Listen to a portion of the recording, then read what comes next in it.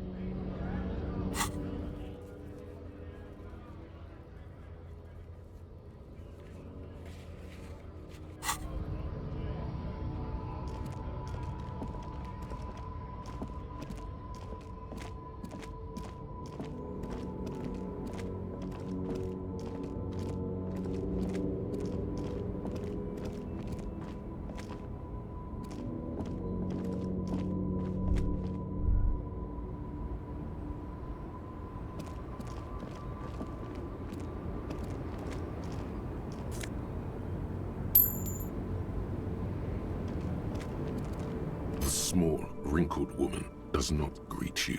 She nods along to something on her radio. A photograph is clutched in her hands, and there is a warm smile on her face. It's the warmth of a winter night's fire. Maybe she could give you comfort and shelter, some cigarettes and food money. Maybe she's your... No response. Wherever this woman is, your words fail to reach her. Wait. She's just a distracted old woman. Better to leave her alone. Why? I just told you why.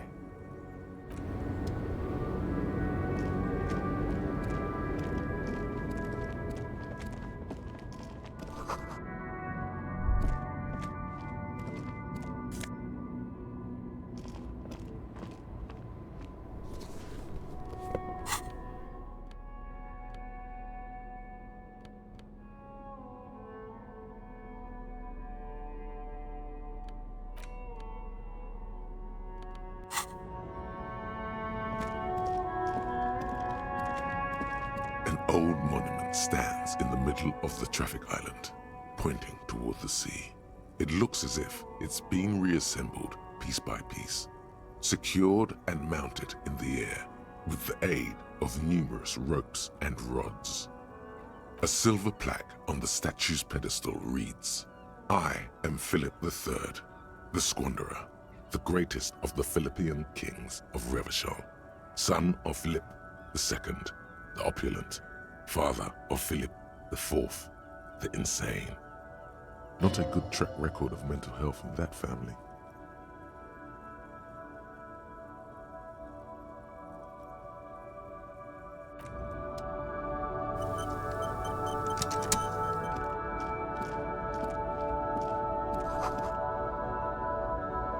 Yes?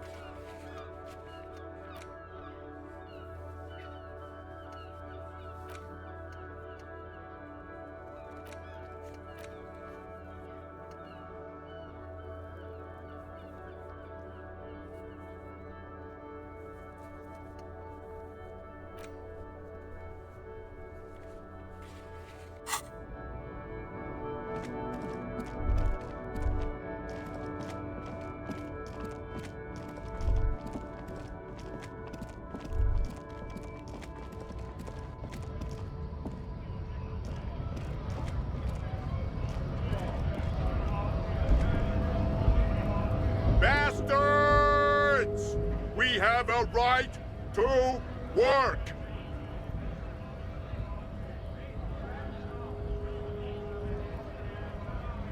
Hold up and stay frosty, everyone. Cops are here. You here to fuck with us? Beat the honest worker down. We're here to fight for a cause. Stripes usually have problems with people who have causes.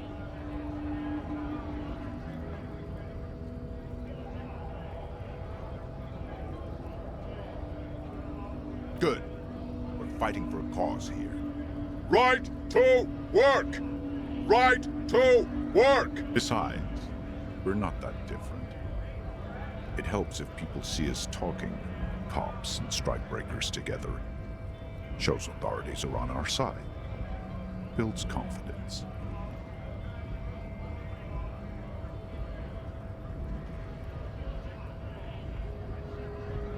Maybe you should ask them the questions, like why we're not allowed to make a living here. Shame on you! We have families to feed, you piece of shit. So do we, Scab.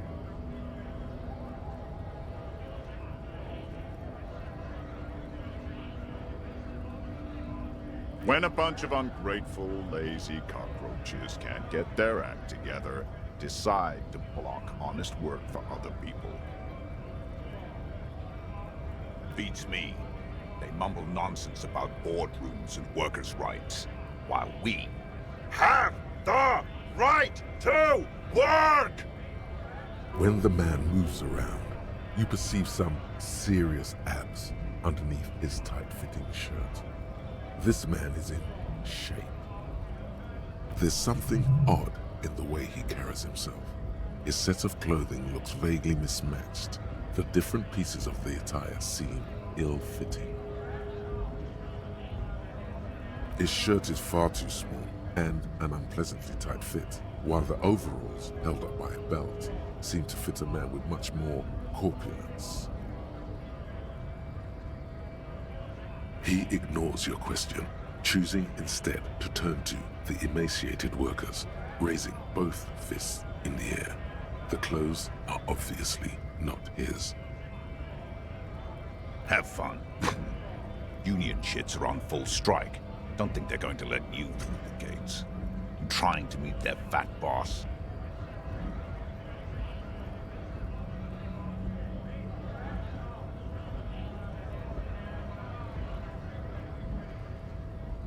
I know nothing about a murder. The mention of a killing sends a barely noticeable shiver of tenseness through him. Interesting.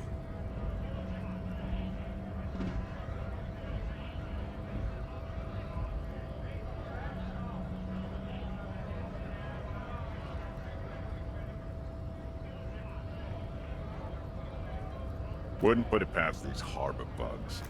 They'd do anything to stay alive. Right to work! It's shameful. Cops doing nothing. You should bring backup. Open up the gates for us. Blockading gainful employment for workers is a crime. We are not picking a side in this just yet, sir. Pity. Let us work!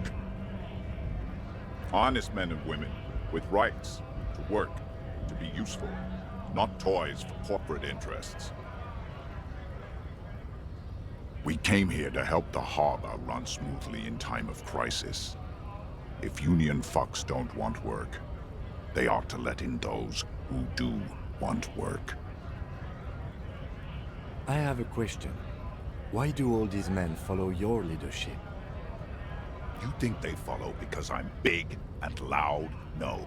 They follow the rules of the market, the rules of the economy, because they were given a job to do! You've been talking to him for quite a while now. Something is off with this guy. Ask him where he's from. What's it to you?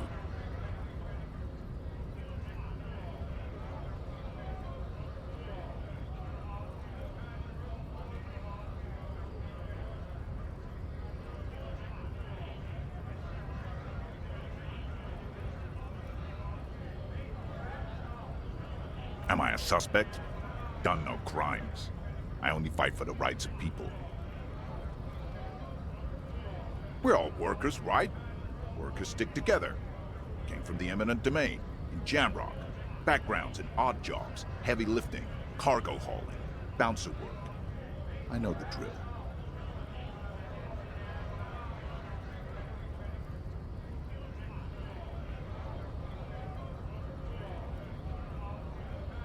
Worked at Territorial. Ring a bell?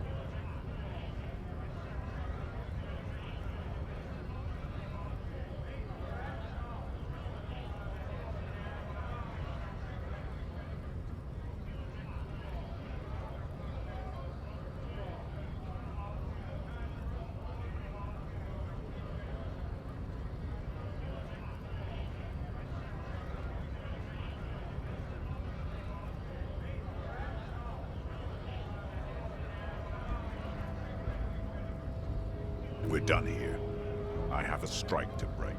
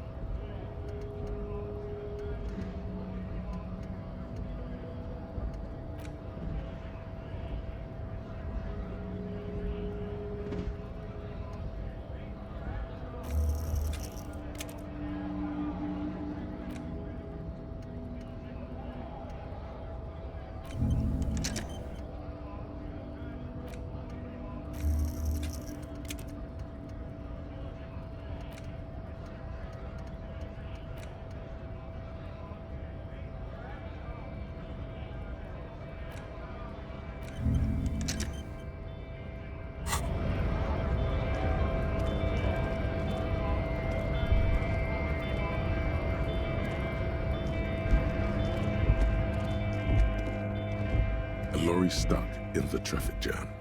This big, heavy Grad-made machine, the windows are clear. They've been recently washed. You can see a lorryman's cabin with personal belongings, stickers, insignia. The driver has adorned his space with a substantial collection of peculiar paraphernalia. Proclamations about honor, strength, and purity. The back end of the cabin has a small perch to sleep, large ashtrays. There are several Racist nationalist paraphernalia. Not unusual in this part of town. This is our guy. Likely, yes. This guy's proud of who he is. Drapes it all over his machine. He was acting tough before. This probably scared him a bit. Who knows when it will come in handy? A slightly scared, racist lorryman.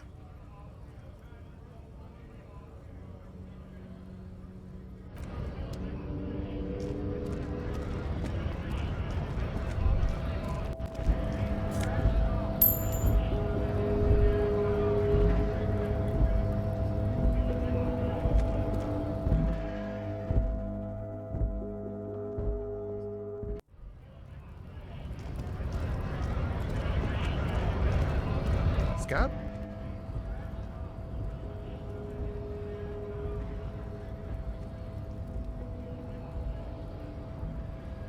A kind of a worm, content with mere survival.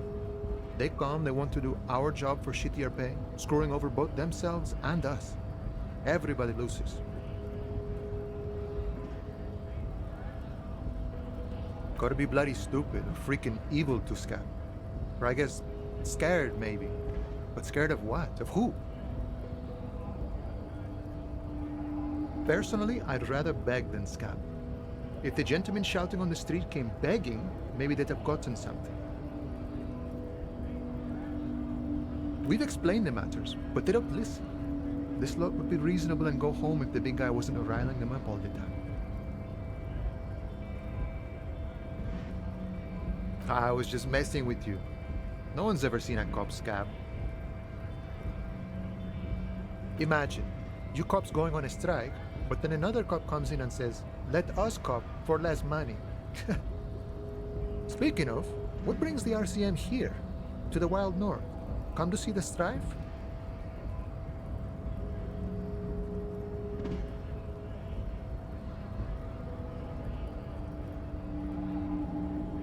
You know, serious business. I'm sure the big boss will be glad to tell you. You'll have to ask him first. He's a chatty guy. Wants to talk about the strike. Return once you've met the union boss and are on a better footing with the organization. Murder, huh? That sounds like a lot of hard work. You'd never see me investigating a murder.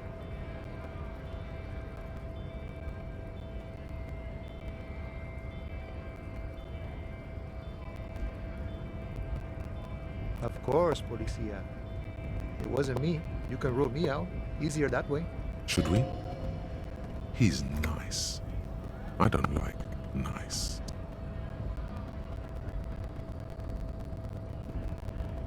My friend, I respect the right to roam. The open range awaits. I don't operate in that capacity. I'm not a grantor of passage. The passage grants itself.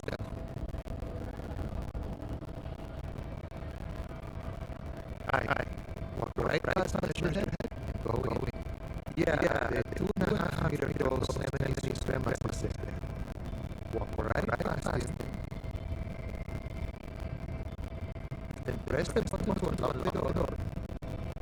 Then go past it again, and you enter the arbor through the office. Stop. But don't worry, I'm sure it's completely possible. For example, could you best measure head in a physical confrontation? Or you could convert to a semi-supremacist worldview. Or, maybe it actually is completely impossible. Not yet, no. He's incredibly strong. Nothing a couple of solid hooks from Dexter and Sinister won't fix. Jean-Luc himself would say the philosophy has proven overly heroic for the scabs to convert to. Not enough intuition. Sure. Sure thing, my friend. I can help you out.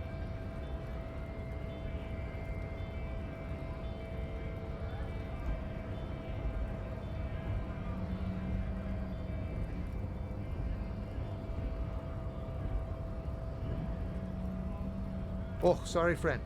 Didn't mean to throw it like that. It's a thing we harbor folk do. Comes naturally.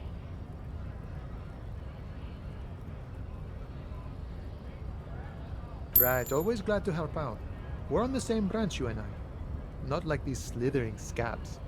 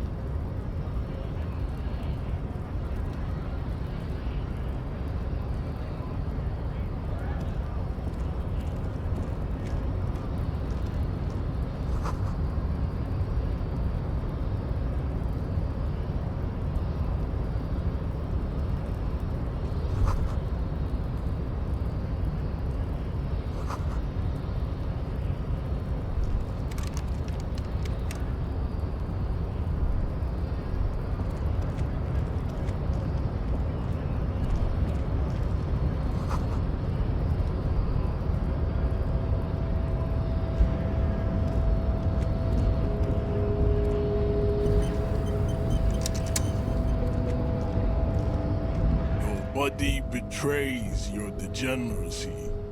Yeah, Measurehead.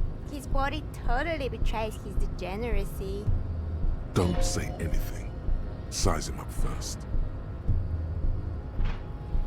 Are you admiring my morphophysiology? It must be frightening to stand in the shadow of this racial pinnacle. Be calm, Sandwich. You are not in danger, because you are not a threat to me.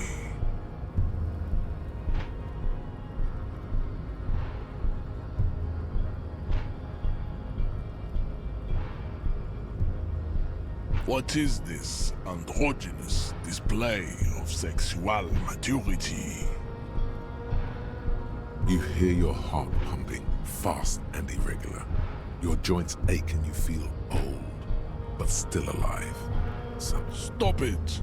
You are embarrassing yourself in front of this woman and your pedomorphic friend. This display of weakness may appeal to older women with a stronger maternal instinct, but it is a liability here on Battlefield Martinez. Jean-Luc, his body is betraying his degeneracy pretty hard. Maybe you can ask him to leave. You have succumbed to Al-Ghul. You reek of it. An invisible sword of Al-Ghul emerges from your throat. You cannot see it, but others can.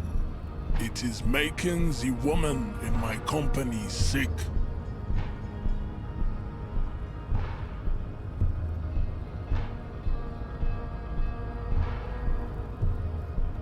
Yes, Al-Ghul. Al-Ghul is an ancient Ilmaran poison, a parasitic fungus that has colonized your race. It is a trick the desert pygmies played on you, for humiliating them and stripping them of their land. Correct, my small skull servant.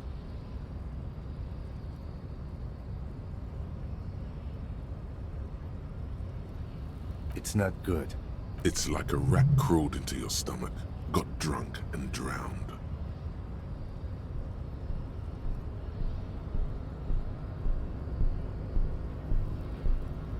No, you don't. You need to get another drink. Occidental Haplogroup B4 is done giving orders around here. The influence of the ham sandwich race is waning. Show him the ham still got it.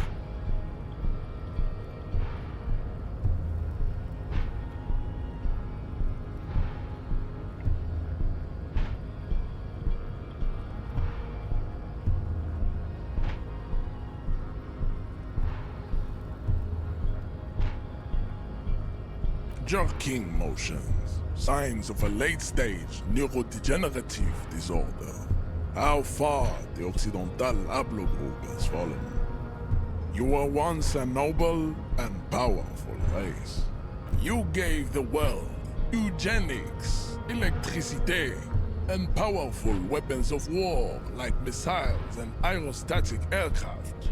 You made great gains in metallurgy, race theory, and statecraft. You dominated lesser cultures, like the deformed Hemians and the inexplicably potato-obsessed Kroikos.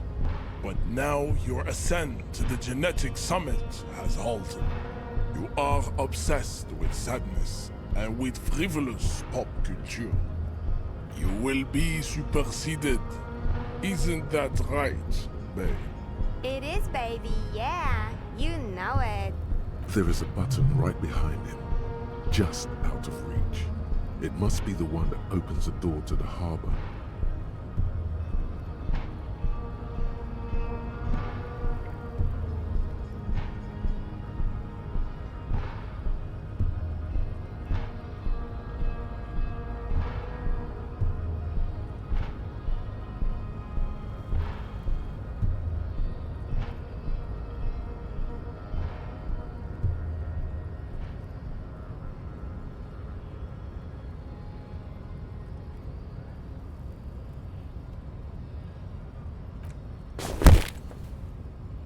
That is right. You should leave the stage of history with dignity by inviting the other races to a great world war.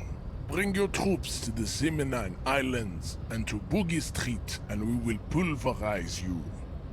When you are gone, we will build a museum for you. The walls will be lined with bottles of Al Ghul, your beloved beverage. Inside, we will store the odes to homosexuality you call art, and your microcephalic skulls. This is your chance. He's talking. Rip into him with a punch and catch him off guard.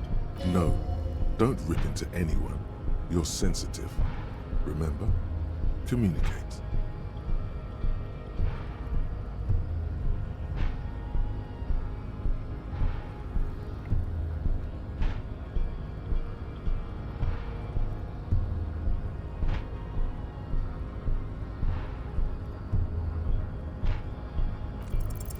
Go ahead. Don't be shy. Just ask for race secrets. That's understandable. Jean-Luc Measurehead is a sage and an intellectual giant of race theory. Who are you, handmaiden of Al Ghul?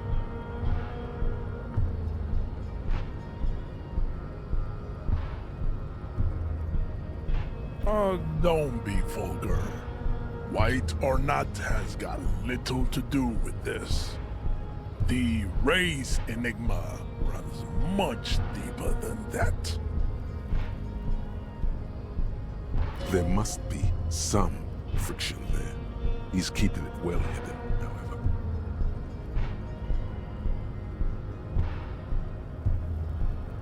Mr. Clare is a man of vision and means. He has the will to confront polycultural capital, something your race, naivistic communists, never did. Also, to serve is noble. It takes discipline. Your petulant individualism has only contributed to your race failure. It is lax and moronic.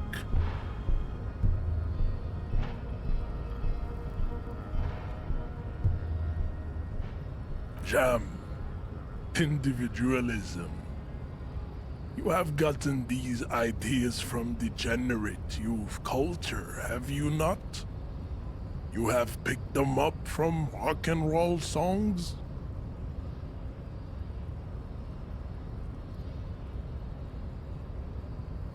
Offshoots of the Seminoles people invented disco while having sex under the influence of cocaine. It is a shame upon my race. But what is done is done. I am not surprised you enjoy it so much. This has happened to many of the side products of the inevitable cultural victory of the Seminoles race.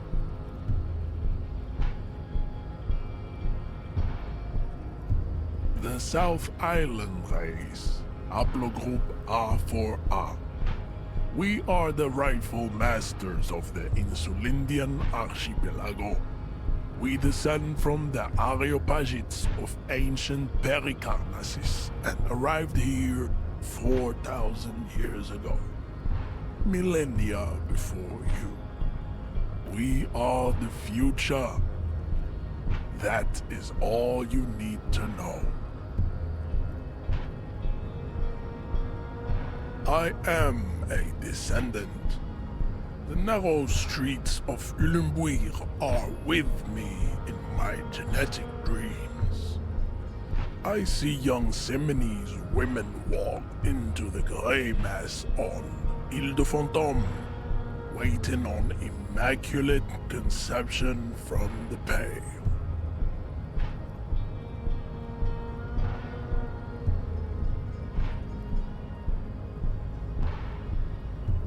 No.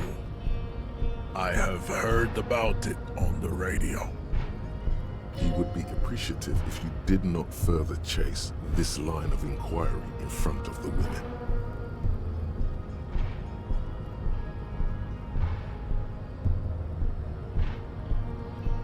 I'm from Couronne. And no, it is not just in Revachol. The city is central to the Simony strategy. Spreading through its trade networks, our culture will dominate the world. You have heard enough about our phylogenetic secrets for today. You have extinction to come to terms with, and never getting into the harbor.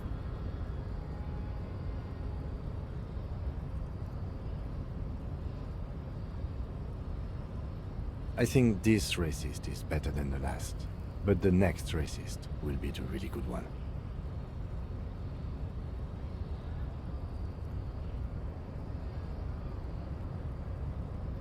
There always is. Race is reality. Racists are generally not very good examples of their race.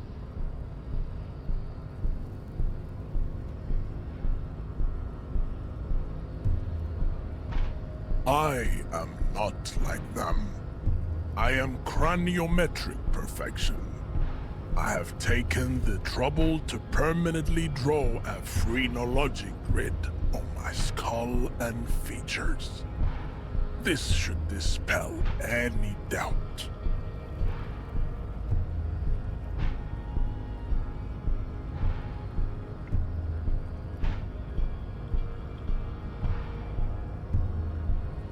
You exhibit forward projection of the jaw, indicative of schizophrenia and sexual inaccountability. From a purely aesthetic standpoint, the dimple in your jaw makes you look like a baby. This is not craniometry, just an observation. It is impossible to see any more of your bone structure. It is covered in the ravages of Al-Hul. From what remain of your features, I can see fleshy lips, baldness of the head, and long arms relative to lower limbs. This leads me to conclude you are not a police officer. You are a common criminal, an offspring of murderers and sailors from Sur-la-Clé and Vesper, and possibly even the degenerate sheep herders of Ubi. Your racial heritage is uninteresting. It is the same as all Revacholians. Your parents and their parents made the decision to reproduce while under the influence of Al-Hul. That is the only reason you are here. He's right there. It's almost impossible to get it on unless you're both drunk. It's too scary when people are sober.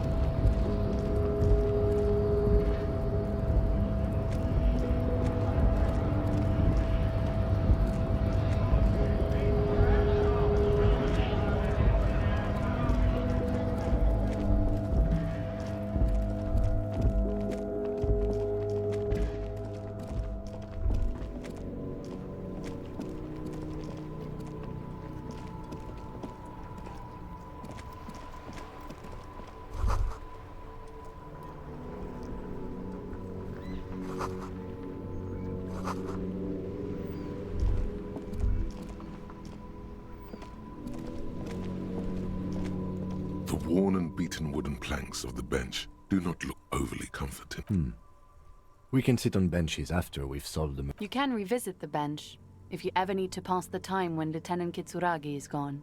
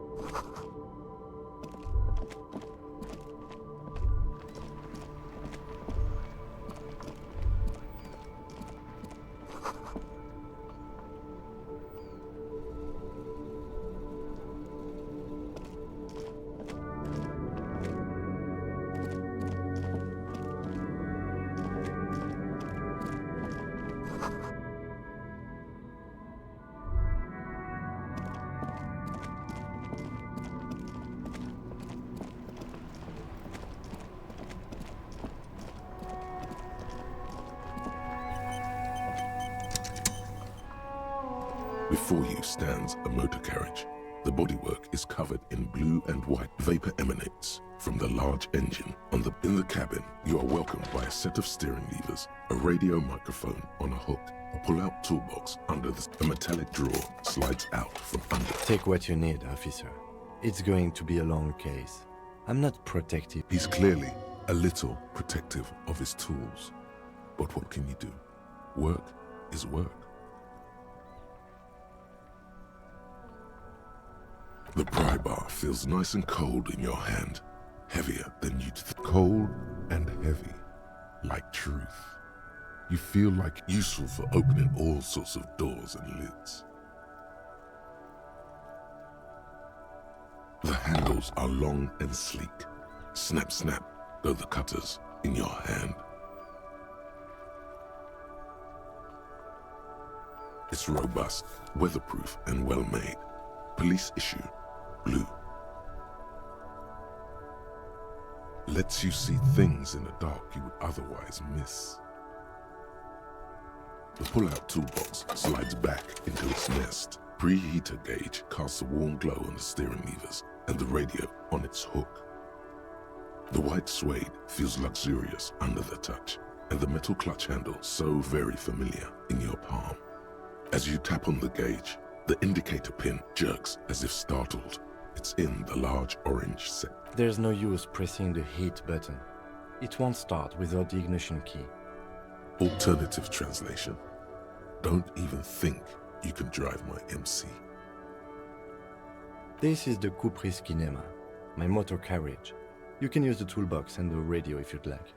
Motor carriage, motor carriage. Something bad with a motor carriage. A dark lump rises in your throat. Nothing, nothing. It's probably nothing. Forget I brought it up. Please proceed with the carefree lollygagging. No, I'm afraid not. We have a murder case on our hands, remember? A motorized vehicle, officer. I'm sure you are familiar with the concept. We've had these for nearly a century. The Cupri's motorcar does provide most of our patrol vehicles, yes. In the cabin, you see...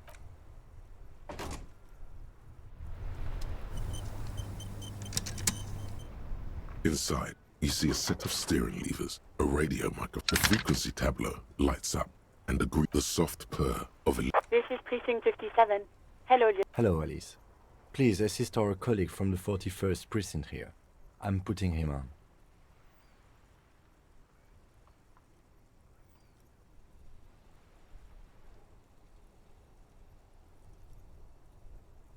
This is Officer Alice Demetri, Precinct 57. How may I assist you? Just a second, officer. 10-2, 10-5, this is 41st. A scrawny old man sits in a dusty cubicle, smoking, with a large white rectangle sewn on his vest. In front of him is a box-shaped apparatus with an array of wires and antennas. 10-4, what's your status? Over.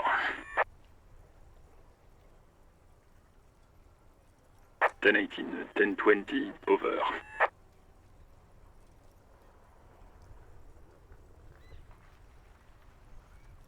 State your message, sir. Over.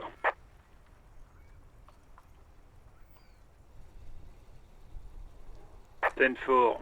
Your badge should have most of your personal details. Look over that. Over. 10-9, repeat message. Over. 10-4, message received. This is a very serious situation. I need to 1022 the captain. Over. 1022, the captain? This sounds bad. Bad and scary. Like being... Is it him? What does he want? Says he lost his badge and needs to report it. He what? He lost his badge?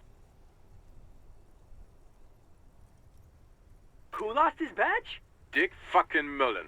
Who do you think?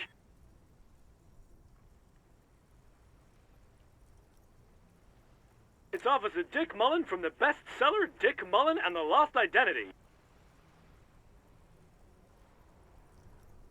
Dick Mullen is not your name. It's the name of a fictional detective who would not lose his badge. Defend yourself. Immediately. They're laughing at you.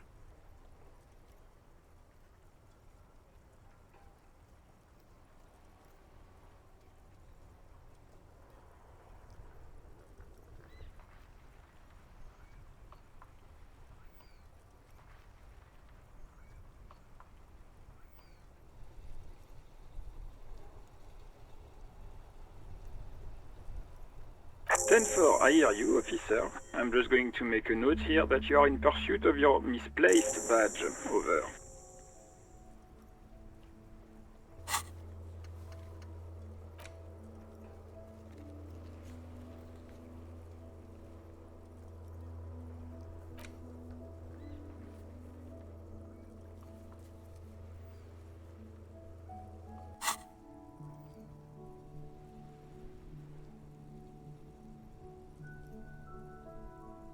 Fuck me.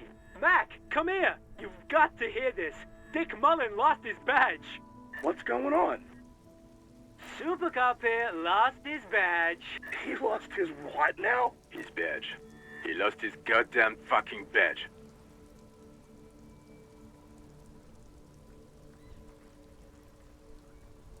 Ten 9, come again. I didn't get that. Over. New heights even for Captain Sober. Ask him. Ask him if he's lost his gun, too. Sergeant Orson wants to know if you lost your gun, too. Check your pockets. Check your... Holy fuck. You don't know where it is, do you?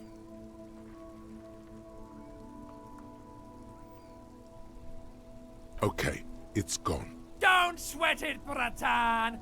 You don't need a gun to have fun! We can still have fun! 10-9, come in, officer. Did you get my question? We were wondering about your gun. Over. 10-1, you're breaking up. 10-9, repeat, please. Over. 10-9, come in, officer. Over. Come in, officer. 10-9, repeat message, please. Did you misplace your firearm? Over. He says he doesn't have it. Dear God, he lost his gun? Oh my, I can't. This isn't really a laughing matter. Mac can face a giant of Coco Noodle by himself. But Disco here made him piss his pants. Oh, I can't. Fuck. He lost his...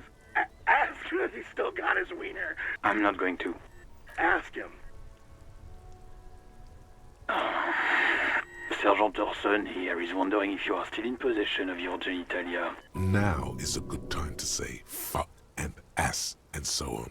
That'll make this all right.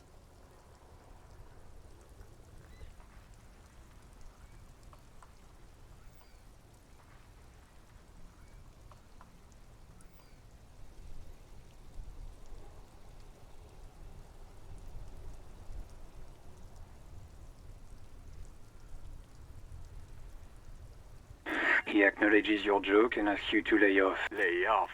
Lay off? Tell him we'll lay off when he retrieves the goddamn police property. Satellite officer...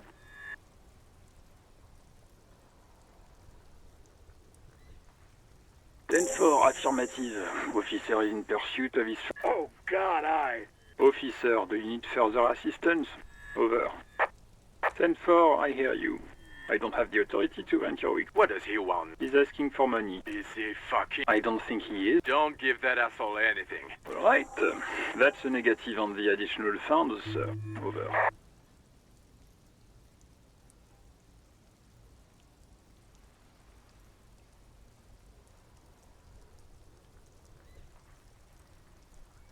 He says he's in trouble, doesn't... Well, I guess he'd better crack the case before sundown then. Vigmar said... Who cares what this Vicmare said? Pull on their heartstrings. Enough, officer. This begging is below your dignity. He says it's important. He isn't getting a... Request denied. Nothing is working.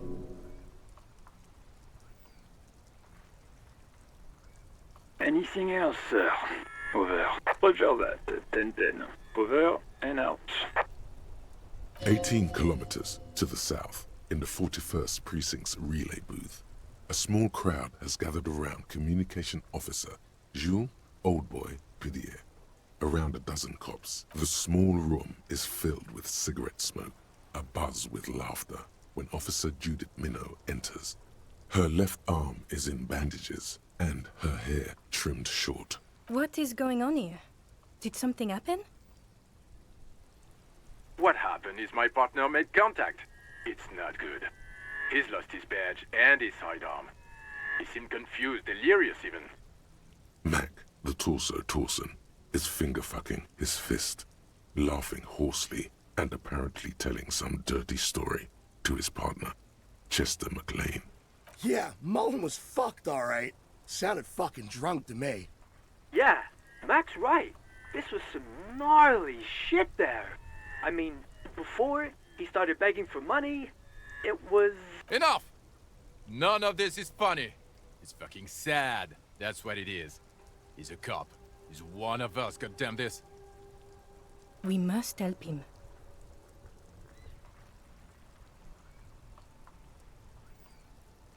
Yeah? How do you fucking plan to do that, huh? Get him off the drink? Go jogging with him in the morning? I just know we can't give up on him when he's at his weakest. He wouldn't. Mac, man the door. You know what he told me? I don't want to get better. I want to get worse. Those were his words.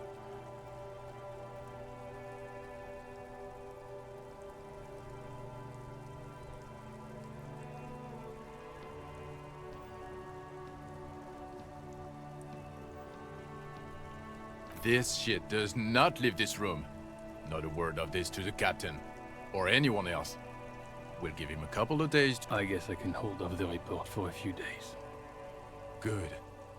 Okay, everybody. Nothing but a prank call here.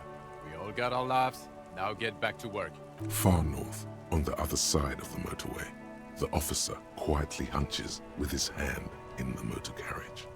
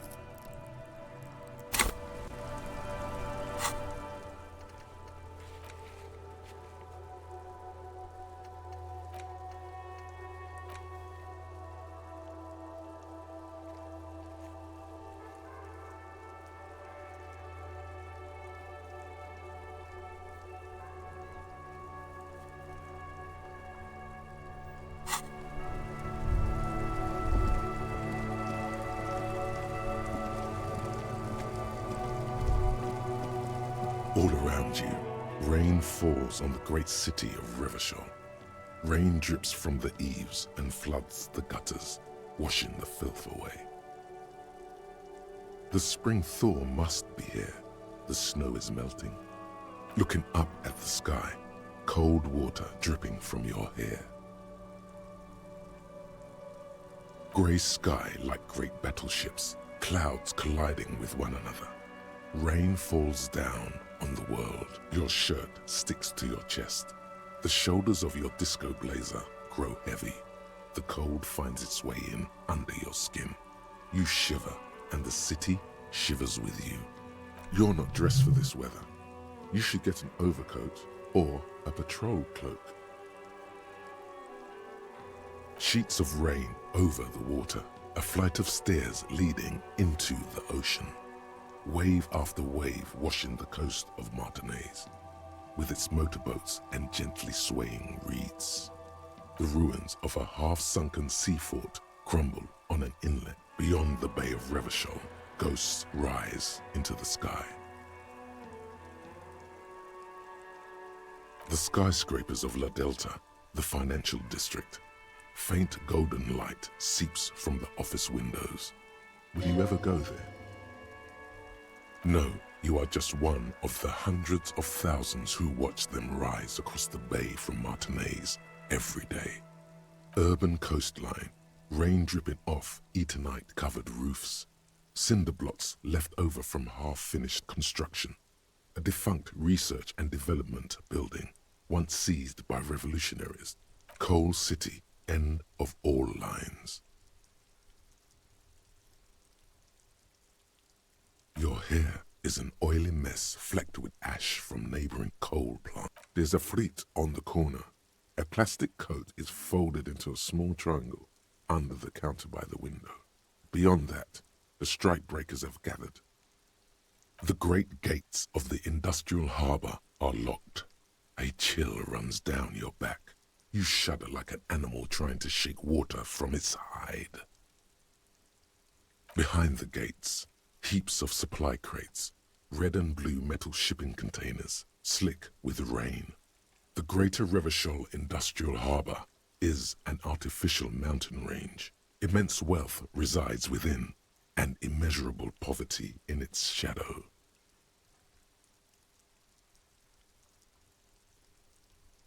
La Ducienne, King Dries passenger harbor. Cruise ships flanked by dock arms. Cranes watching over the mouth of the river distributary. Couronne, the lower middle class. Distributary after distributary cuts the city blocks in half. 7-story buildings trail off into a silvery curtain of rain over the houses. The class divide. Capeside apartments. Tower blocks crowd one another. 4.46mm bullets still lodged in their war-torn stone walls. Hallways collapse from the mortar hits of a war that was lost long ago. Clotheslines go to waste in the rain. Radios play. A yard. Rain falls onto the roof of a woodshed. Coal leaks into a puddle beneath a dead man's feet. He swings from a tree, bloated. Droplets of rain slip from his cold cheeks. A traffic jam. Rain thrumming on the roofs of motor vehicles. Inside, drivers watch water streaming down their windshields. The statue of a king shudders. He too is cold. The canal bridge has been raised. The road ascends. A raised motorway loops above the ghetto. Beneath its concrete columns, a sea of rooftops, woodwork, and tar stretches northward. 4-story buildings as far as the rain can fall. The snows melt in Jamrock. Revachol is the capital of the world. Jamrock is the capital of Revachol. Droplets form on your eyelashes. It's home.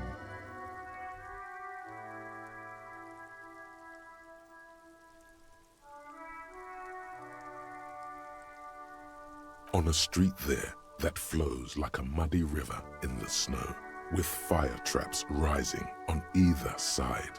A film rental opens its doors to the rain. An armored motor carriage rushes past the corner, where you used to walk together. Suddenly, the hair on your back rises. You cannot return. To be in Martinaise, where no one goes, at the runoff point of a long-forgotten canal, in the whitest part of town, in the shadow of the day the revolution fell. Standing in the rain, looking north, where Jamrock Rock City stretches inland. Have a brother in the cut. Where the wood at?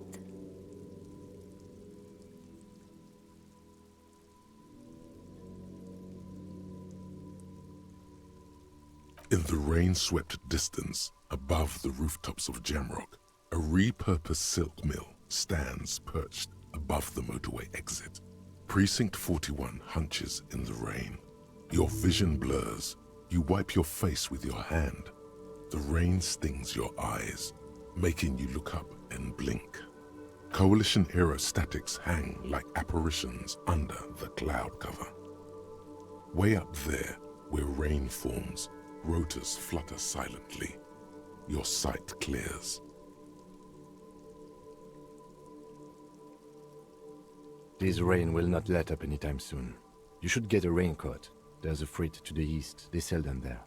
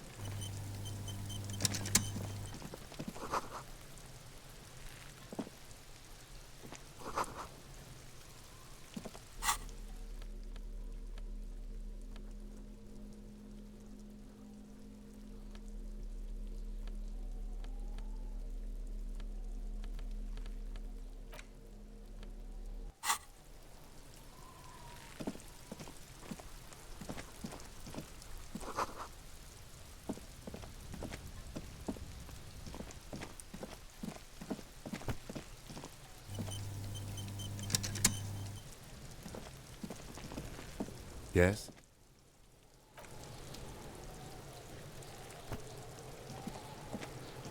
Kuno's got this! Oh yeah! Nappa Gumpy, Kuno! Can't talk, pig! Shit's coming up strong! Throwing rocks! Shit coming up strong. That sounds good. Joyous. You should hang out with this kid and see what that juicy shit is all about. I mean drugs. The kid's on drugs. Yeah, Kuno! Ride the lightning, Kuno! Kuno's riding it, see? The rake, Kuno! You should throw the rake at him, Kuno! The fuck does Kuno know what a rake is? Kuno's not a gardener. The fuck are you talking? He's calling us Kuno! He says we're fucking each other!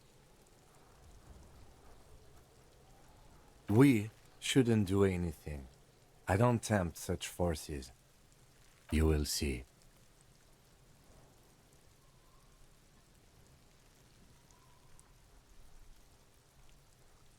Alright, entertain the Kuno. Show me what you got. What you got there? What you got, huh? Show me what you got. Shitload, pig. What's your question? Don't tell the pig shit, Kuno!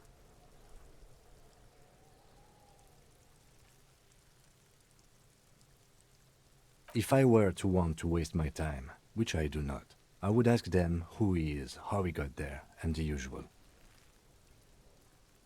You have no idea what the usual is. Just ask whatever comes to mind. Kuno's fuck gimp. Kuno uses the fuck gimp for target practice. End of conversation. Very strong. You should be this stoic. Probably climbed. Kuno was busy down the road when that shit went down. You heard Kuno? Kuno wasn't even in Martinez. Kuno wasn't in Revachol. Kuno wasn't regional. I don't know. Some fucking... Mesk or I don't know. Some other place. Night City.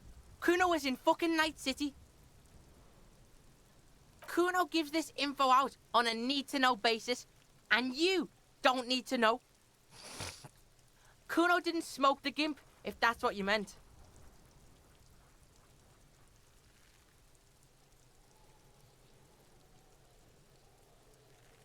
Just a couple of pigs sniffing around in the dirt. That seems pretty fucking suspicious to Kuno. Yeah, you tell the faggoty, Kuno. You're testing Kuno. Get lost,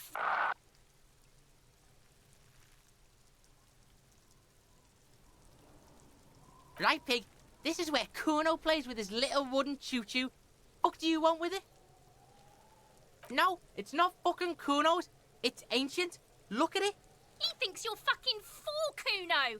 He says you climb the ladder up to your magic tree. Get the fuck out of here, pig. Kuno doesn't have a magic tree house. Dunno. Kiptas gardener used to work there. Yeah, that's what Kuno said. She couldn't handle the heat, so she took off. Kuno can take it. Shit's nothing to Kuno. Look it up in the library. Kuno's not a fucking dictionary. Fucking small brain. Kuno means the gardener, alright? Look, Kuno doesn't explain shit. Kuno just says shit. Yeah, whatever. Kuno doesn't give a shit. Kuno's Kuno, pig. Kuno. Primal. Violent. The fuck are you calling? He looks slightly confused, but proud he came up with that retort. But right as he's getting distracted, you hear a malevolent hiss. Watch out, Kuno! He's trying to fiddle you! He's gonna put his hands on you! Help, pig! Help! He's got the Kuno, help! Yeah? Get out of here before the Kuno beats the shit out of you. Yeah, that's right. Don't listen. Just go.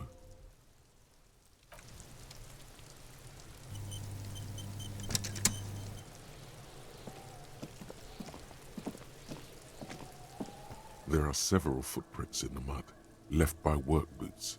Anywhere from 6 to 12 pairs have walked here. Heavy workers' boots with reinforced toes and hobnails all over the yard.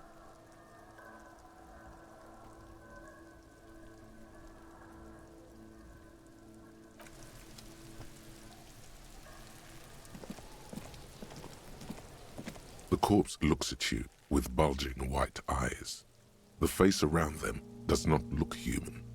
It's swollen and ready to burst. His lips are fish-like and his tongue like a ball gag in his mouth. You seem to be holding your breath.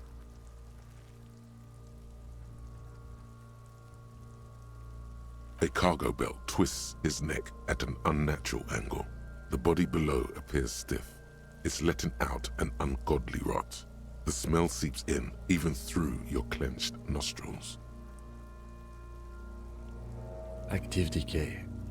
It's okay to throw up, officer. No one is judging. He's about to blow! Cop's gonna blow, Kuno!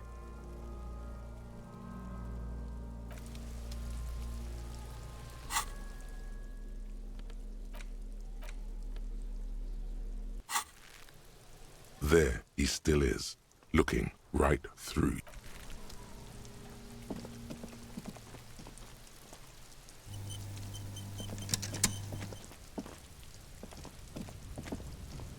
inconspicuous pile of the roofing material Eternite. It's nothing. Someone just left some roofing material slanted against an old shack.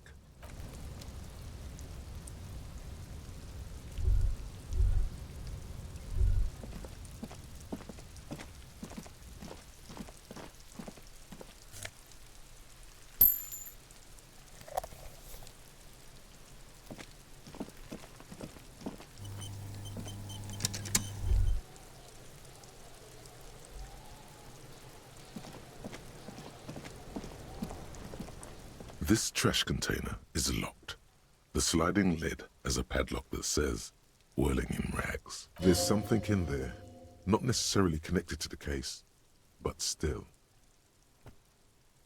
Well, it is a container. Maybe you're prioritizing it. Trash, food waste from the cafeteria. They lock these containers to keep the derelicts from flocking in. Could be evidence too. What do you mean, feel?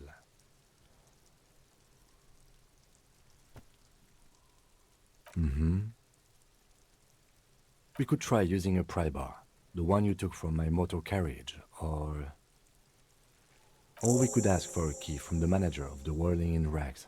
He probably has one.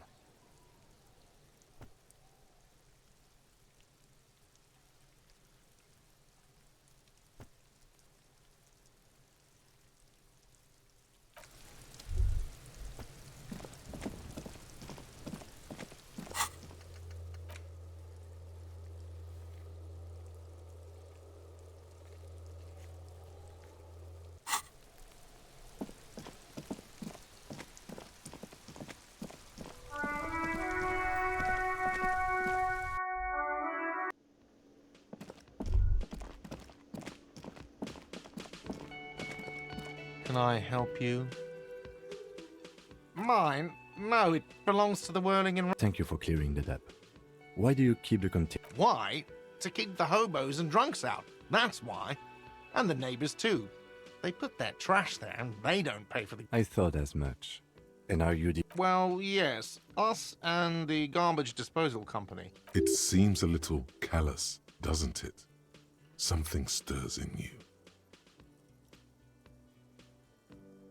Prod at him and find out.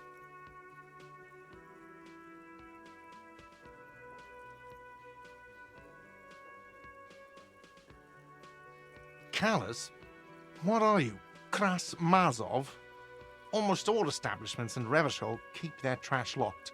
The Whirling in Rags is not special in that regard. What do you need them for? It concerns the case. Please cooperate. Just bring them back once you're done, please.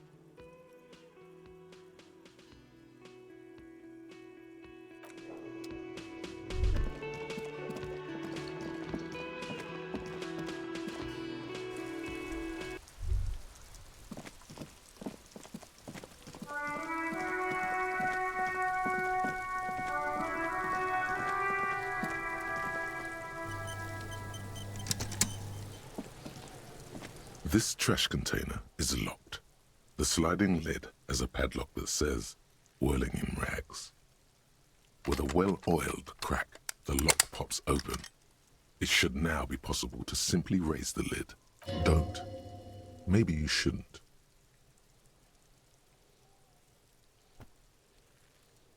There is, but you won't like it. Sweat forms on your brow. The smell of rotten food rises to greet you. You see soggy cartons, dirty rags, and organic waste. We're just in time. This hasn't been emptied for over a week. You see milk and egg rest with one broken egg in it. Some pasta wrapper. Picking up the soggy packages somehow feels familiar. A box falls into pieces in your hands. Batiste Soleil cereal. There are plastic pasta packages below, and turbo noodles. Nothing of note, however. Among the threadbare kitchen towels, something catches your eye. A pair of denim trousers. As the legs of the slime-covered jeans begin to unspool from the garbage, a rank corpse smell fills the air. The victim's clothes? Cadaverine odor is faint. If these belong to the deceased, they were removed when he was still in the early stages of decay. Drop them in here, officer. Guitar marked blue jeans. Pockets empty or emptied. He wore them with a belt, too, a white belt. The loops appear stretched, but the belt is missing. That's it. Do you see anything else in there? I have another bag here. Something slimy catches your eye.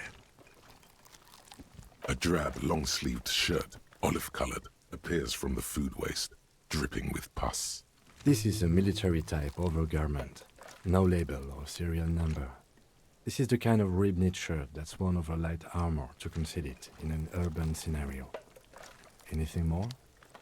The rest of the rags are just kitchen variety waste. A yellow old mug that catches your eye.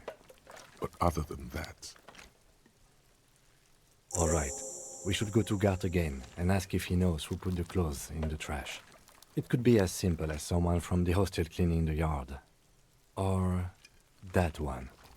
I'd advise against confronting that force.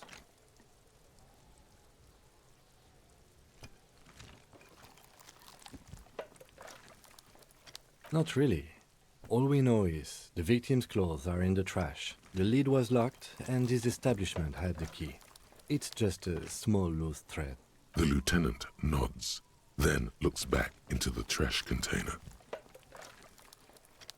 It's just organic waste, cold and slimy on your hands. Apple and potato peels, mostly. Nothing. What's this? A blue piece of plastic sticks out from the apple peels. It's something larger. A clipboard. A blue plastic clipboard with moist papers hanging from it. They look badly damaged, but you can still make... Officer, is that your paperwork?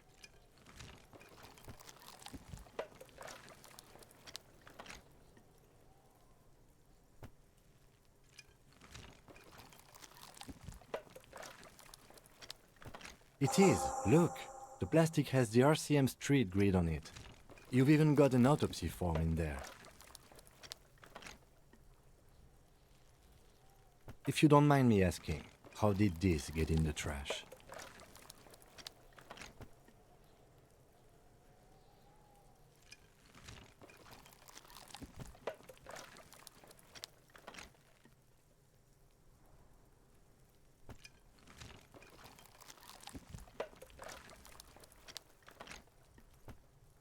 Understood. Be untroubled. If anything, this small moment has made him respect you more.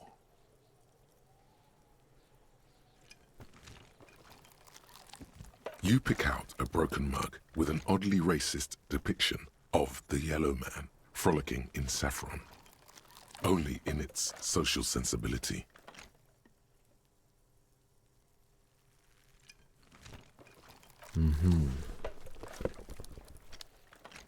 You've acquired an interactable item. Investigate this item further by going to the Interact tab in your inventory.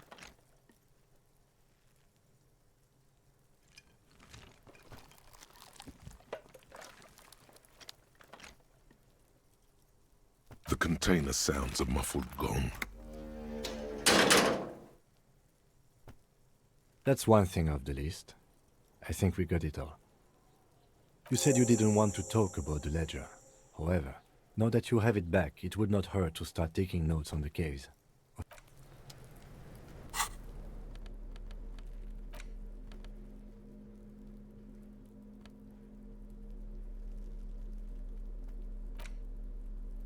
It's the ledger you found in the trash. A pitiful cabbage of white and yellow papers hanging from plastic board, barely held together by a metal clip.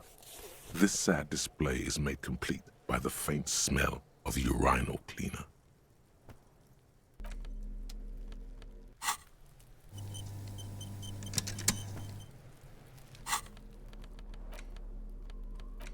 It's the ledger you found in the trash. There's a piece of toilet paper, or is it cleaning tissue? No, it's a metaphor for you. Below the pathetics, terror. Do not look into its blue heart.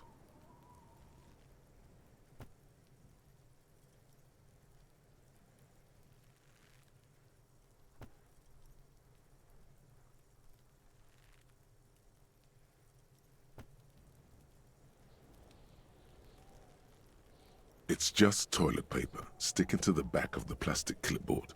You can take it off if you want. Still wet, the toilet paper peels off the plastic easily. All you have to do is shake it off with your finger and voila! The ledger now looks marginally better. An aluminium block runs the width of the board, biting down on the paperwork. Its crocodile teeth are the only thing keeping the papers together. A regular pencil, the tip worn down to nothing, has been attached to the clip.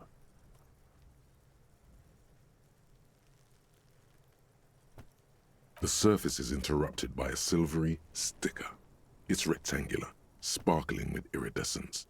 You don't know how you didn't notice it before. What? Yes, halogen watermark used for adding information to RCM property.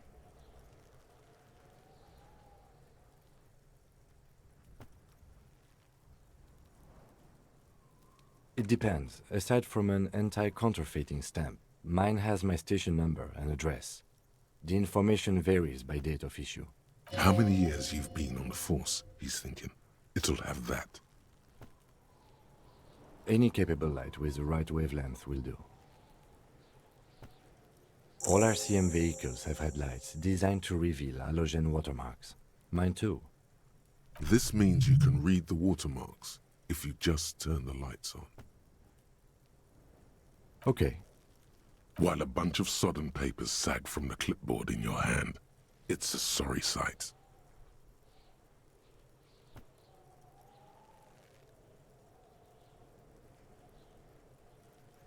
They're not exactly white. They're yellowed in patches by sunlight and alcohol, and covered in dense blue handwriting. Ink escapes into watercolor patterns. Once in a while, there's a red stamp that exclaims, "Case files commit to paper." The case files themselves are plenty.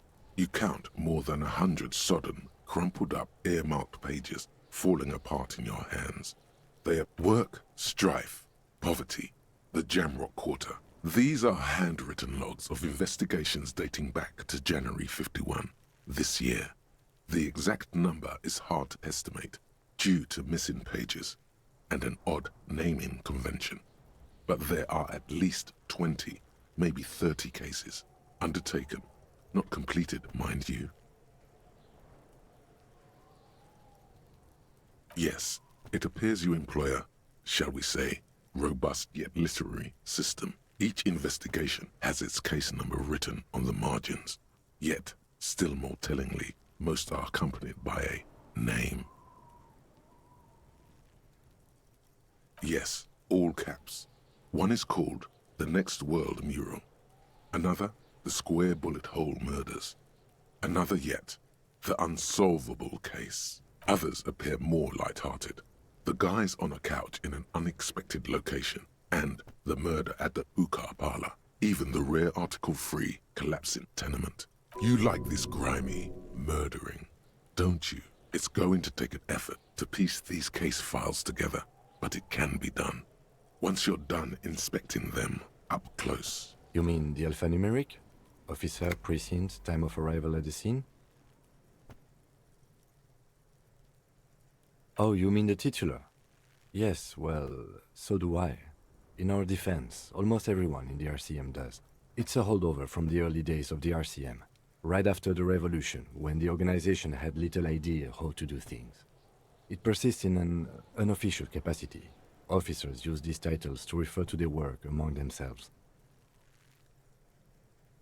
Again, in your defense, I seem to have named one the man with the hole in his head. That was a real person. His death was real. Still, I named it that, to amuse myself. I pray his loved ones never find out. Rail spiked through the head. He died. It was a workplace accident.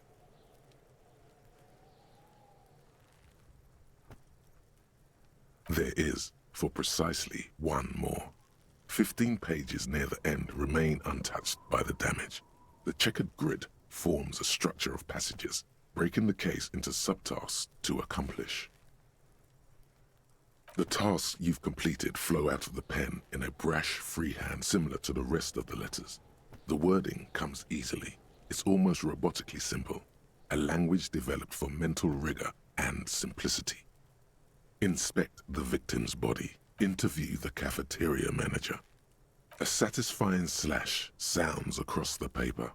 You're done, it seems to say. And you, and things to be done, and things already done. The composition of reality. This is an extremely useful tool for a detective of... No, actually. Any ideas?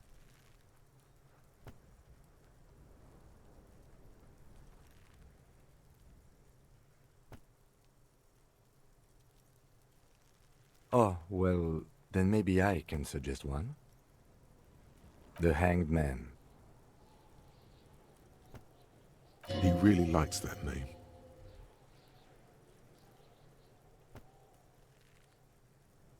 Thank you. I think so too. Good and normal. I'm going to start calling it the Hanged Man. It's good we sorted this out.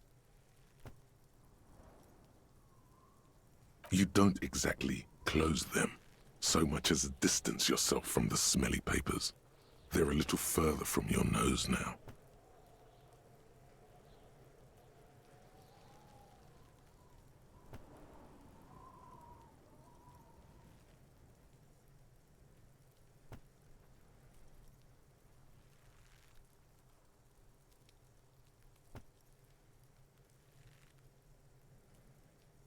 In the back, you see thin, translucent copy of paper. Some neon yellow, some bright red, all covered in boxes, like marching armies. These look like official forms, waiting to be filled out. 3. The topmost are misconduct fines, the middle ones are station calls, and the bottommost are field autopsy forms. Each is easy enough to make sense of. A monetary penalization ranging from 20 to 250 real. Severe cases allow for 1,000 real, but that requires special paperwork. The details of issuing these fines are spread out over the rest of the fields. These are quite sinister in turn. They give a date and time for the person to appear at the specified precinct police station. Below the call are the criminal charges you risk by not appearing.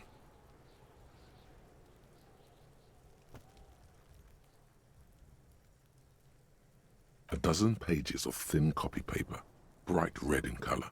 You see the parameters of a deceased human form waiting to be filled in.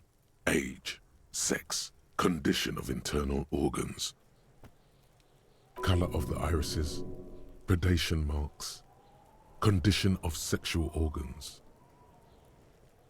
Yes, all that remains now is to fill those forms and hand them to people. Fines for wrongdoers, interview requests for bad guys, and field autopsies to dead guys. What delicious power hid within this pathetic mess. You feel better. The rest of the stinking cellulose is much worse for wear. Being sandwiched between the board and the rest of the paperwork must have spared the fragile copier paper.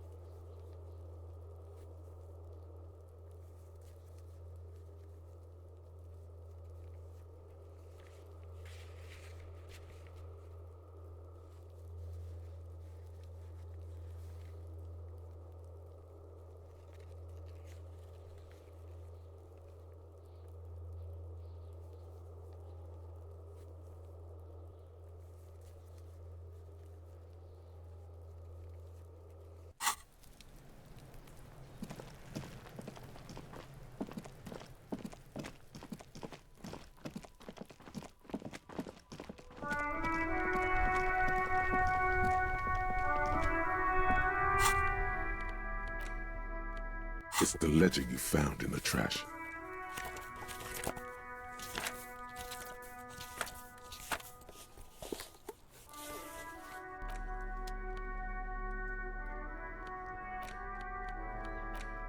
It's the ledger you found in the trash. A cabbage of papers hanging from the board. It's made of dark blue plastic, hard enough to beat someone to submission with. The edges are rounded, however. The U4 size board feels thick and heavy in your hand. Light shimmers on its wet surface. On the back you see the embossed letters, RCM, blue. The blue heart. Don't look into it. Something rattles inside, ever so lightly. Is there a hidden compartment? The plastic shimmers like lapis lazuli, but it is not see-through. You cannot see to its center. With your hands, U4-sized pages hang from the clip screwed to the top of the board.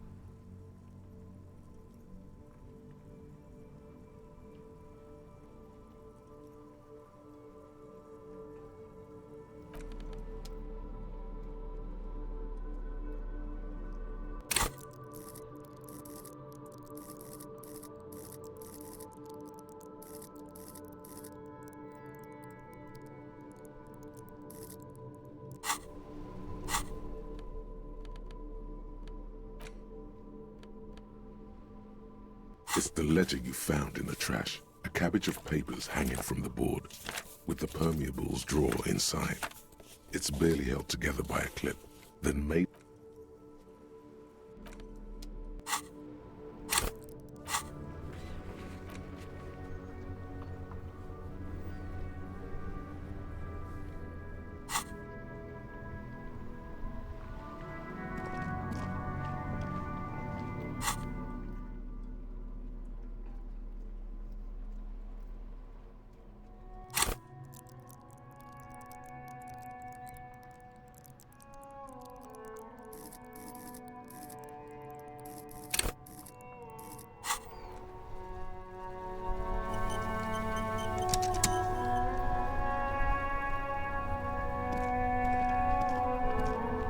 Inside, you see a set of steering levers, a radio microphone, a pull-out tool. All right.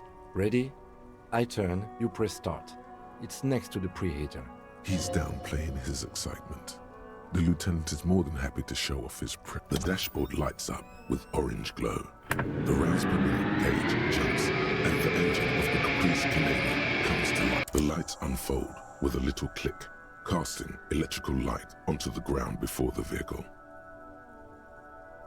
There you go. I'll turn them off from the remote once you're done. We just need to stand in front of the machine now.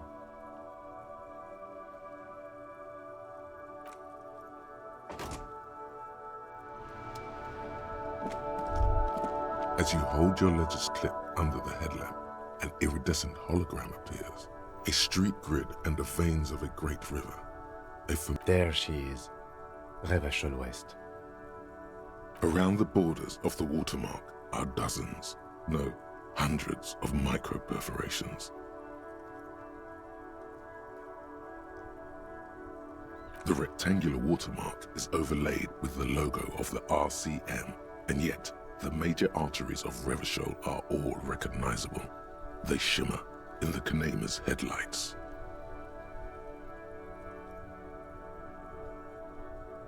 A rat brazenly darts past you and disappears amongst the stopped lorries. In the distance, a child somewhere shrieks. A woman reprimands her in a voice no quieter. In the middle of a broken plaza, in a cone of light, barely visible in the daytime. Two men, one slim, the other sturdy. Ah, Martinez. Let me see. Right here.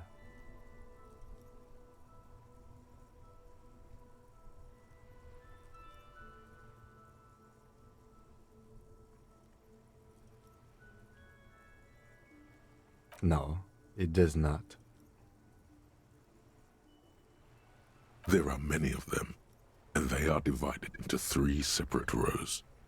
The first row has 18 dots. Not bad for what?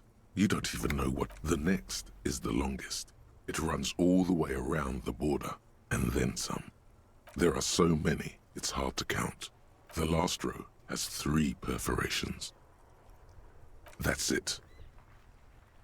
Those are perforations. They represent your record as an officer of the RCM. They are your statistics, as it were. I should have guessed you'd keep a record. Officers often do. Let's take a look. Son, here is where we score your life performance. You better hope it's good. The first row represents your years of service. 18 years. Okay, not bad at all. What did you do before you volunteered?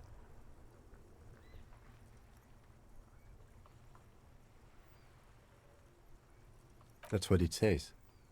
I might have guessed even longer based on your age. What did you do all those blissful years of your youth?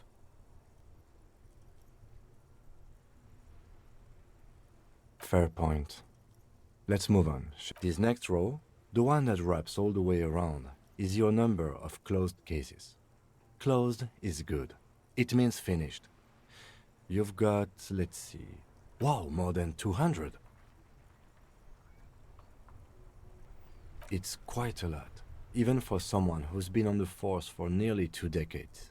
Usually, clearing more than 10 cases a year puts you in the 90th percentile of all RCM officers.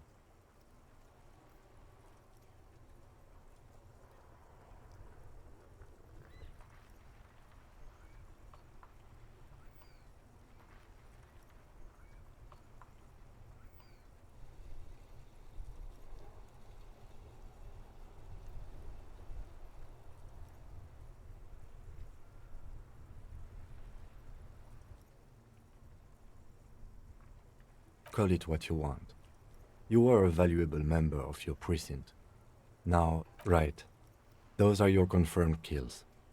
You've got precisely 3 perforations there. Confirmed kills? That sounds pretty evil. A drink would soften that feeling.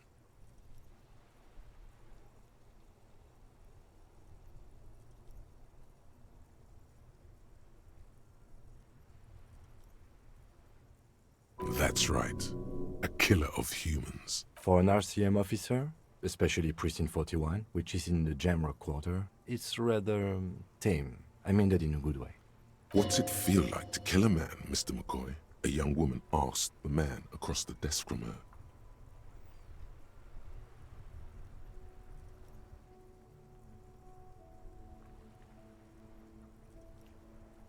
Honestly, babe, says John McCoy, crossing his ankles over said desk. I don't feel anything anymore. It's just like brushing my teeth. I do it once or twice a week and don't really think about it. There's no trace of guilt in his voice. There are certain officers who treat their kills like some kind of ghoulish game. If they do happen to solve a case, it's usually by accident. But it seems as though you are, or at least were, one of the good ones. So we have that to be thankful for. He's sincerely glad you're not a scary predator. Not to say relieved you're competent.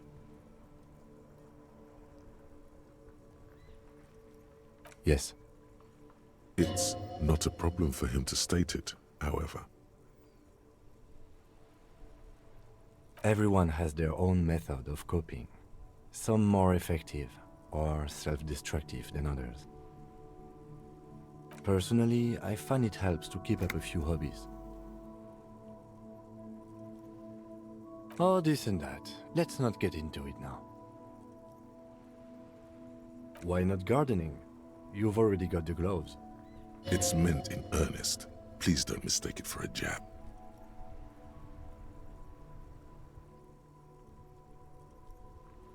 The lieutenant nods. Right. I'll go turn off the lights. You can now see your statistics on your journal page, to the right of the task description.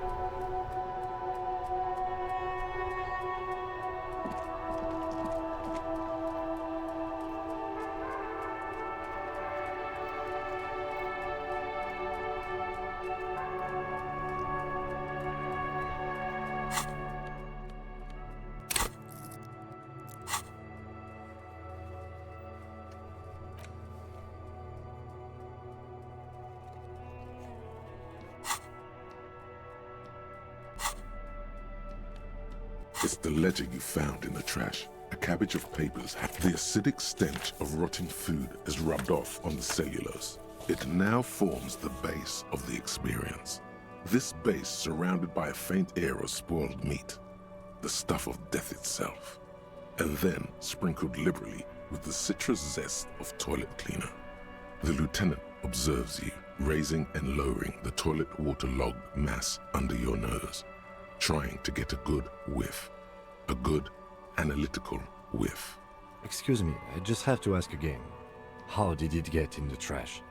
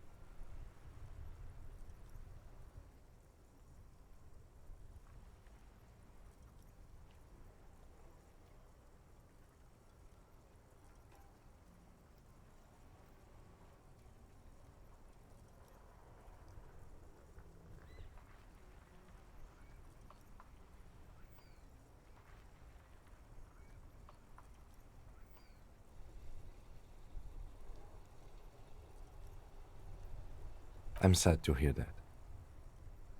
He's sorry for you. In any case, we are lucky you found it.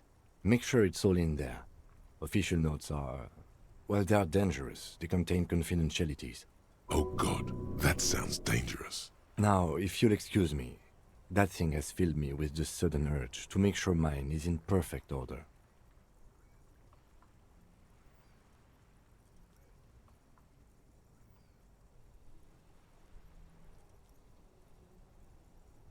Arson, petty theft, spousal abuse.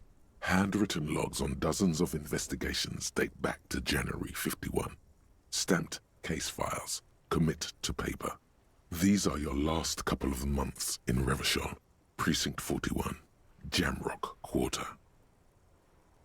You don't exactly close them so much.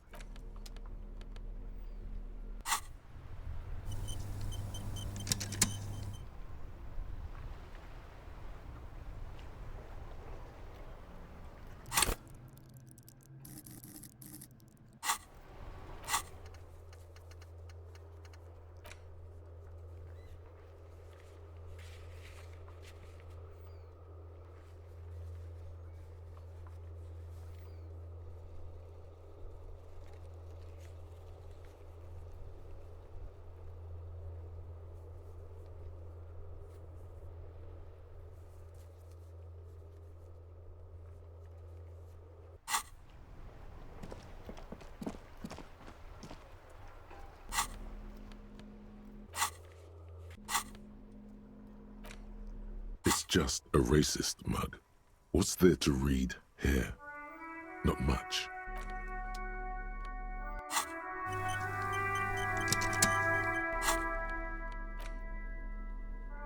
It's just a racist. Oh boy, here we go. What are you going to say about a broken, tossed away mug that you dug out of the garbage?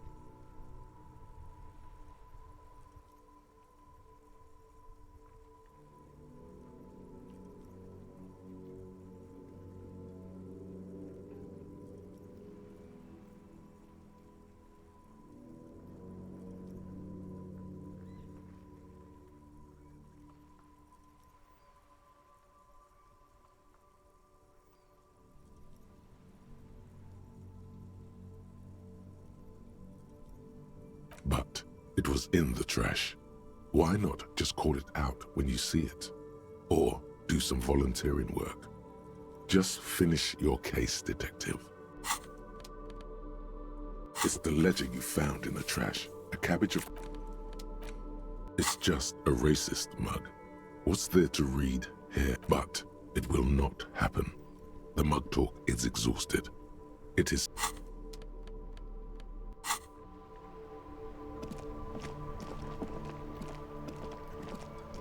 The worn and beaten wooden... We can sit on benches. You can revisit the...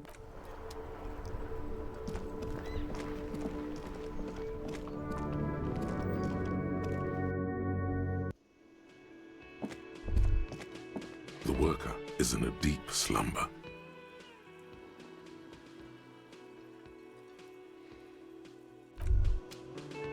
That sugary black rum stain on the counter makes you teary-eyed with joy. It's almost touching how syrupy and sticky it is. How long have you been up already? Sweet Lord, a whole hour. And you haven't thought about the rum and lemonade in all that time? You've truly extinguished all... Maybe you haven't turned out well for your drinking. Have you thought about that? Get a goddamn rum and lemonade to yourself, boy. What happened, man? It would go well with those cigarettes.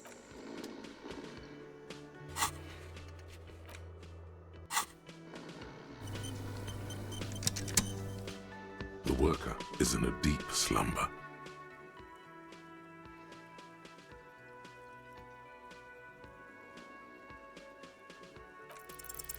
There is only one way to wake this bone idol from his slumber.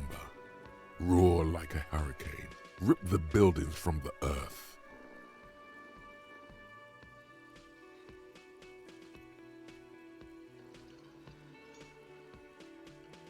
Why the yelling, man?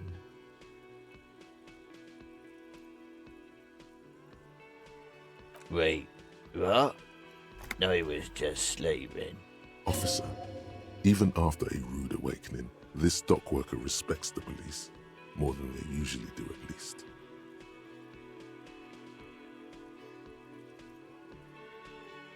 Thank God, no.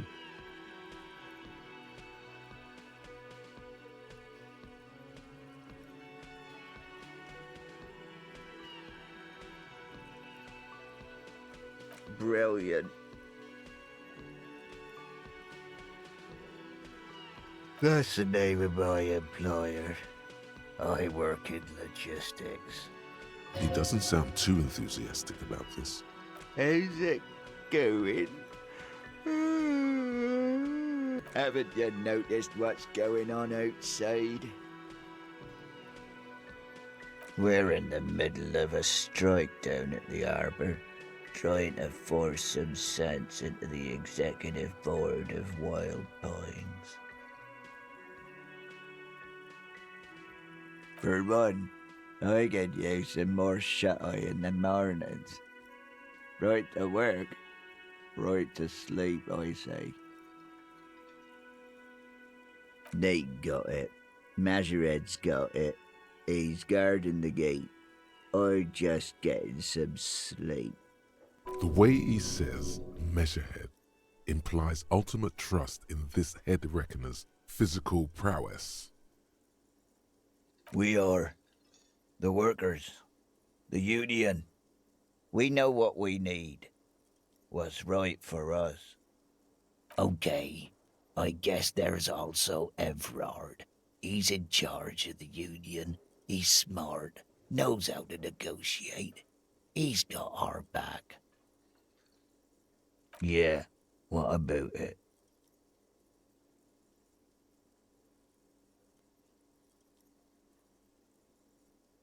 You know, people die here every day. Someone's found in a ditch, another one falls in a manhole, a third one gets eaten by stray dogs. If someone has decided to die on top of a tree, then how is it my concern?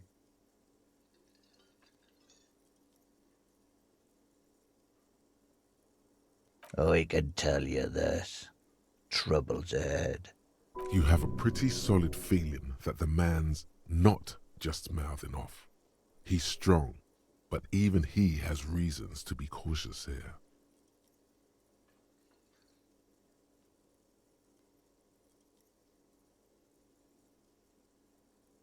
You heard what I said. Draw your own conclusions. That's all I know, and I prefer to keep it this way. The lieutenant gives you a little nod, then makes a note in his blue notebook. So Union people think he was a killer, he thinks. Even Sleepyhair. This doesn't help a lot, but it's something. Good work, detective.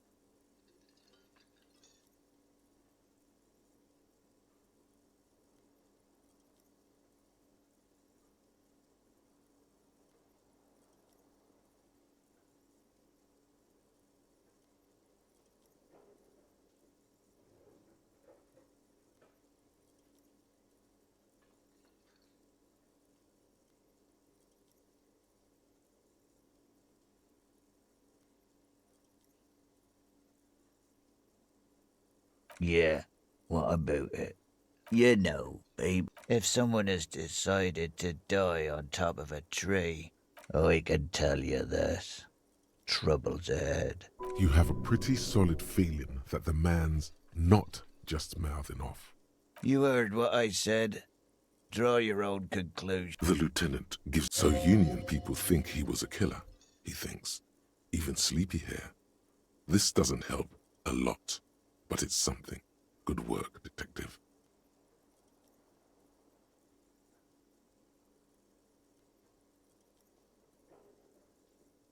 Yeah, you know, if someone has decided to die on top of a tree, I can tell you. You have a pretty solid feeling. They say your guy was a killer. Your tree man. He has friends, same as him, killers. There's only one thing they know well. How to wreak havoc.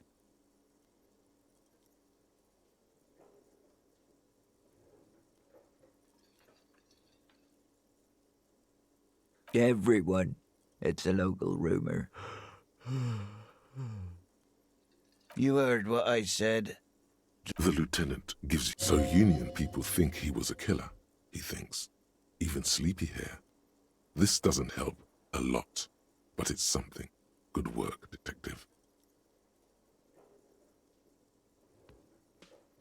Indeed. Help yourself to some. Wait. No. Oh, it's empty. The dock worker doesn't answer. His head is...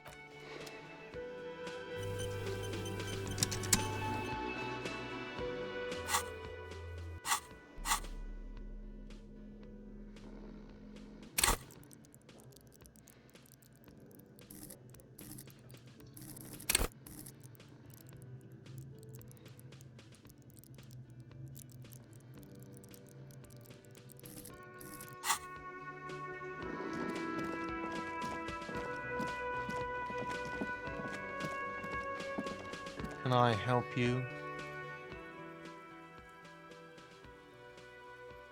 Thanks. I hope you found what you were looking for. How strange.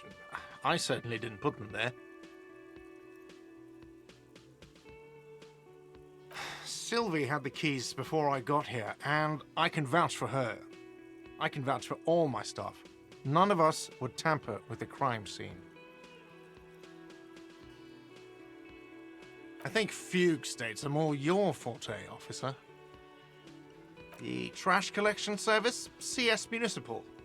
I don't see why they would put anything in the trash, though. Ah, the elusive CS Municipal.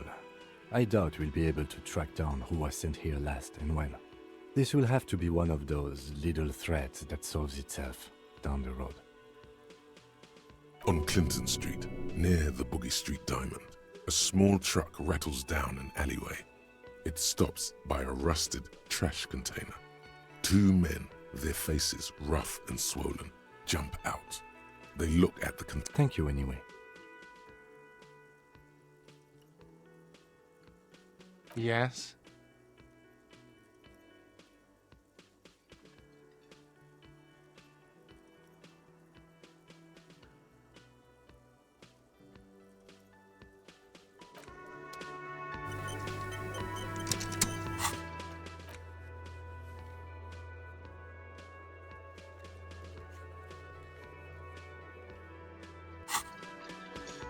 Can I help you? What thing? Yes, not the whole damn union, thank God. Just the nastiest and loudest. They come here in the evenings. Dumb, unruly types. Think they're big shit. But they're good customers. They place big orders. He hates the union, but grudgingly recognizes its power over him. So he's directing his frustration at you instead. Retaliate.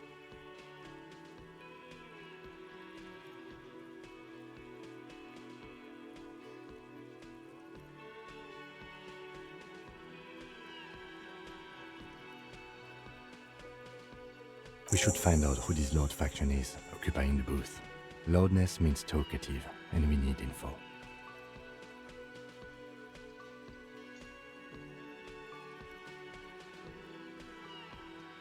We don't. We have to wait. They'll show up sooner or later. Men get hungry, even striking men. If not today, then they'll be here tomorrow.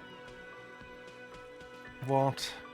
By the way, you should come back to this thing-based questionnaire if you see anything interesting in the whirling later.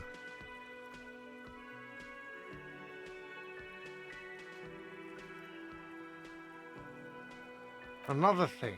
Great. I love those. Yes? Absolutely out. You wait and see, Cafeteria. Absolutely in the question. First we find a sad banger. Then we sing this place to shit.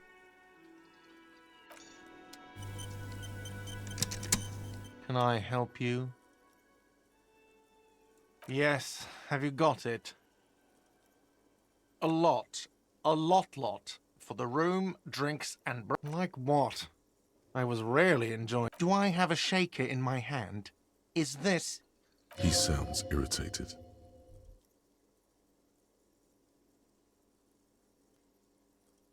Am I wearing a little bow tie? Am I wearing a bow tie? Am I smiling? Do you see me smiling and shaking my little shaker? No. Do you know why? That's right. I'm the cafeteria manager. I'm glad we cleared that. Was there anything else? Like what?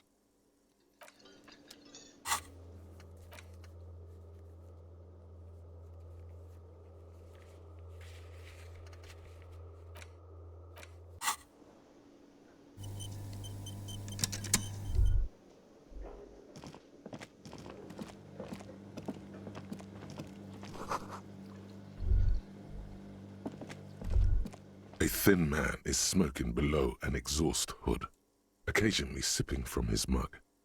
This must be the Whirling's cook. As you step in, he nods toward the table and says something in a completely foreign language. The only words you can make out are Garancy and Quebec. It must be his name. Garancy. Garancy Quebec. Sounds representative.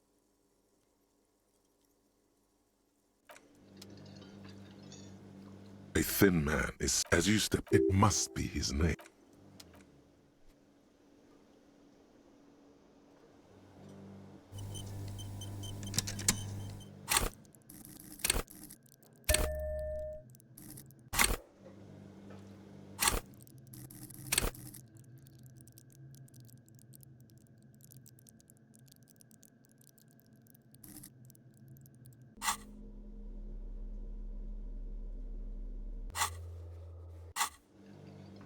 A thin man, as you step in, it must be his name. Garancy. Garancy Quebec. The man puts his cup down and replies something, his left hand drawing arcs in the air. He smiles and bangs his ladle against each of his pots in turn.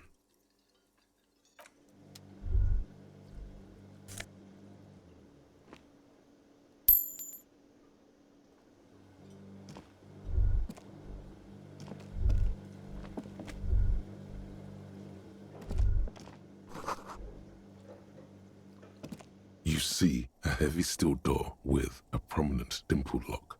You immediately feel drawn to the color. Blue is for mystery. You do?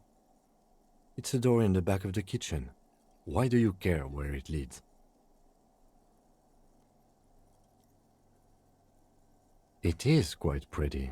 I suppose we could look into it as a side investigation. Gart is the person to ask about this, the cafeteria manager. The cobalt blue surface feels rough to touch. The stainless steel door, the door does not.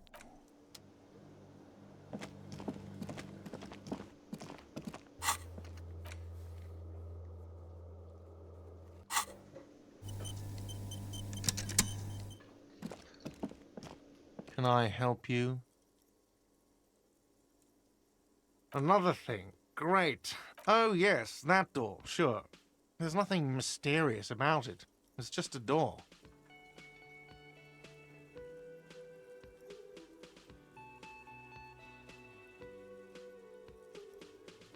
No, I don't have a key. I don't know how to get there.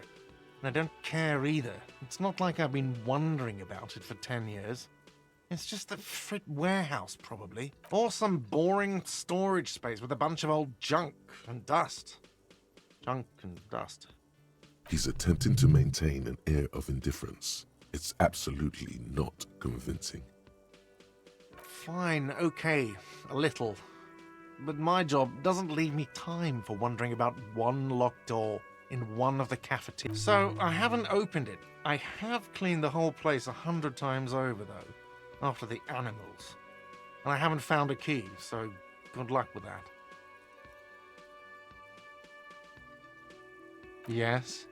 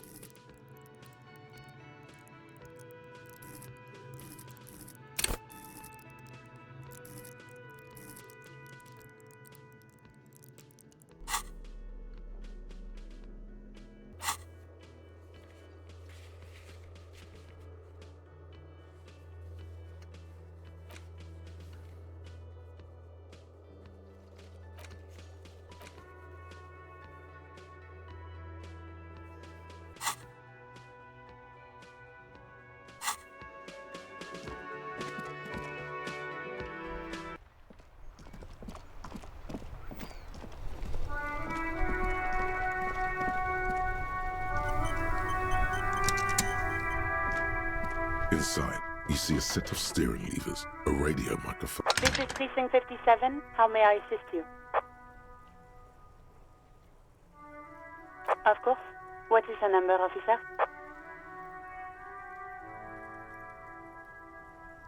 Yes, hold on.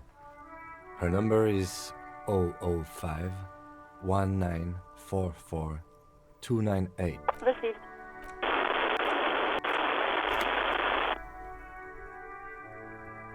Give it a minute. She might be... Just wait. Relax. Officer, I have Sylvie Malay. Yes, hello?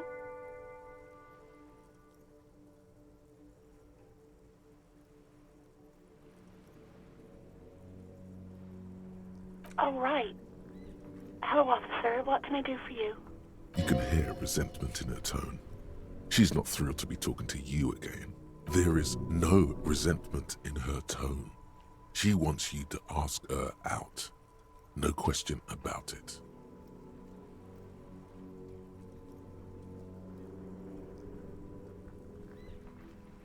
No, not me.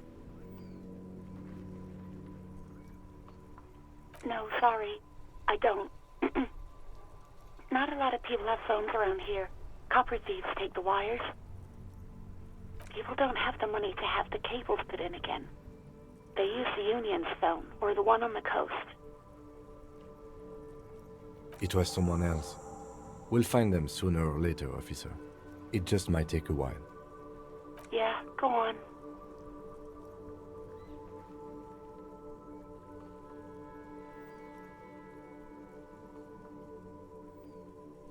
You mean, why did I leave the bar? Honestly, I'm not really comfortable discussing it with you, sir. Let's just say I left because I needed to get away from someone. You know whom? You think you hear a sliver of accusation in her word. Don't be paranoid. She's obviously talking about someone else, not you. I really don't want to talk about this. Let's just forget about this, okay? Maybe, I don't know. I just know I have to take some time off right now.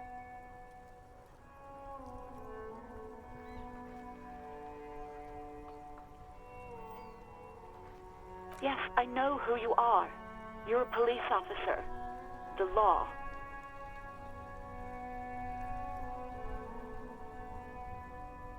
You told me back in the whirling. You told everybody, and so does your badge. I don't need to hear about it anymore. Oh, no. Real policemen have uniforms too, by the way. Where's yours?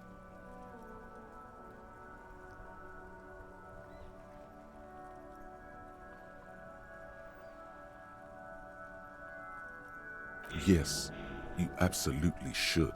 It's awful that you lost it.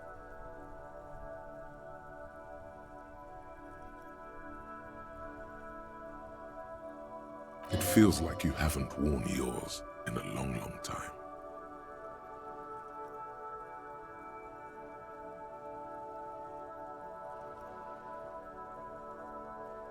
Please, no.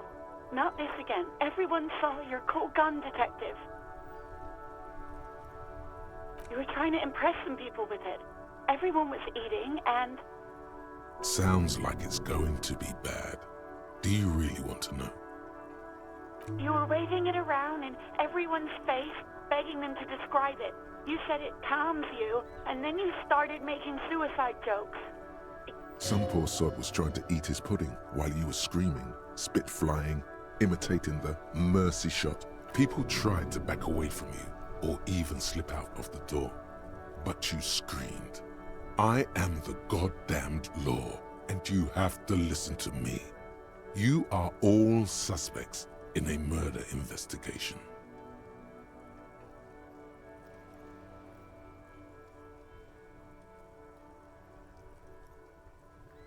Me neither.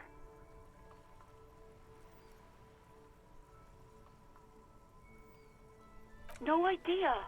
All I know is next you were waving around money instead, saying things like big butts cannot lie and guns can't buy money, but money can always buy guns. It almost looked like you pawned it, but believe me, I did not ask. Uniform? I never saw you in any uniform.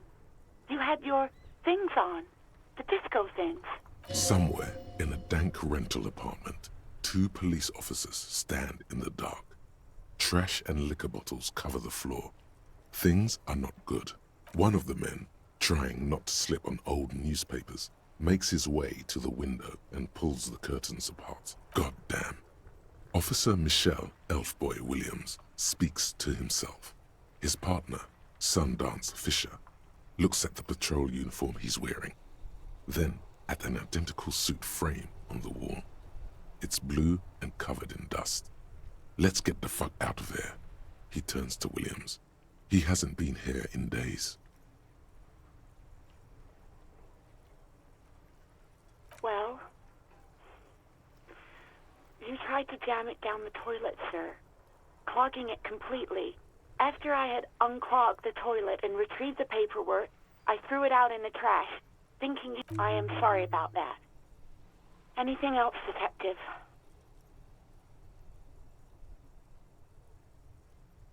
do hope so. Please, don't call me again. Bye.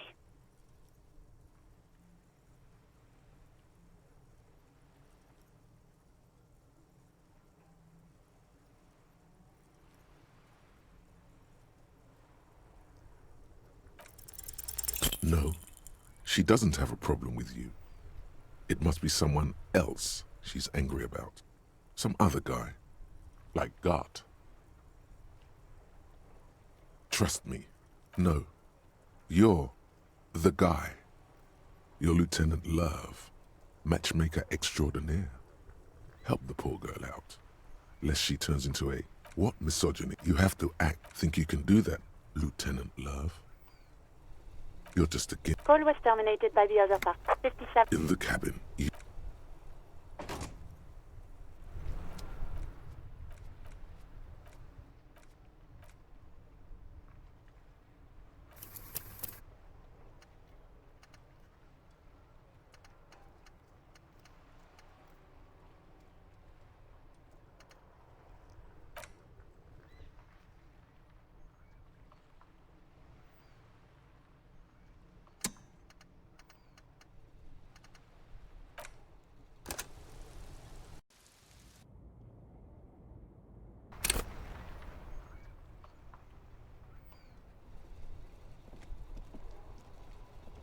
Inside, you see a set of steering levers, a radio microphone.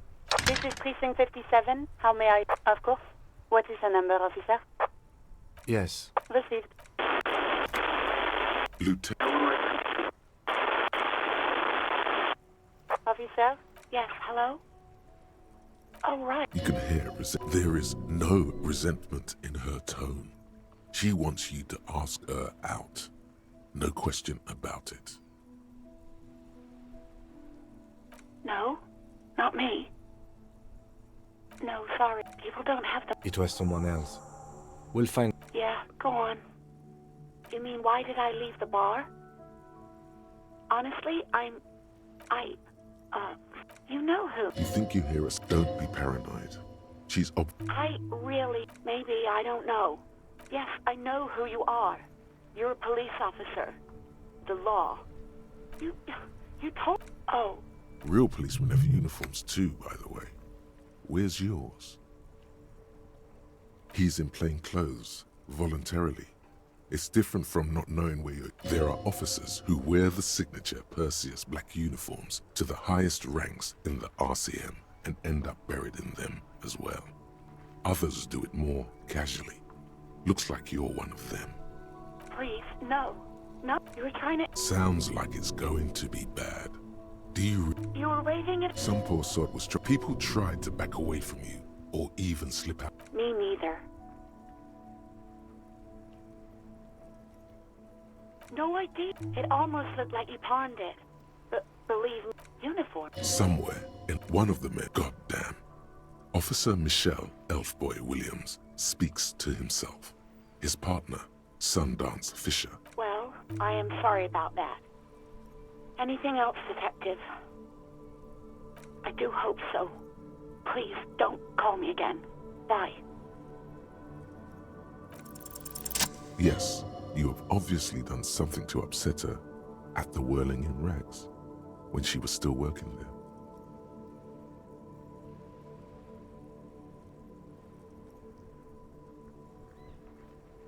I'm not mad, it's just... You were so drunk and so emotional all the time, and then the skua thing happened. It just made me want to quit. The stuffed bird, the great skua. You threw it against the wall while screaming, "Fuck that bird," and laughing. I think you said it had been giving you shit ever since you got there.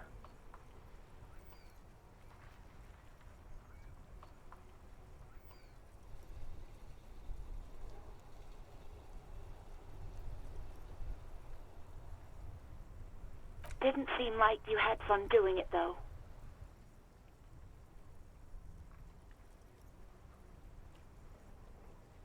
Yes, obviously. You were the worst client I've ever seen. And I have seen so many assholes. I've had sailors fighting, union guys grabbing my ass, kids stealing booze. Once a guy was glued to the karaoke machine every night for 2 months. But you... well, you were worse than all of them. Honestly, even about little things like not turning down the volume at 3 a.m.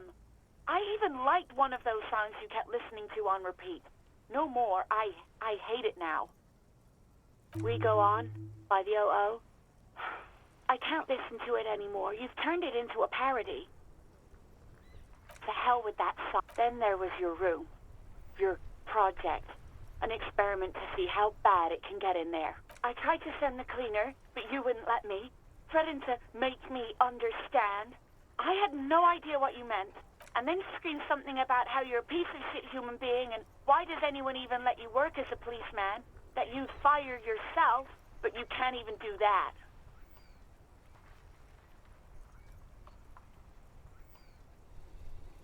And then I had to deal with your toilet. The one you clogged with police documents, I won't even mention you waving your gun around, harassing customers, threatening to sing karaoke, threatening to kill your... No, you really weren't. You were simply the worst.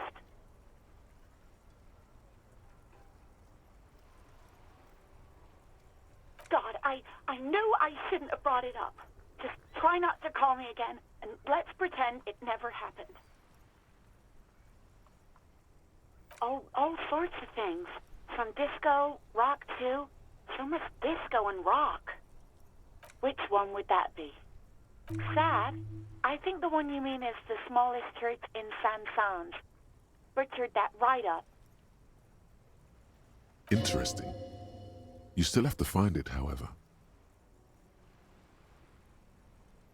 You hear a sigh of relief on the other end of the radio. Anything else I can help you with, officer? 57's over and... In the cabin, you see a set of steering levers. As you tap on the gauge, the indicator pin... No, that's enough fun with the foldable headlights. I know they are mesmerizing. They are also fragile. I'm not going to turn it on for you again. Hey, so we've been monitoring you internally, and now we know your Copo type. Yes, guess what's yours?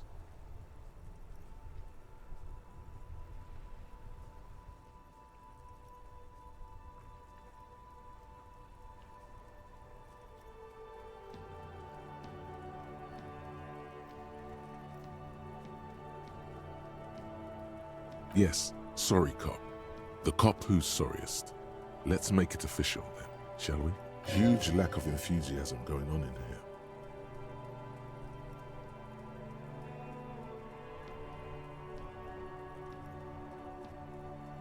Oh, you know, Apocalypse, Superstellar, the advanced interesting cop, liquid shadow cop. But you're too sorry to say those things. So, here we go? What? Jealous of the sorry cop? They'll be super fine. It'll be totally okay. You can dual Copo type from sorry to anything.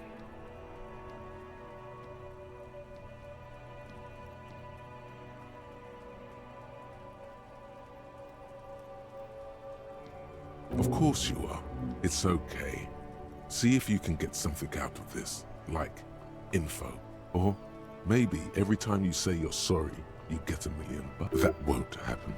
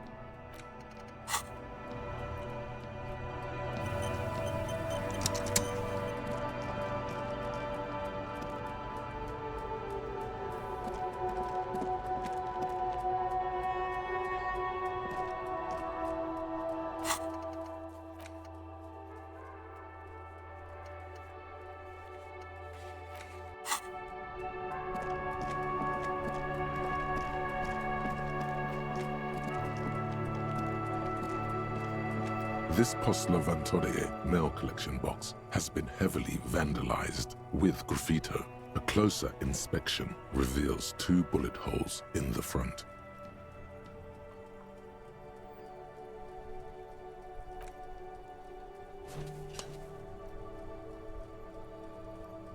The box seems happy. Eat shit pig, fucked by the coon, and St. G with a crown have been scribbled on it. Jenny is a whore, and best set mailbox also. The mail collection box seems cathartic, thankful even. So do you. You shudder, then you swallow. And then suddenly, you see it. Over all the other graffitos, someone has, using the tip of a very sharp knife, cut the words, Revachol forever.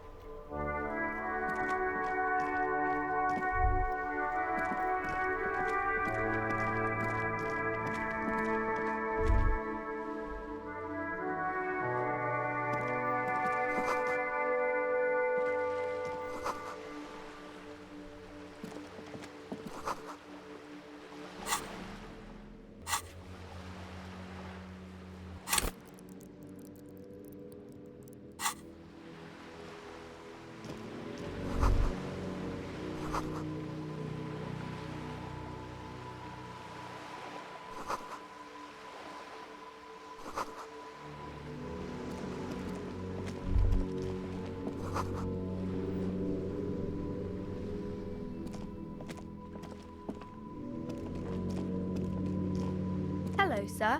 Step right in. The store is open. Are you interested in a new and exciting book? It's a bookstore, sir. We sell books, postcards, and some board games. It's called Crime, Romance, and Biographies of Famous People. Whoa, whoa, whoa, whoa. Hold your horses, little girl.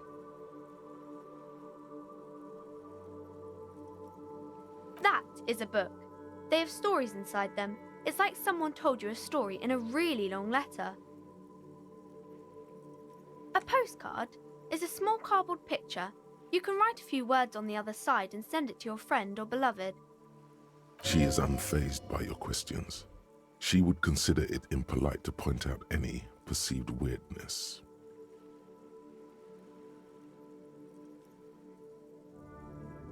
Board games are like little games on a table, made to pass the time.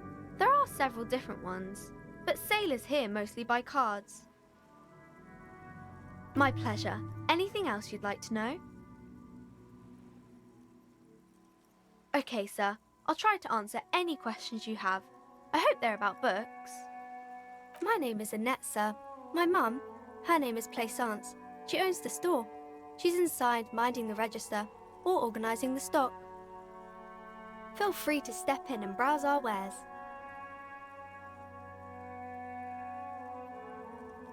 I'm signalling that the store is open. Otherwise, people might not know. They'd miss out on the crime, romance, and biographies of famous people. A sudden gush of wind turns the pages of the books on the counters. She covers her face, smiling. But she's cold.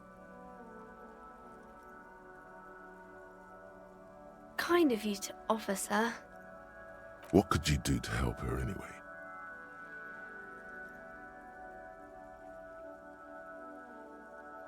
Oh, no, sir. I'm happy to help Mum by luring in customers. Besides, I have some hot juice in my vacuum bottle to keep warm. I do my studies at home at the moment. I have to help Mum keep this place running. School? Well, mine is a big yellow building on Boogie Street, and the people there run it. They say it's a charity.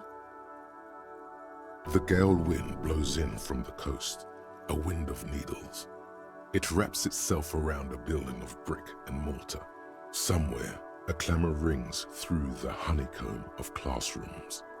Remorse, the parquet of assembly halls, the rows of stall bars are growing cold.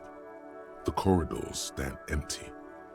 A girl's voice somehow finds its way through this strange feeling. You haven't heard a word of what she's been saying these past few moments. You only hear. Mum says it's necessary to do both because it builds character. Mum says a proper worker is dutiful. That's how you get ahead in life. You succeed. Mum says it's peachy. She was a little afraid at first. There's talk about this house being cursed. Behind her, the window has been boarded up. You sense the boards creaking, twisting for a second, and some kind of doubt in her tense shoulders. Cursed in the way that makes them say that no business has ever really thrived here, sir. That they all go...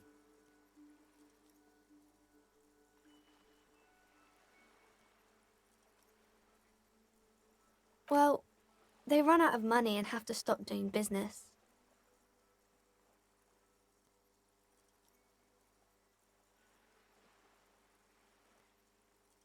They shouldn't be, but they seem real.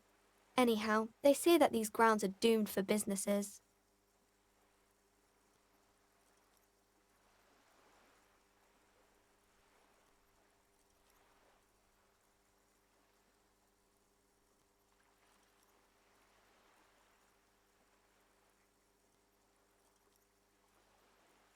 Of course, sir.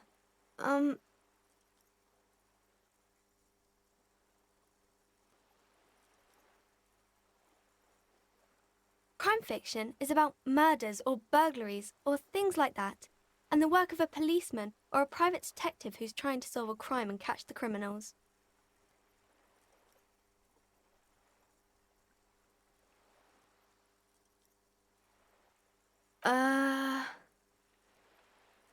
Crime is what we were solving before this conversation began.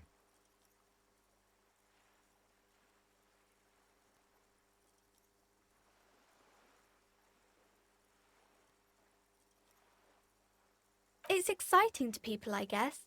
They get to imagine dangerous things, and it's kind of like a puzzle, where you can guess who the criminal is, or how the good guys are going to catch him. You don't look much like a policeman.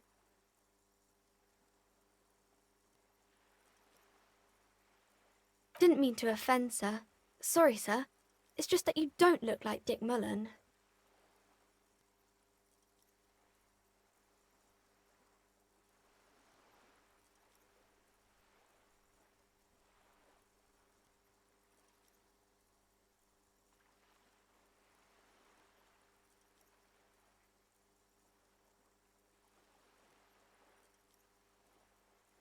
Head, yes. No, it's your soul.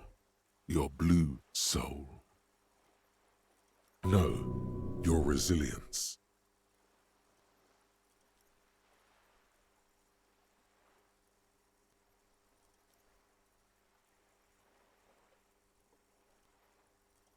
I'm not sure I understand.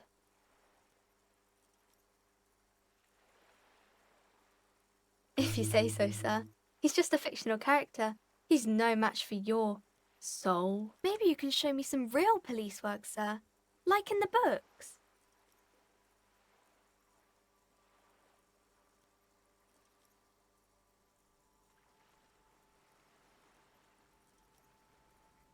It's the type of book where there's a rich lady and she has to choose between the good man and the bad man. Or there could be a story about a poor lady getting a rich man.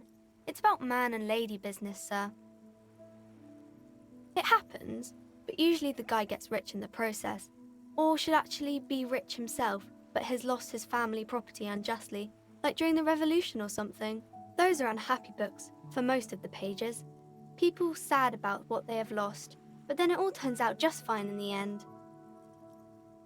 These are not very common. You can't have a choice between bad and bad. Nobody wants to read a story like that.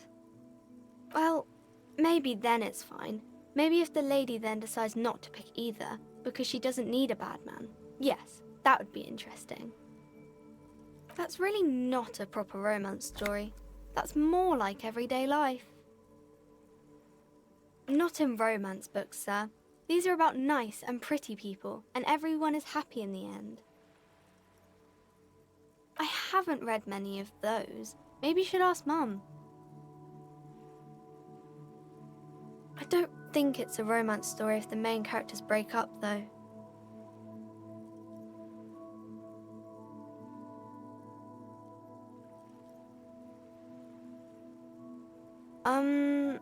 No. You can take this.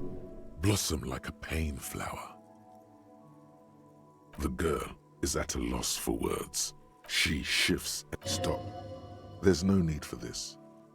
It's in your power to change the subject.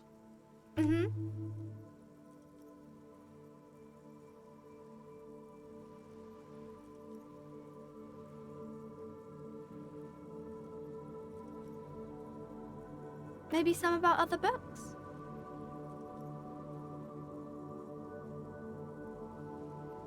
No, sir, I can't. It would be too tiring to refrain from it. It's already tiring enough to remember to say it all the time. It's nice of you to say I could stop, though.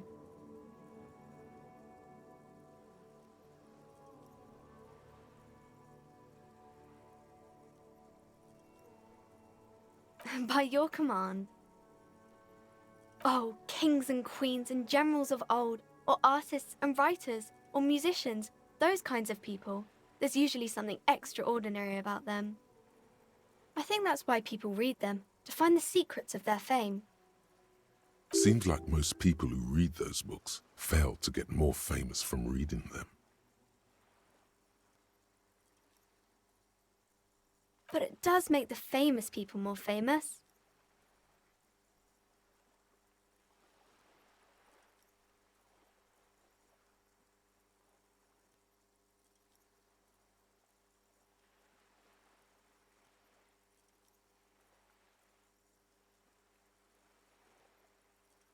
Annette's expression remains ever so helpful, but she doesn't say anything. Okay.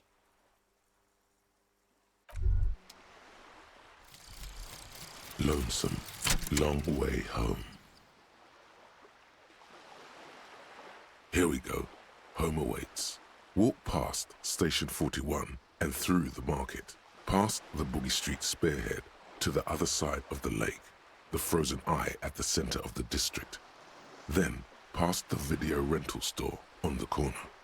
There, at the end of a street lined with pine trees, a small house no larger than a matchbox. 11 Voyager Road. You no longer live there. Those times are gone. And so are those people. Why did you come here? Why are you still here? And where's the dealer? You have to get back to work. That's all you have now.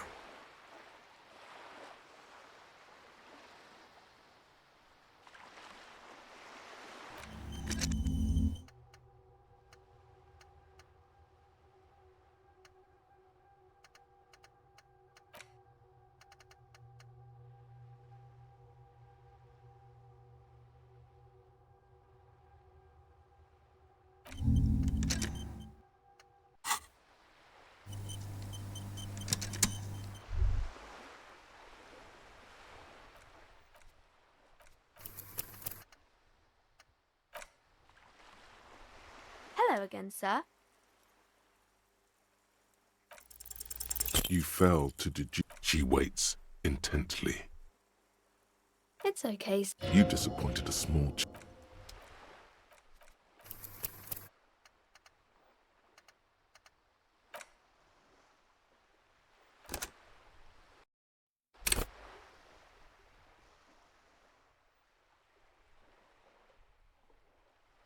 Hello again, sir.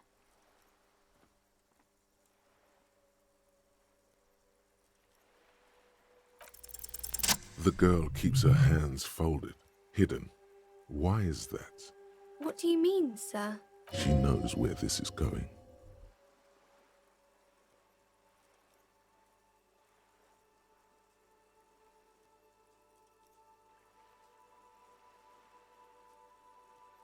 She looks around. The lieutenant stands by, looking at a facade of true professionalism. He is far more intrigued by the situation than his poise reveals. She brings out her reddened hands, her nails frayed, nearly chewed. And you knew this from me keeping my hands folded?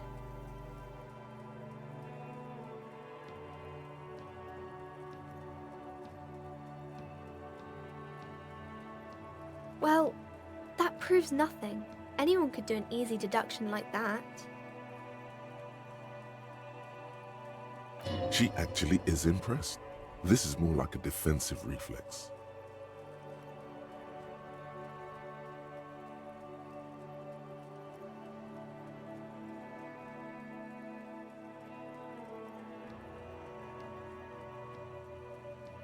You're quite sober. The lieutenant does not flinch at the comment. He does not flinch even a single bit.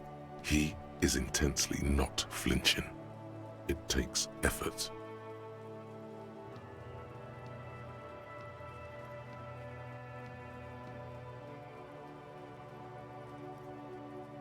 Because you usually aren't.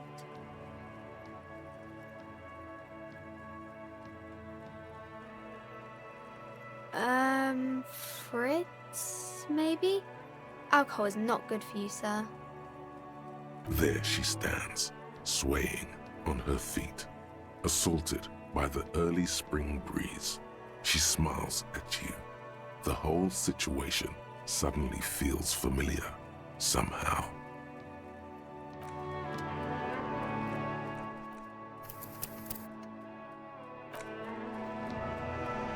Hi, Ace Detective. Are you here for more books?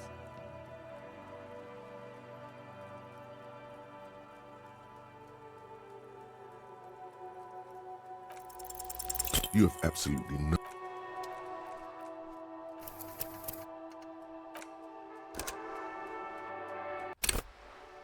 Hi, Ace Detective. Are you here? Because you know each other. She's been talking to you so openly because you've talked before.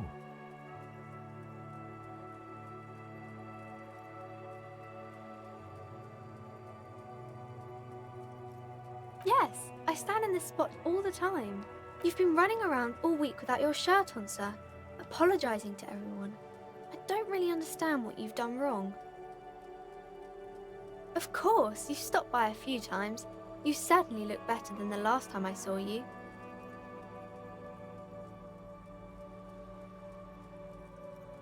Yeah, I can see. Party eyes. Yes, of course. That makes sense. I'm not surprised children have seen you running around with... You know, like a cat in the dark, all big and wide-eyed. It certainly looks... the swiveling eyes of a loony drug addict. Fuck yeah. You should get some party eyes right now. Snap those sequins on you, boy.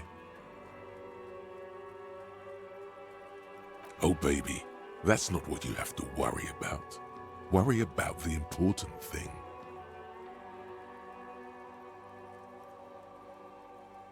I'm glad I could help you, sir.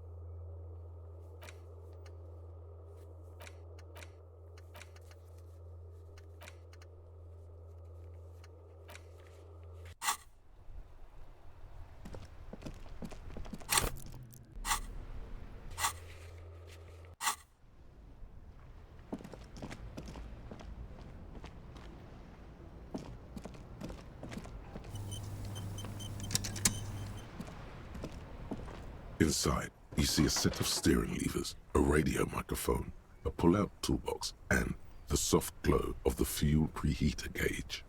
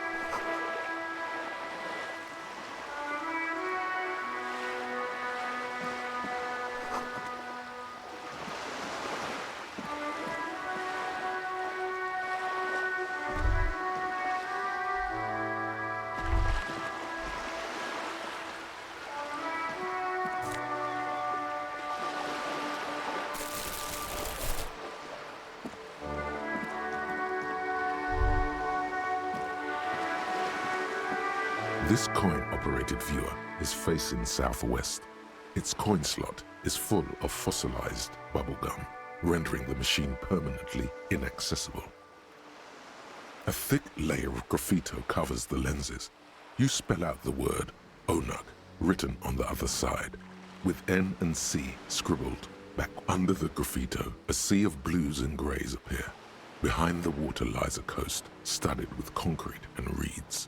On it, a church on stilts, lanky weather-worn wooden planks, an X-shaped cross topping its tower. The church looks old and weather-worn. There are no lights in the windows. The metal feels cold and wet under your palm. It looks unhygienic.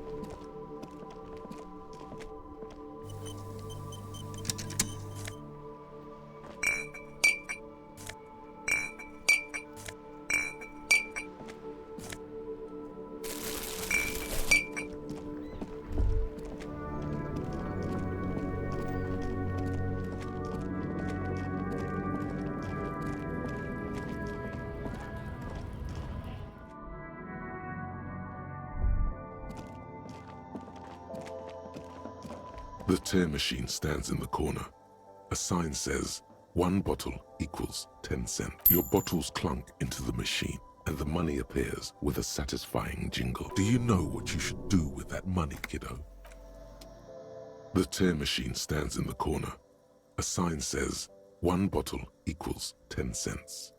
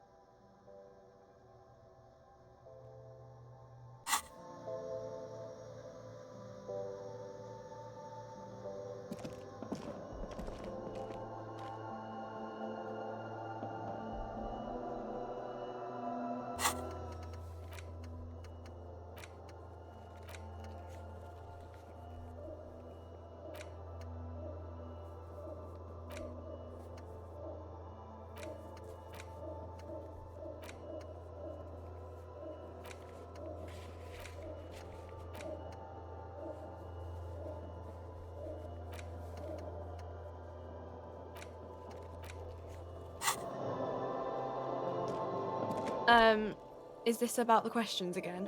Because I don't really know anything. A warehouse? I don't know. Maybe. I don't really care what Frit does. She looks up. Fine. Frit doesn't have a warehouse. Just a little back room here. Okay?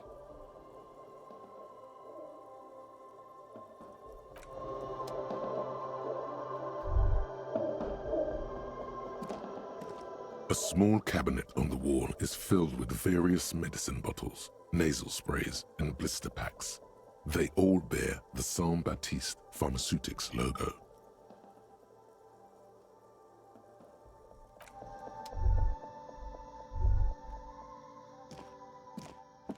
A colourful display. Again, I'm obliged to inform you that both alcohol and cigarettes damage your health.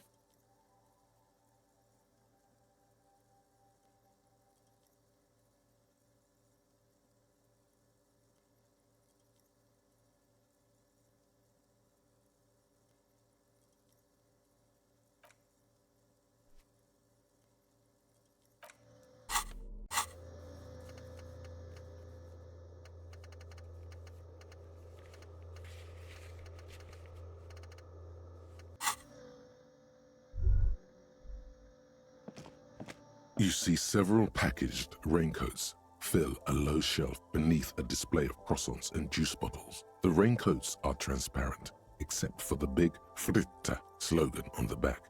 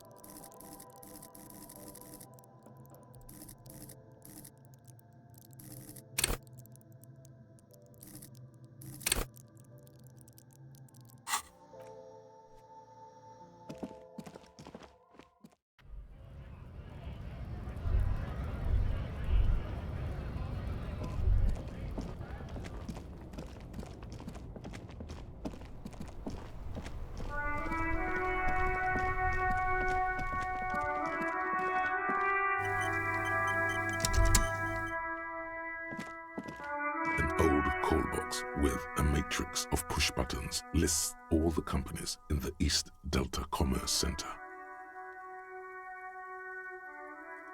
An off-key melody starts. Kuno, please stop calling here. Grown-ups don't have time for your stupid games.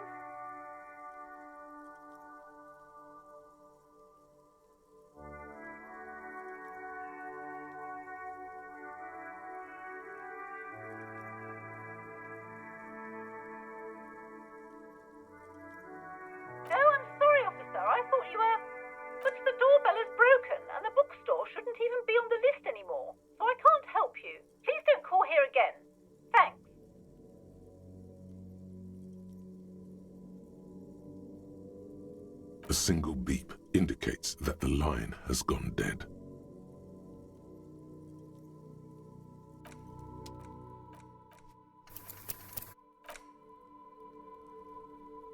An old call box with a matrix. You ring the doorbell. Just seeing the words Andro Orlando gets your hackles up. Its very existence is all you hear is static, but no one answers the call. You ring the doorbell, but nothing. You wait for a minute or two, but all you get from the call box looks like someone has melted half the plastic off with a lighter. The doorbell doesn't work. You hear static from the intercom speaker. It sounds as if someone... Yes, hello. This is Tricentennial Electric. Have you come to place an order?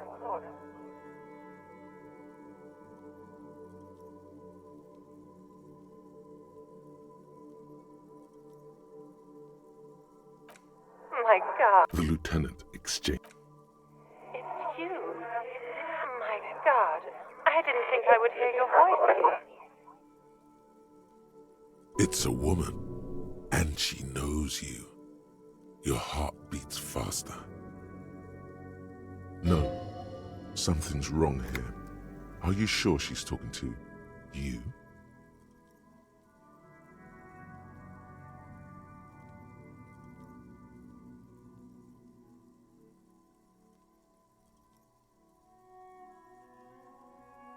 Michelle, just please.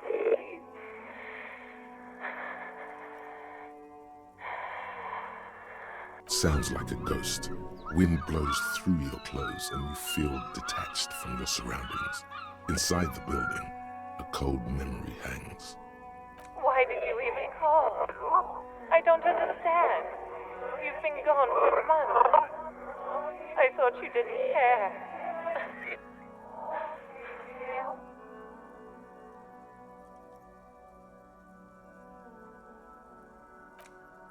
Ever since I came to work here, it's been different. As if my mind's been... A spot of static overrides her words. When she speaks again, it sounds like she's submerged. It's so nice. It's so nice to be able to finally again. She sounds like the cold is deep under your skin, as if you were talking to someone who's 100 years away. Somewhere inside the building, water is flooding the cellar floor. She doesn't answer. Silence.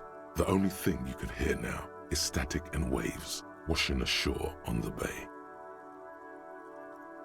Another seagull passes by. It's getting cold standing here. I don't know what happened either. We should probably stop playing with this thing. You press the number sign on the keypad that terminates the call. 12 name cards on the call box read.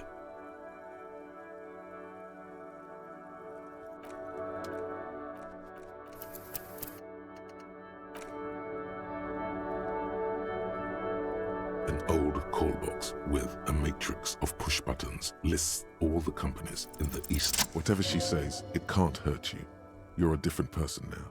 Stronger, healthier, and alright, maybe not healthier, but it's a bonus that you've drunk so hard you can't. There's a light buzz as you press the doorbell. A strange metallic taste fills your mouth as you stare at the intercom. Yes, hello.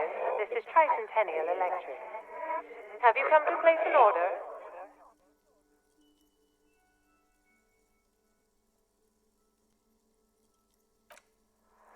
My God. Here come the bad vibes again. Relax. Distance yourself from it.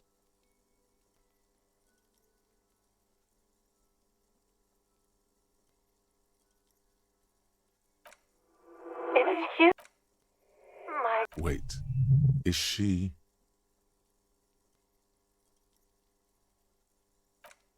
Michelle. Why did you even call? I don't understand. You've been gone for months. I thought you didn't care. The voice from the intercom doesn't answer, but you can hear her breathing. Wind blows. Your hands are getting cold and your breathing becomes visible, forming small silvery puffs in the air. Ever since I came to work here, it's been as if my mind's been wiped clean. And then it hits you. She tries again not to cry, and still doesn't succeed completely. Her quiet sobs sound old and distant, as if her voice is being played. Real or not, your mirror neurons react. It feels painful to be listening to this. Anger boils up in your chest.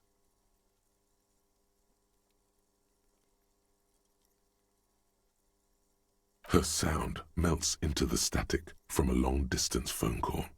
From time to time, you can hear people. This is where you hung up the call the last time.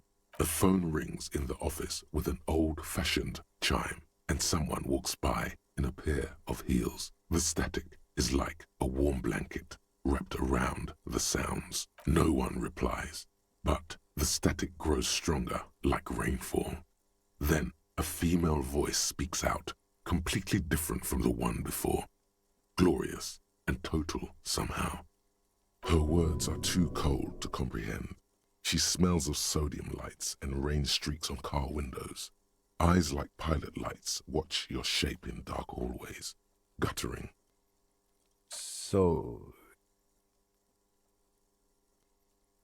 it was a recording trapped in the circuitry from some ancient tenant. This sometimes happens.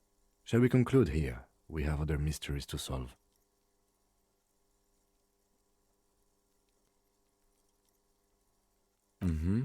I don't have time to explain it to you right now. Maybe sometime later. Don't take this the wrong way, but during our short stint working together, something weird is almost always happening to you. That is true.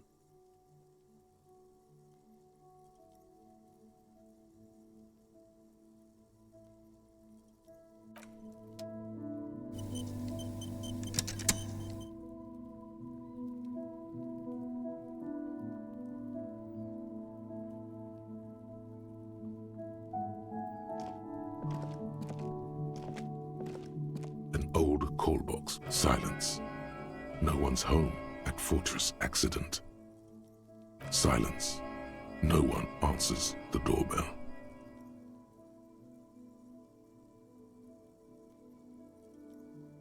Silence. No one answers your call.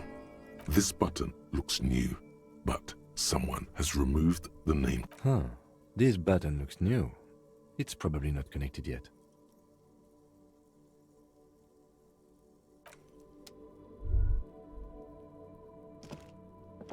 An old call box. Nothing happens after you ring the doorbell. They don't want to talk to you.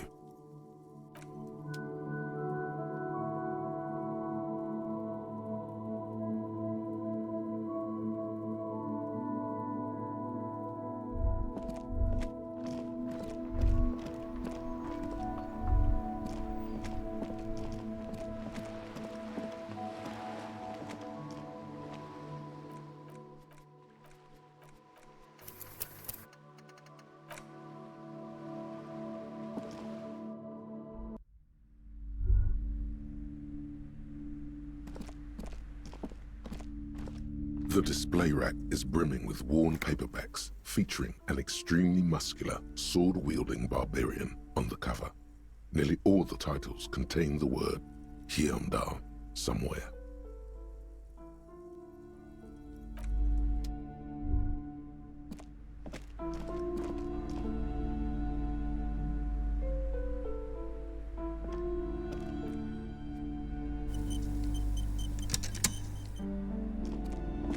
Welcome to Crime, Romance, and Biographies of Famous People. My name is Plaisance. Be welcome, and please take responsibility for the energy you bring into this space. A golden pendant hangs around the woman's neck, in the shape of what looks like a tiny fish head trapped in amber.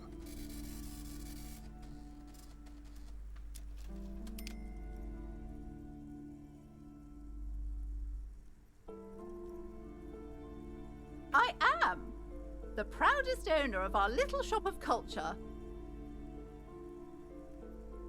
She has fine-tuned her voice to find the most welcoming approach for attracting new customers.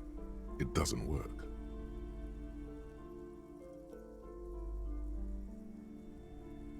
Annette, yes, my daughter.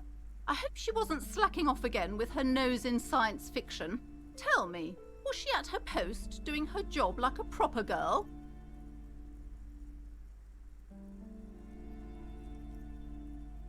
Wonderful! Did you talk to her?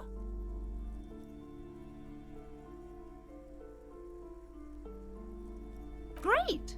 On a scale of 1 to 10, how compelled were you to buy books after talking with her? Her opinion of her daughter depends on how well she lured you into the store. Come now, it's not personal. It's about proper sales practices and market research. I expect an answer.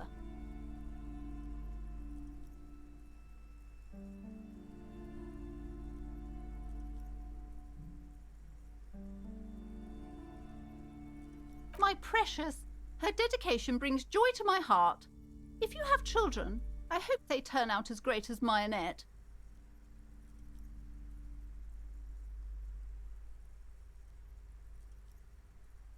God, I've told her not to do that. It's such a disgusting habit. She'll get over it.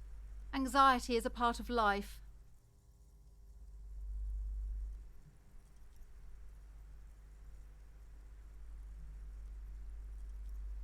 part of hers too, clearly.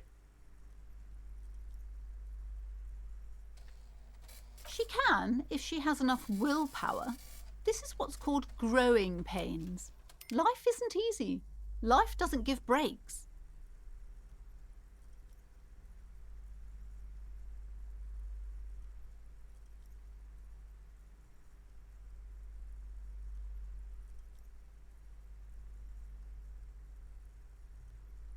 Come on, ma'am. It's obvious she can't do anything about it.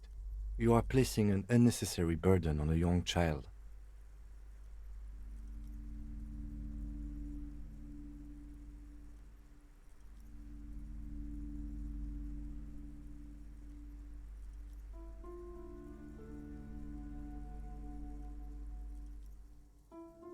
She stands stiff and severe, silently fuming. 10 or so seconds pass without change. This is a person coming to terms with a new reality, one where they are wrong. It's not easy. Oh no. Hold on.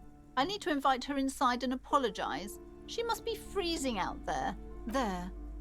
I don't know what to say to you. My husband, he tries to teach me business lessons.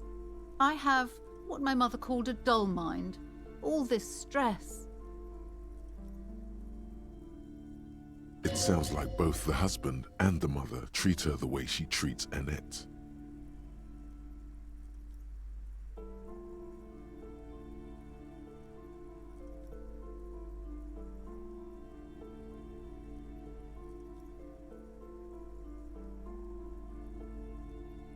Oh, well, my mother was horrible, of course.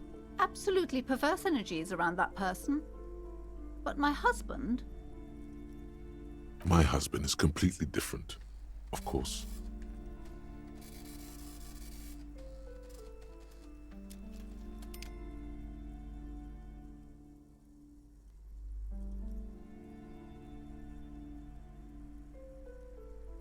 She's been too busy helping me here.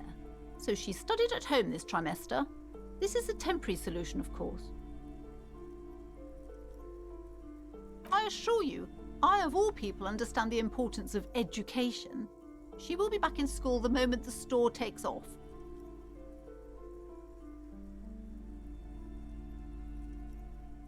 Yes, I'm afraid so. A real treat she is. It would be nice if she had... No, we couldn't have afforded more children, really. Not in this economy.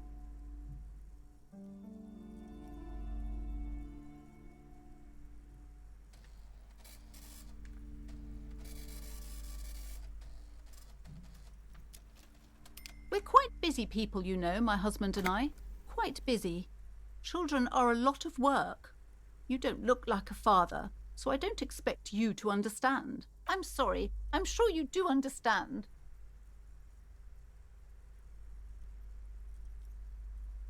The woman looks aloof, her features much softer. Occasionally she glances at her daughter's silhouette. Goodness, you were already doing good, browsing the shelves. Why'd you stop? Don't you feel compelled? Go, go! Get back there. The books await you.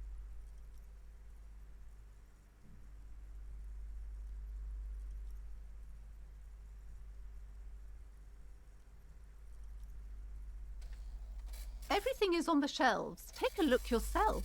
The shelves compel you, don't they?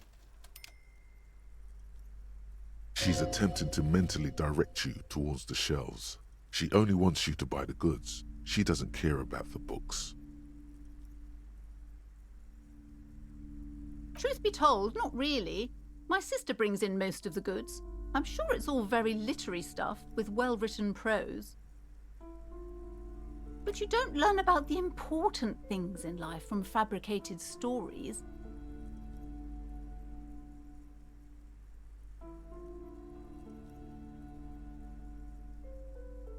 I provide a valuable service. As long as people buy books, I'm fine. The truth is available if you just know where to look, and you have to open and free your mind to understand. She smiles and nods, seemingly relieved.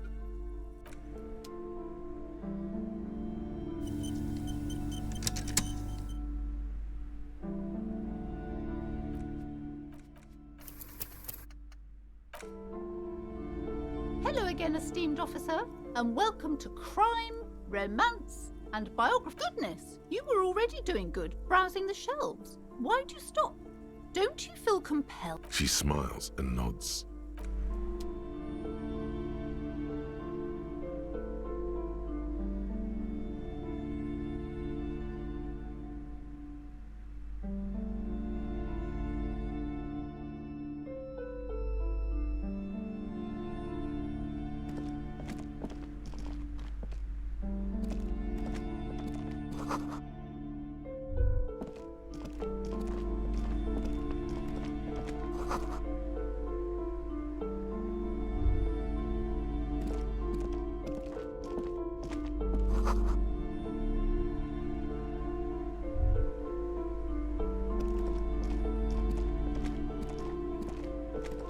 A small mountain of colorful board game boxes.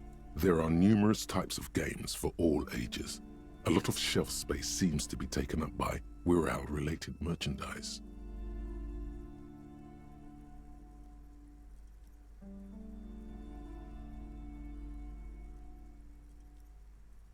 Wonderful board games, sir.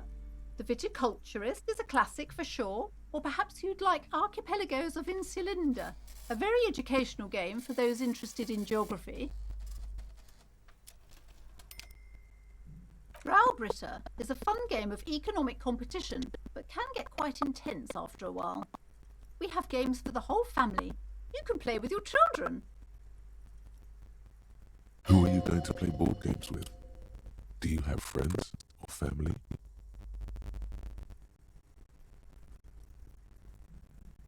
It certainly feels like whatever you are will die with you.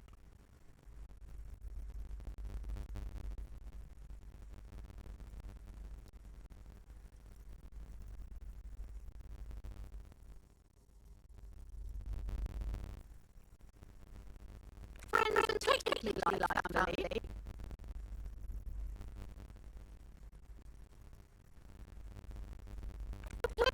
Friends, I'd like to recommend Serenity. It's a civilization building game where you build a civilization that will brutally colonize and repress other civilizations. It'll cost 12 real. Lousy auras there. No, role-playing games are popular among those types. You know, who are into those kind of things. Personally, I don't like it. Not at all. I've heard they turn people into occult enthusiasts. That they have rituals where they try to summon entities. Highly immoral stuff. You can still buy them, though. An endless variety of source books, lore books, and codices litter the table. The topmost book is titled Welkin Compendium, 2nd edition.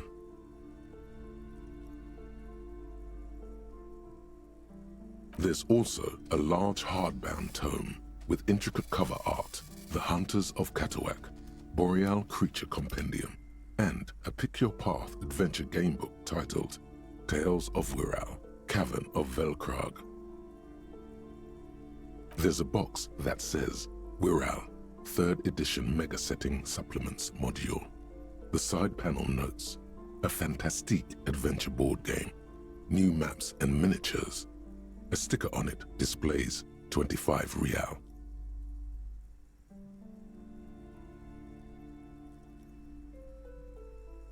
Nonsense for anemic Beano-clads.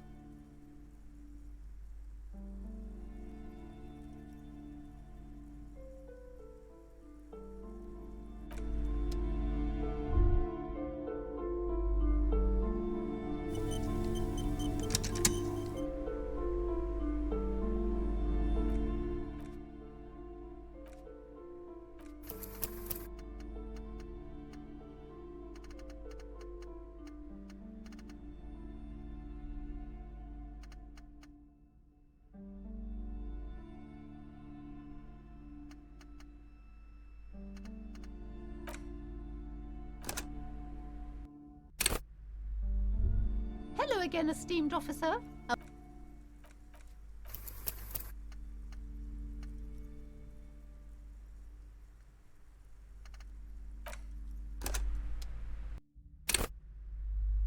Hello again,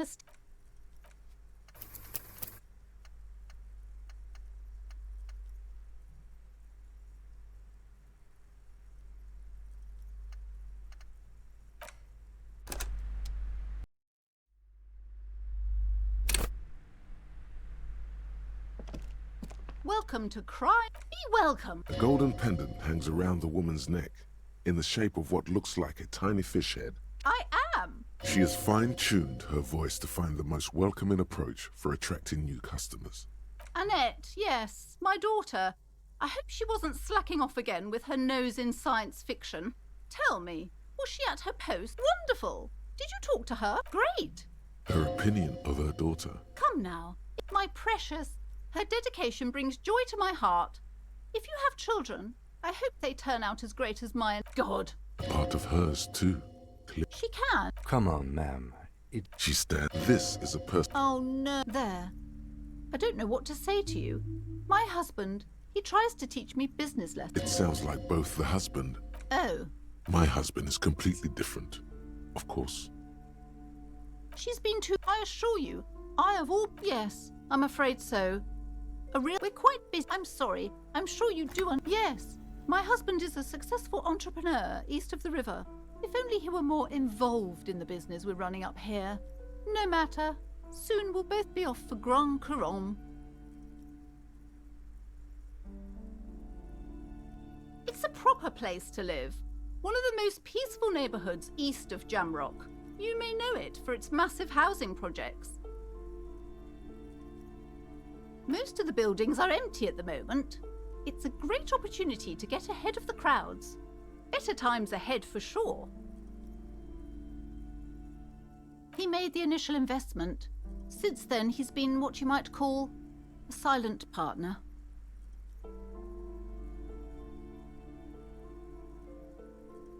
The woman looks aloof. Her features Goodness, you were already doing good, browsing the shelves. Why'd you stop? Don't you feel compelled? Go, go. Get back there. The books await you. Everything is on the shelves. She's attempting to mentally direct you towards the... Truth be told, not, but you don't learn about the important... I provide a valuable... The truth is available if you... She smiles.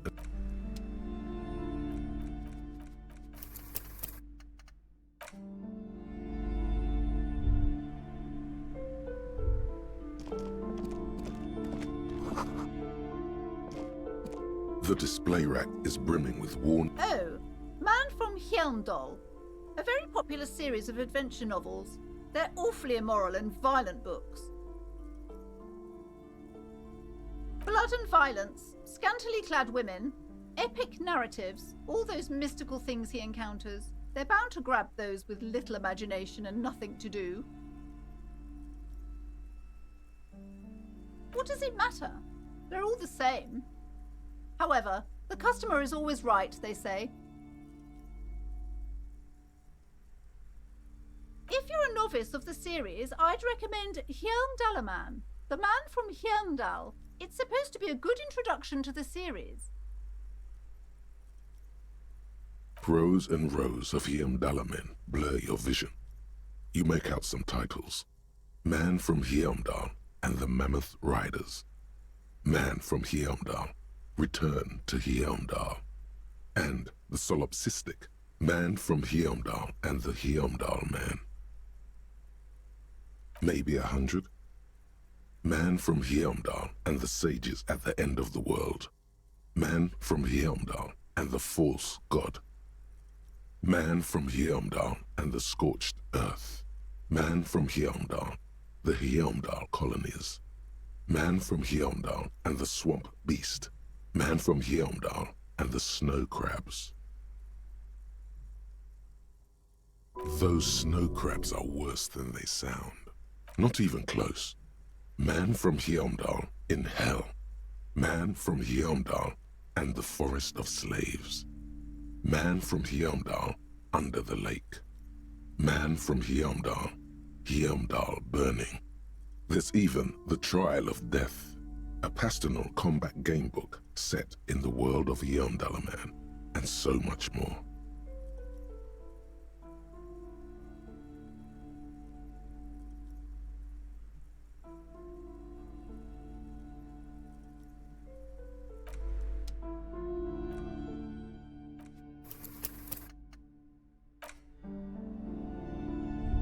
The display rack is brimming with worn paperbacks, featuring a twinge at the back of your head makes you flinch.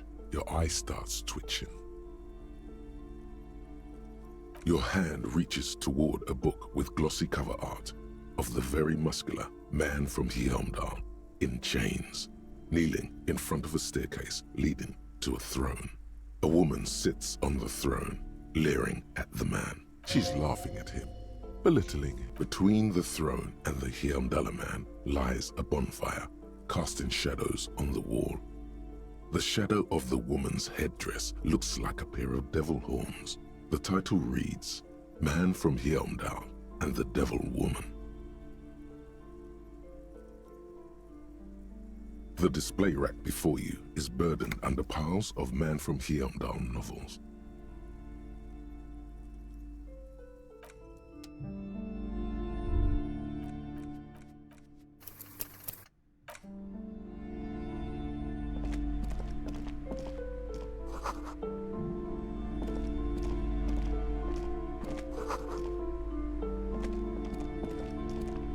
A small mountain of... Wonderful Browbritter. Who are you going to play board games with?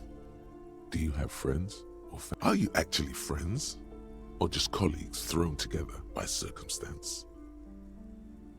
Friends are technically like... For playing with friends, I'd recommend suzerain lousy auras there. I've heard they turn people into occult enthusiasts.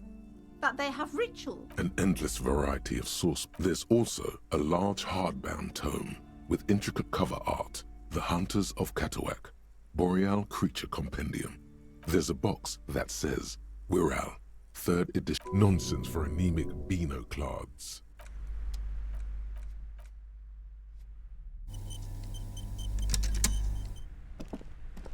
I'm sorry, sir. I can't talk right now. I'm very busy. You just can't win. Out of the rain and into the gutter. Math. It's really difficult. Like, really. They say you need it to get rich. Better than standing outside in the cold, I guess.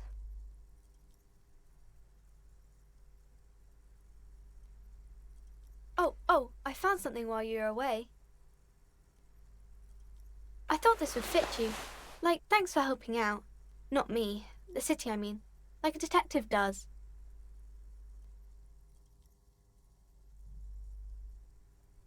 Just what Dick Mullen would ask. I got it from behind the curtains. I'm not really supposed to go there. Maybe. It's the hat Dick Mullen wears all the time.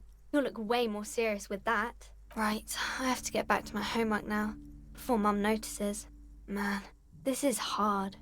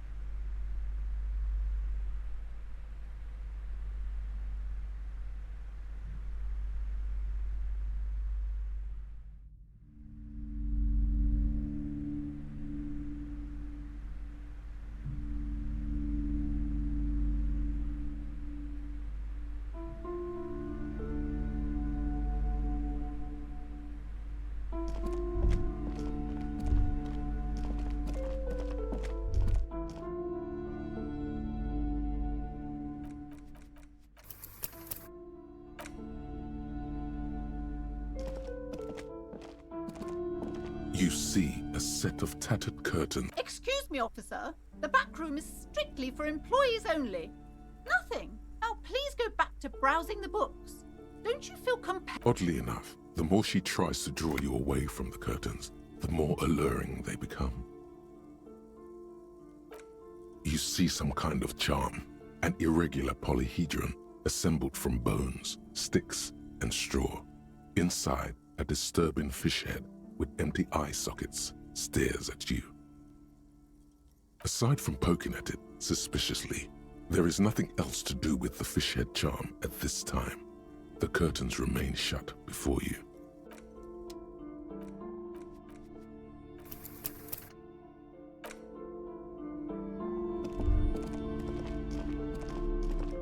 These shelves are overburdened with books from the same series.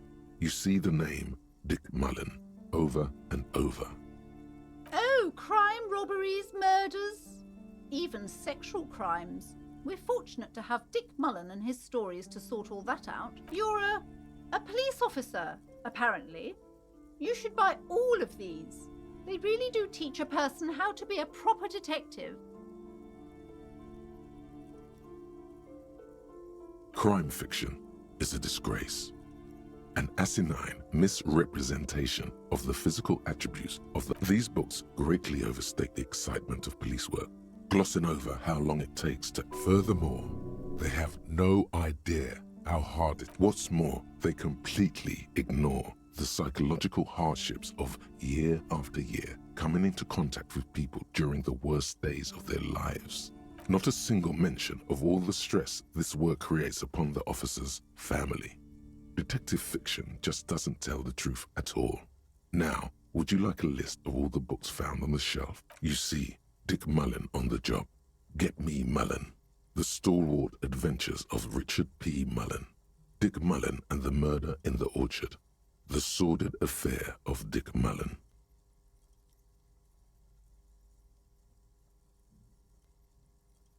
A killing is declared. Dick Mullen in the murder house. The final case of Dick Mullen. An obvious lie. Dick Mullen in the clock tower. The ordeals of Dick Mullen. Dauntless Dick. Dick Mullen's funeral pyre. The murder of Dick Mullen. Oh no, turns out he faked it to solve a case. Yes, there's also the dame who did it. Farewell, my Mullen. Faking death seems to be a common trope in the Mullen series. The morbid tales of Dick Mullen. A dark tide turns. Tragedy calls for Dick Mullen. Another one with fake death. And, of course, Dick Mullen, the murderer. In order to catch a murderer, Dick Mullen must become the murderer. Come on, this is not the way real police solve crimes. The real police are some 20 kilometers away, sitting in an armored motor carriage. Come on, Chester. Tell the story again. Again? Man, I tell that one at least once a month. It's not that interesting. The fuck it is. And these guys haven't heard it. You see, Chester here...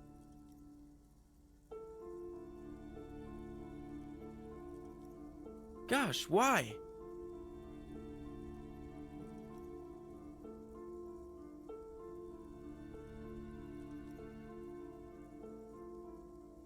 A very fucking dangerous case, ain't that right, Chester? They almost got you that time. Yeah, sure came close. Alright, so I was tailing this guy called Francis the Shoe.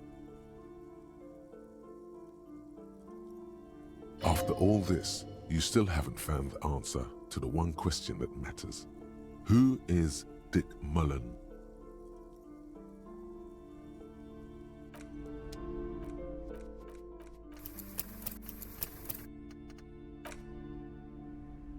Shelves filled to the brim with crime novels. Your attempt to grasp...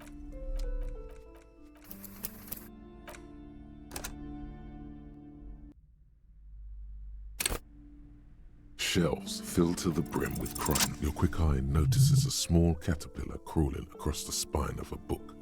The title reads, Dick Mullen and the Mistaken Identity. A worn paperback from Dick Mullen's classic Hard-Boiled Phase.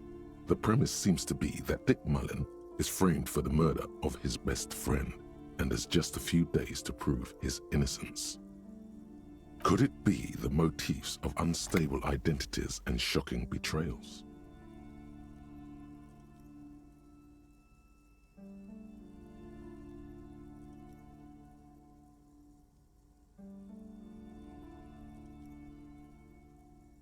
Perhaps you're drawn to the dark and noirish atmosphere.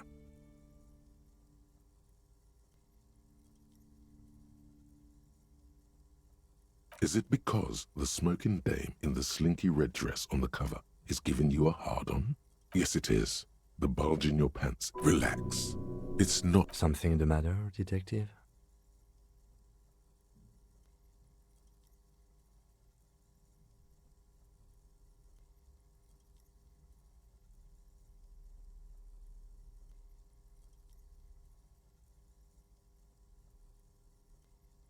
The lieutenant. I would certainly say she fits that description, providing that's your type.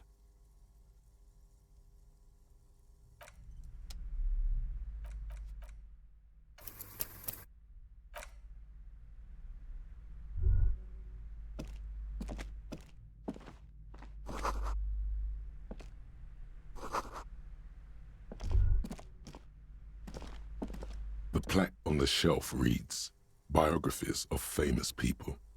You see a large variety of names, none of which ring a... I would say... The Greatest Innocence. Yes, most certainly. It's an important educational tool, delving into the depths of history, religion, and their relation to innocentic power. A very influential historical figure. But surely I don't have to tell you that. You're a law officer, and law officers have at least some education.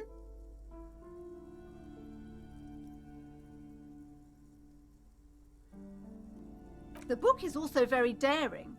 The author aims to re-examine the universal understandings of the innocentic system, creating a fresh vantage point and a shift in the tired order of things.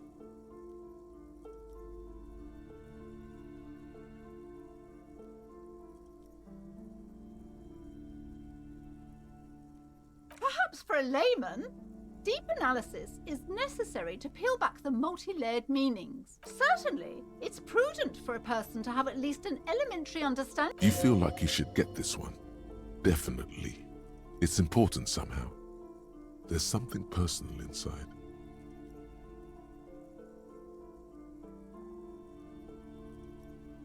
Browsing through all the books with all their names makes your head spin.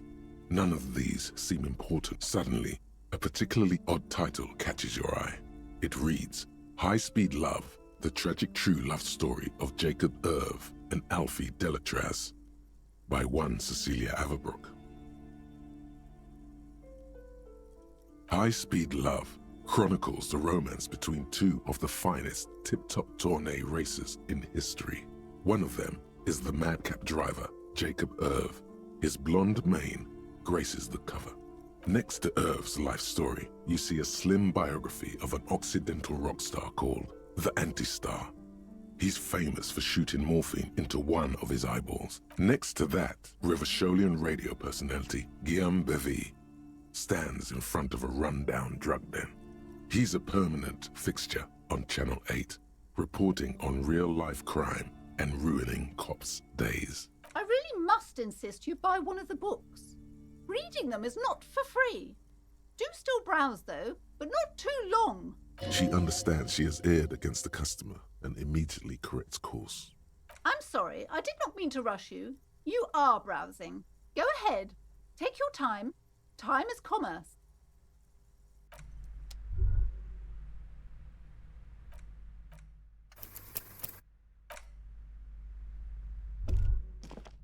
Several maps have been attached to a bulletin board hidden inside the alcove. They're held up by small pins. The board has come loose from one corner. The maps look old and faded. Your eye catches a map of Insulinda, a map of Revachol, and a map of Martinaise. This large map displays archipelagos. You see a constellation of small dots on the light blue emptiness of the Insulindic Ocean. The largest in the northeast is La Caillou. You are here. Another far away in the southwest, Seminese Islands, Ile de Fantôme. Ozon, Laurentide, Fas a la Mer, Archipelagos, North Arcade Islands, all just specks of dust on the vastness of the Insulindic. On the edges of the map, the color fades. In the northeast, a dust mite stands on the north coast of Caillou, in a bookstore. It's you, radiating outwards from you, the suzerain Revachol. With a radius of 80 kilometers, still, the crown jewel of this Isola would be barely visible.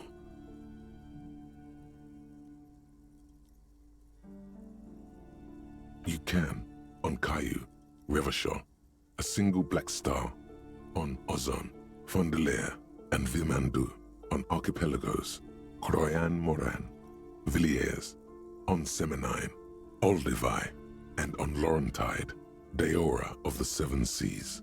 Lost little pearls of light, tiny fires in the dark. The ocean breaks apart into a tangle of cosines and azimuths, all pointing into pale nothingness. Muindi is the north azimuth. Grad is the northeast azimuth. Samara is the east as connections to other worlds. Words past the Insulindian, unknown to you. You only know you've never been there. You have little idea what they are. Distant stars, gods, but looking at them makes you feel almost non-existent. Whatever they are, the Isolas are immeasurably large. Perhaps they are gods, gods of distance and outer dust. The north coast of a verdant island is shattered by the delta of a river. It is the River Esperance. Countless bridges put the shards back together, connecting city blocks to river islands. La Delta says a great artificial heart in the center, teeming with life forms and construction. To the east, rolling hillsides, Le Jardin, Stella Marie, the suburbs of Saint-Baptiste, swallowed up into the megacity. They sound rich. Coudon, it's somewhere to live, not bad. Then there's Jamrock, it's bad. People shouldn't live there, but they do. Then Forburg, it's almost as bad and much larger. Then Coal City, it's the worst. It's so small you can't even see it on the map. No, wait. There it is, north of Jamrock, the strip of coast next to the Greater Revachol Industrial Harbour. It looks downright despondent. It's almost Coal City, to be honest. No, Coal City is worse. A charred limb. Rain falls on its slick black streets. And then there's the burnt-out quarter in the heart of Jamrock. Is it cold in this bookstore? Or is it just you? No, this is somewhere to be. This is all you have. But it's still something. Streets and sodium light. It's not really a map. It's a tourist thing. A picture postcard with buildings on it, drawn from an isometric perspective. A date in the upper right corner says 48. Still, it's detailed. Could be pretty useful for scouting ahead. You see the jagged boxes of an industrial harbour, even the whirling in rags there. I'm sorry, officer. The map of Martinez is the only one available. The other two are not for sale anymore. And besides, you could scarcely afford them. They're quite valuable, though they might not look it. The map of Martinez is 90 cents, though.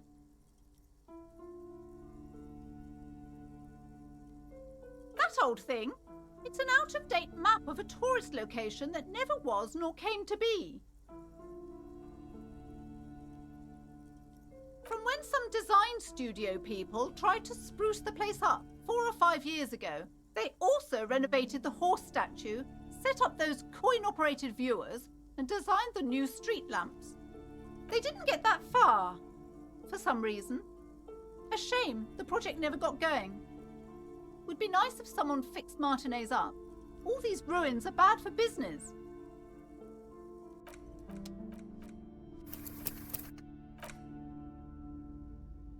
Several maps. The maps look old and faded.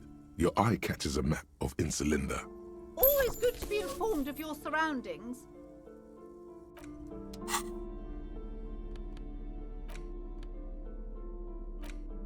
The worn map features the patchwork grid of the streets of Martinez, with directions to appropriately touristy locations. Year 48 resides on the upper right corner.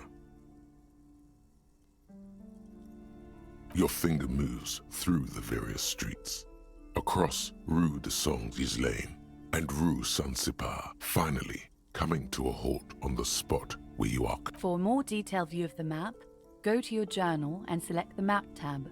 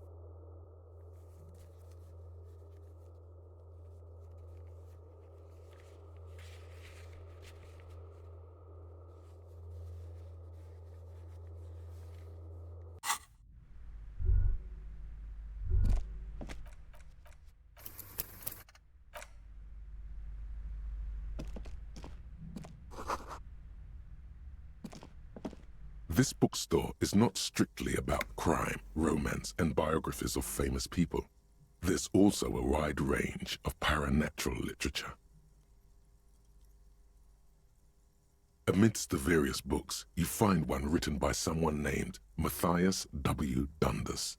It's about wholeness, unity, balance. The point of the book, and many others on this shelf, is to give people medicinal advice in situations where they don't have access to paid health services. It serves platitudes, while also telling everyone that traditional medicine, the kind people don't have access to, and which costs more than this book, is garbage, and would only give you cancer anyway, without even curing your cold or anything.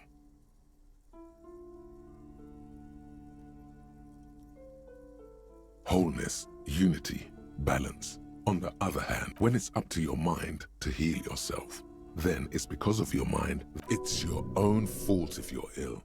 Got it? The book features chapters on topics such as how to find magnesium. It even lists plants you can harvest magnesium from. How to continue. There's even a chapter on the ancient Seraïs tradition of using duck gallbladder preservatives to treat and prevent sexually transmitted diseases. Pre and post factum. This is just mundane garbage. What's even paranatural about this?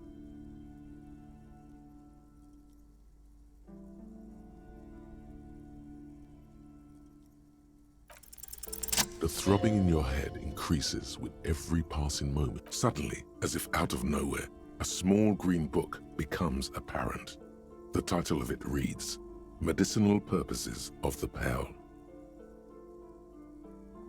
The book contains very little explanation on the matter. This knowledge seems to be taken for granted. The book contains descriptions of various pseudoscientific therapies, alternative medicines, and folk remedies involving the pearl, also known as le territoire.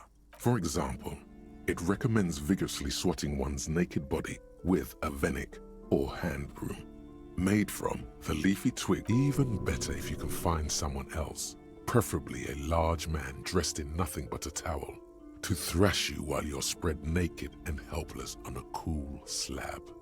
It is supposedly invigorating and good for the circulation. It also recommends consuming distilled spirits like vodka or whiskey that have been aged in the pearl. Readers are instructed to cover these jars in a shallow hole just inside the pearl and leave them there for 30 to 60 days, depending on the potency desired. Among other benefits, it is alleged to restore a damaged liver to perfect health. Is it any more improbable than anything else that human beings put their faith in?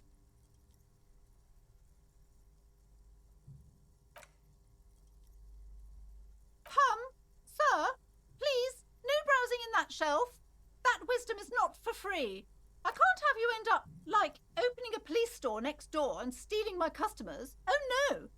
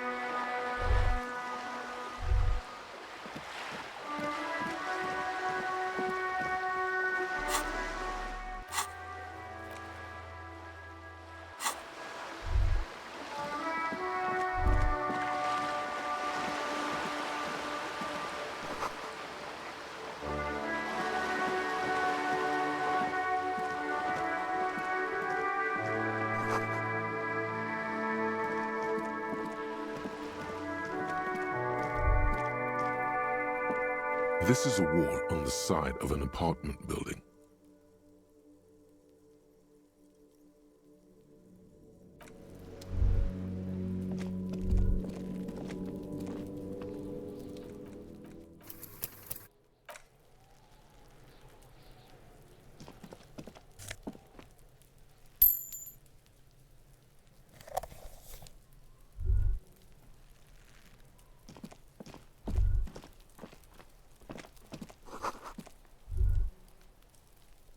Hey, what's that noise down there?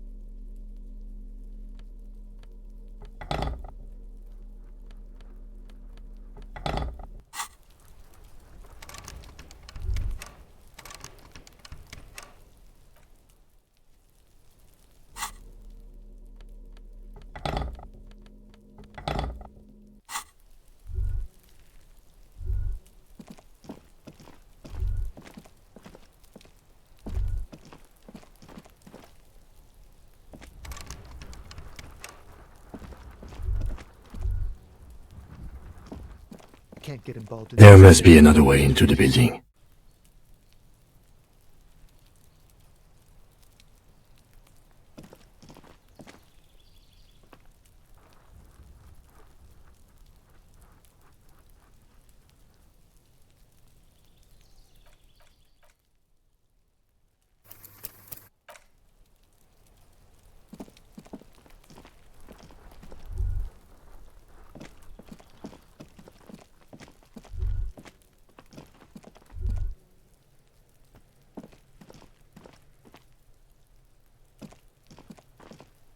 Trying to sneak up on me. Pig's come to take me out. Trying to snuff me out. Then why are you sneaking up on me like that?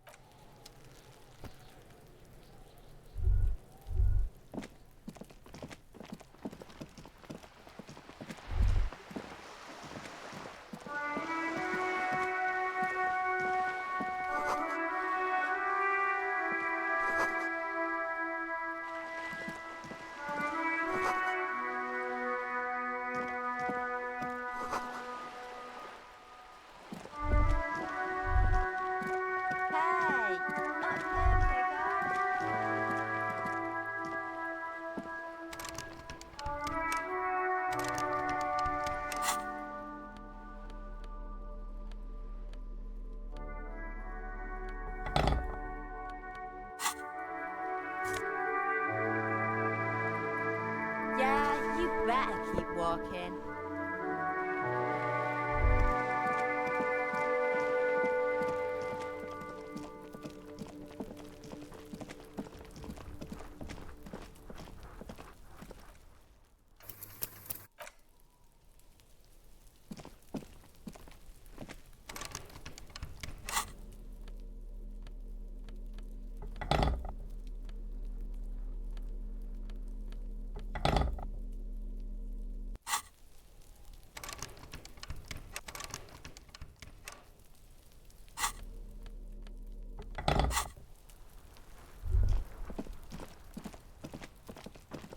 There must be another way into the building.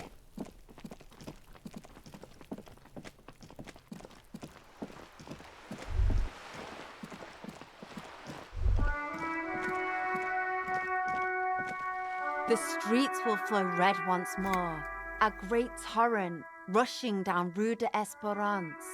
You wait and see. The streets will not flow red with anything. Who are you?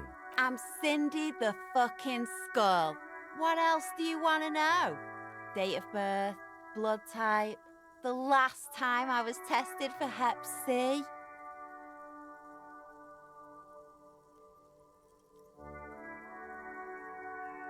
And here I was trying to be polite. Just can't win with you pigs.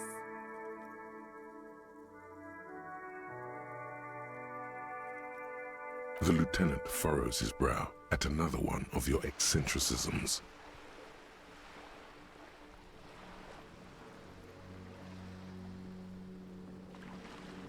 Hatred, disgust, it's difficult to tell which of the two is more present in her girlish features. The woman on the boat does not notice her staring. That is on her. Someone's got to keep an eye on her. Probably the Wild Pines rep. We should talk to her. She's a professional negotiator, though. I have the feeling she will be very cooperative while telling us nothing. You should take the lead. Ask her unexpected questions, you know? Do your thing. Don't be afraid to get a bit wacky. Throwing her off is our best bet. Good idea, piggies. Run along now. Fuck her shit up good. Impound that boat while you're at it. I'd like to watch her swim back to us on. Can't you tell? I'm painting a beautiful mural, an aereo graffitio visible from low orbit. I haven't really started it yet. I'm waiting for the right words.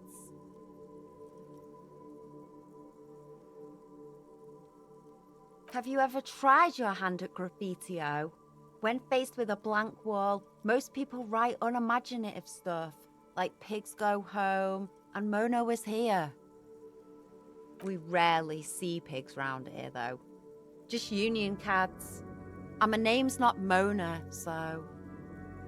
She wants it to be something true and total.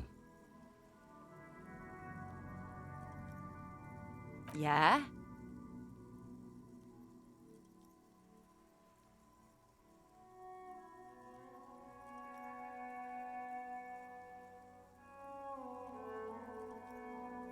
Lying is cool, I guess. I ain't no snitch, pigstein. Go forth and forage. Actually, there is a shortage of people who talk to us in a normal, calm, informative manner. We weren't put on this earth to make your life pleasant, fucko.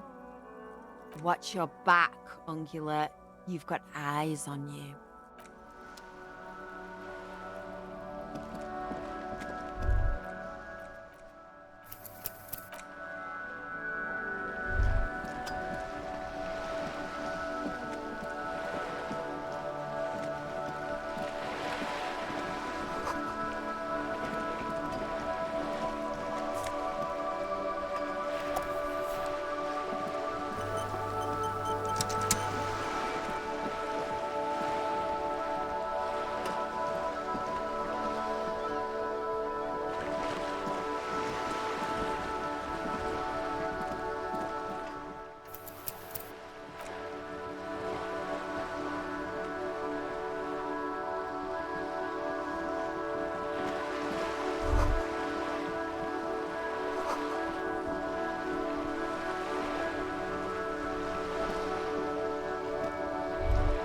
A striking woman leans against the cabin top of her sailing boat, smiling as you approach. Her green raincoat glistens with droplets. A silk scarf is tied around her throat. Good afternoon, officers. I'm Joyce. Joyce L. Messier. I represent the board of Wild Pines, the owners of the harbour. You gentlemen must be from the RCM.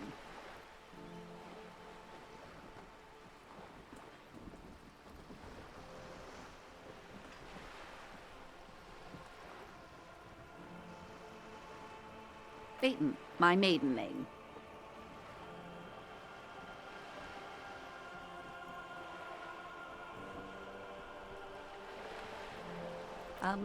I meant you, the Revachol Citizens Militia, the police. Nothing, honestly. I've said it to every drunk in town, and you're the first one who's responded.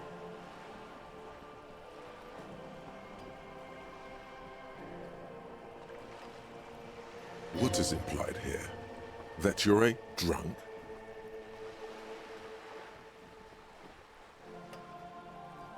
I'm glad to see you here. I was dispatched to handle a strike, not a lynching.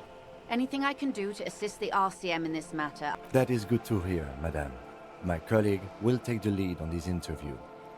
I should let you know that he is recovering from an unusual medical episode. Very unusual. But I can assure you of his ultimate competency. How interesting. I wish you a swift recovery.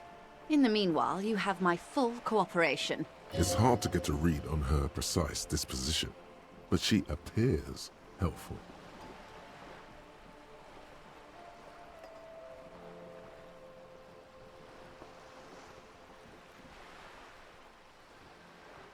Why, yes I am.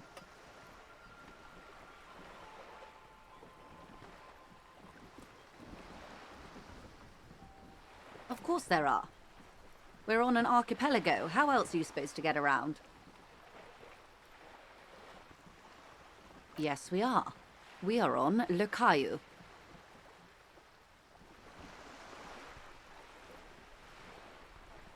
We are. And the city of Revachol is on the island of Le Caillou. I haven't seen anyone else drive a souped-up Capri Kenema motor carriage either. Actually, that motor carriage has been specially issued to serve as a patrol and pursuit vehicle. It's for crossing long distances in the greater Revachol industrial harbor. It's not a toy. Neither is this. A toy, I mean. It's a machine for crossing long distances in the Bay of Revachol, between the city and the islands. She's having a good time arguing against the law. Too good, perhaps. The boat? No. It is called Coeur de Leyte 19 because that's the type of sloop it is. The word, it, feels strange. Such a beautiful boat deserves a proper name. A breeze ripples through the sails and tugs at your hair.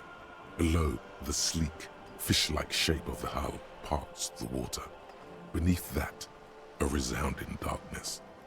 You're reminded of something. Or someone.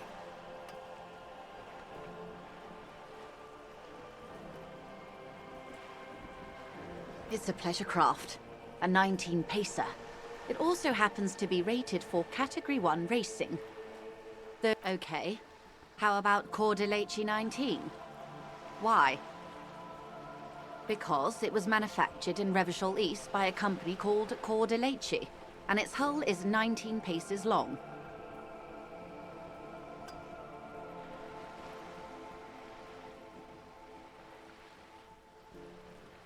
Why Dolores? Well, it means nothing to me. I think I'll stick with the factory name. But thank you for the suggestion. My sloop? I like it a lot. It's the eel's hips, baby. I'm enjoying this part of the interview. It has so little to do with the murder we're investigating. I really do, the lieutenant thinks. Is she thrown off yet? He's looking at the woman, assessing her. Officer, I assure you... The crowns of her teeth are porcelain, white as the boat's hull as she smiled. Qualified pleasure craft operator. So charming. Where's the damn license? I just renewed its safety inspection last month, officers. It is completely seaworthy. In fact, it's taken part in not one, but two insulindic regattas. Even finished once.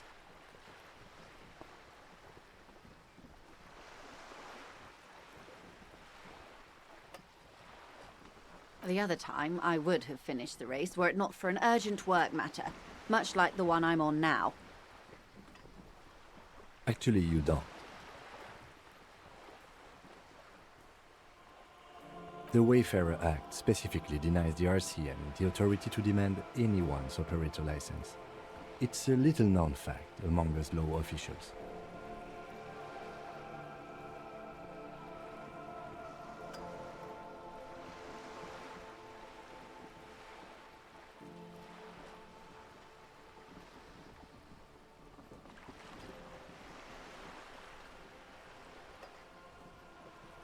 I was just being polite. Even school children know the Wayfarer Act.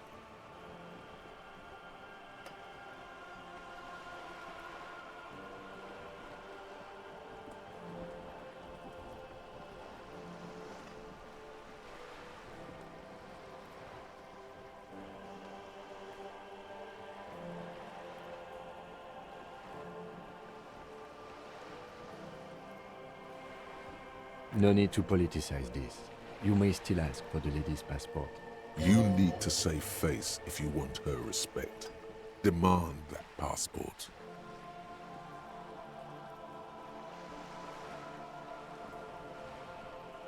Of course.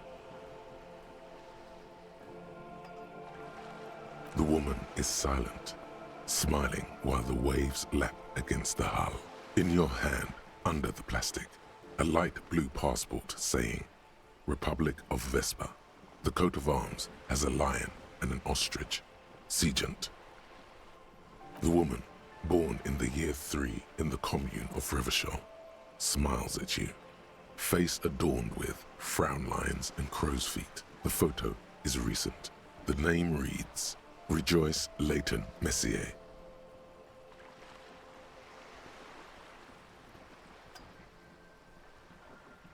Yes, but please don't call. Joyce is much more efficient. She doesn't like it. Probably a bad memory. Mean girls at school or some ancient lover. My husband is. I have dual citizenship. A Vespertine is handier when traveling. She nods and returns the plastic bag to her coat. Good.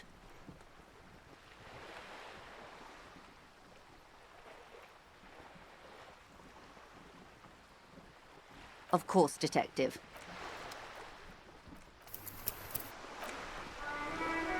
You're back. Good. What we do. I'm afraid I don't speak for Wild Pines as a whole. It's a giant undertaking. The Pines' core competency is logistics. Container shipping, freight, that sort of thing. See those airships there, blinking? Those are the shipping side of things. And that is the terminal. Another subdivision deals with energy, oil and gas exploration, offshore platforms. I'm not at liberty to discuss the company balance sheet, but I can tell you that last year, the company booked more than 20 billion real in revenue. A billion?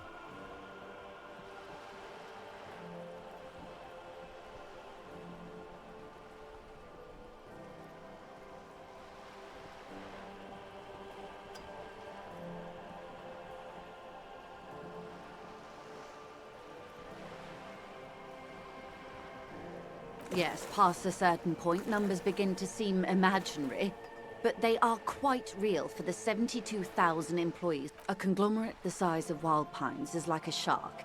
If it stops moving and growing, it will die. Then what becomes of those 72,000 families? It is a tremendous responsibility. They started as an exploration and cargo fleet conducting trade between the Samaran and Insulindian Isolas 250 years ago, when Pine ships explored the South Seminese and charted Lormentang on behalf of the suzerain. Centuries of care, deliberation, and madness have gone into this endeavor. Vessels pass through the Great Unrest to re-emerge with apricots in tow. The logic of the system is totalizing. It's taken everything from its employees to build it. You mean aside from being the terminal's legal owners, who are responsible for moving 8% of the world's cargo?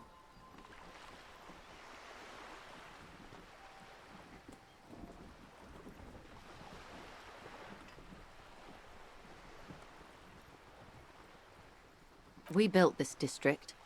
All the best parts of it. Rue de Saint-Ghislain, with its bastions. The plazas Meteor and Mosaic. Even some of the old street lamps have been put back thanks to the investments from the WP. Before Martinez was swallowed by the industrial harbour, even before it was part of Revachol, long before Terminal B was erected here, the Pines built it as a resort for its Revacholian employees. A company getaway, for a weekend or a summer holiday. Then came the revolution. But that's another matter. I'm here to make sure the Pines can fulfill their responsibilities to the place they built. With your help, hopefully, says her warm tone. Hey. Psst. Psst. Hey. Yes, you. Word on the street is you're ready to start building communism again. Yes, you're ready to start building communism again. You've built it before. They've built it before. Hasn't really worked out yet. But neither has love. Should we just stop building love, too?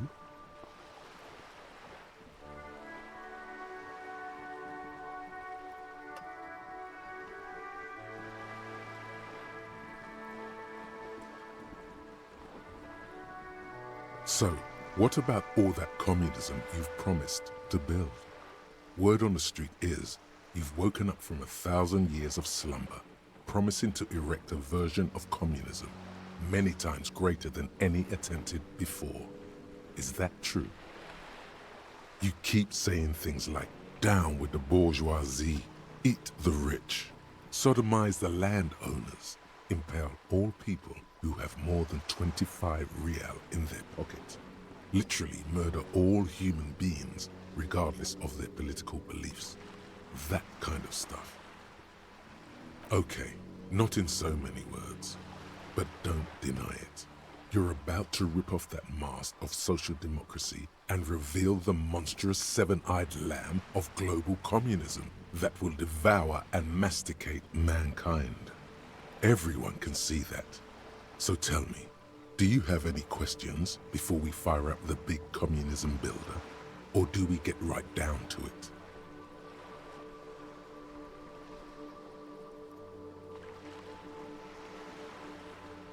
Failure. It's about failure. Yes, abject failure. Total, irreversible defeat on all fronts. Absolutely vanquished, beaten, curb-stomped and pissed on. Until you came along. You will reverse the fortune of the workers of the world. You alone, against every living thing, against every human alive. 800 trillion real in the hands of an impossibly well-organized ruling class. Towering city blocks of bankmen who have the ears of prime ministers. Million-headed armies of nations and the love of your own mother. You against the atom, the charm and the spin, where the whole world failed. Matter failed to bend to human will. Human will failed to get out of bed and tie its laces. You alone, single-handedly, will rebuild the dreams of the working class. You are the last communist. Now get to work, comrade.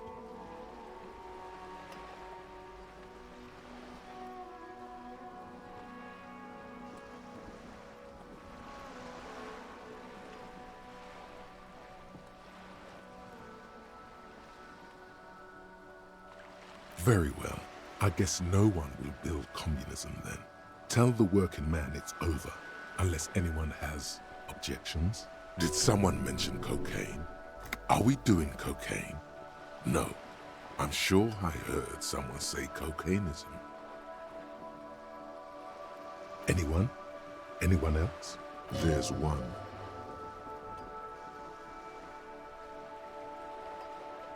You should build communism, precisely because it's impossible.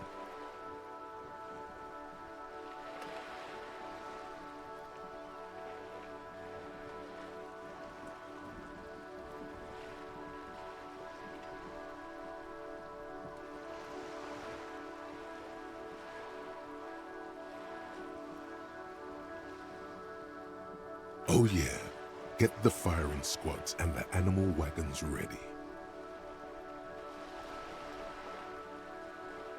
Too late to back out now. You can't make an omelette without breaking a few million eggs.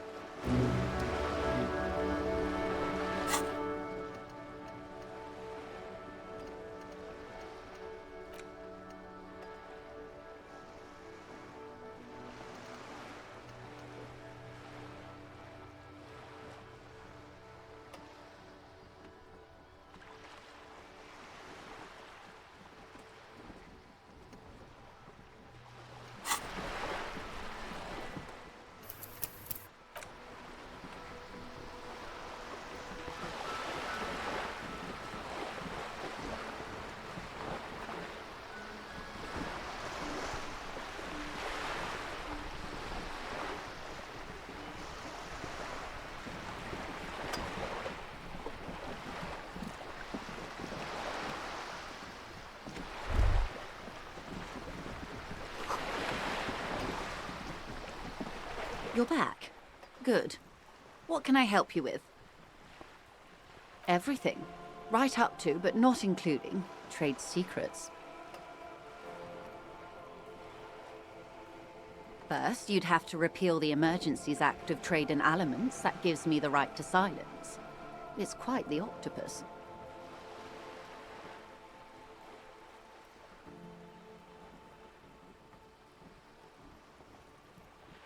Why? By throwing off half a century of foreign domination under the Coalition. Unfortunately for you, the Coalition also leases you the right to police West Revachol. But I am derailing us. You wanted to know about the strike. I believe the official title is Senior Labor Negotiator. In practice, I'm a grocery clerk. I relay the union's demands to Wild Pines and return with Wild Pines' counteroffer. And how are the talks going? They're not. That's the problem. The union stopped all negotiations a week ago, after that awful lynching took place. Now they won't even let me into the harbor. There's a 2-meter-20 racist behemoth blocking the gates. Let's say I was not making the kind of progress I'd hoped for when I first arrived. And when did you first arrive? I arrived 3 weeks ago. Yes, in the middle of February. The bay was still partially frozen then. I prefer to do these things on site, like the RCM. But the strike began in December. I wasn't the original negotiator here. I took over after Mr. Gaumont hit a wall with Mr. Clare, the union boss. Mr. Clare refused to speak with Gaumont despite concessions he'd granted the union in prior negotiations. This isn't the first time the union has gone on strike? Heavens no. There have been 2 prior strikes. Both times the union won significant concessions, including overtime pay and a medical plan. This time their demands are more, I guess you could say, aggressive.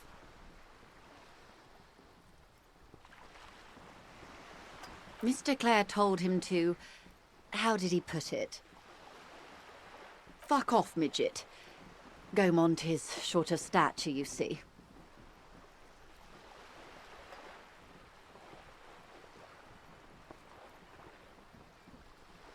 Yes. Keep in mind, this is a negotiator Mr. Clare has worked with before, and who was more than fair with him and the union. Sounds like usual aggressive posturing. There are leaflets everywhere, and banners. What did they say again? Oh yes, every worker, a member of the board.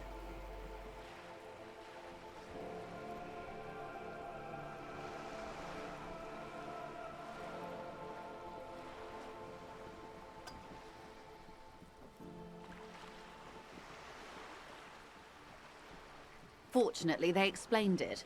Every time the Wild Pines group makes a decision about anything, it needs the signature of each of the 2,200 workers in its Martinez terminal. Just so you understand, this is but one of 22 terminals owned by Wild Pines. Essentially, not only are they kings of the company, they are also kings of the 72,000 employees of Wild Pines Group.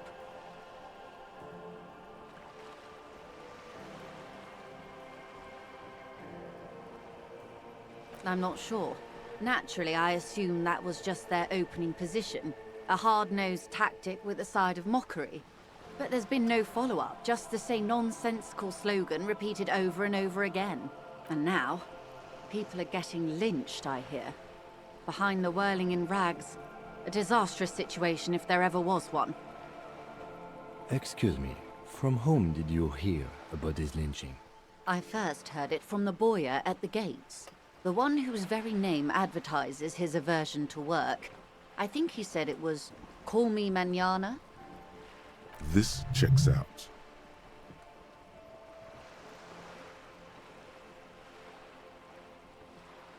The scabs? You mean the huddled masses of Jamrock, come to plead for work where the Union refuses to?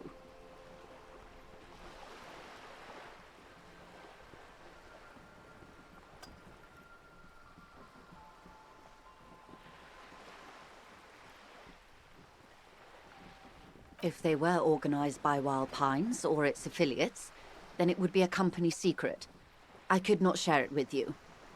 Not right now, at least.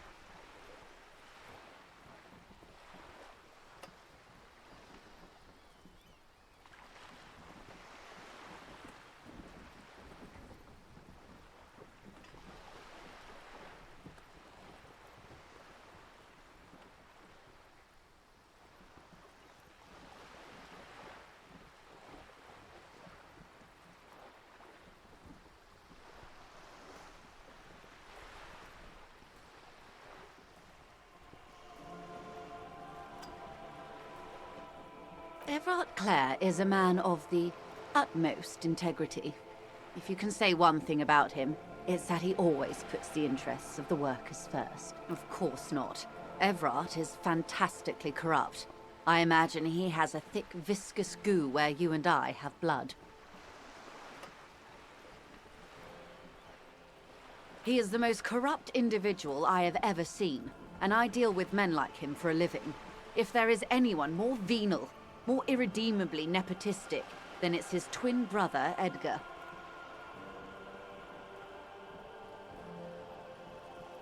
Yes, Edgar looks exactly like his brother, except for that lazy eye. He also talks exactly like Everard does, and when one's term as foreman is up, the other takes over. It's how they circumvent the term limits, you see, with a funny little switcheroo. While in office, they've embezzled God knows how much of their workers' dues.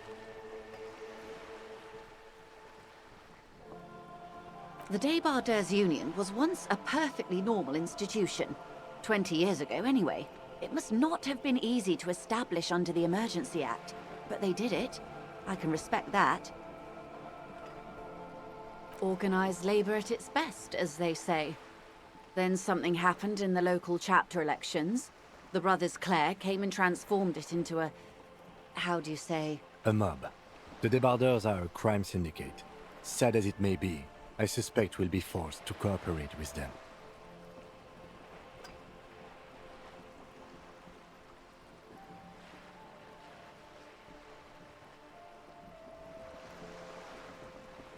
Refreshingly honest, officer. The company has tried appeasing in the past, but I'm afraid our concessions have only emboldened Everard and his brother.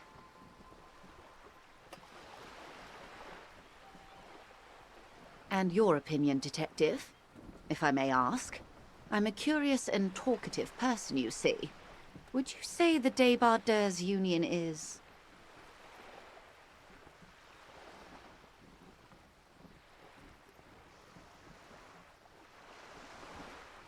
Of course, officer. I'm glad you asked. There was a woman, the previous forewoman of the Union. She disappeared. Disappeared? Yes. On the last day of the local chapter elections, her daughter phoned in and said she wasn't running anymore. Or coming to work. Ever. End of story.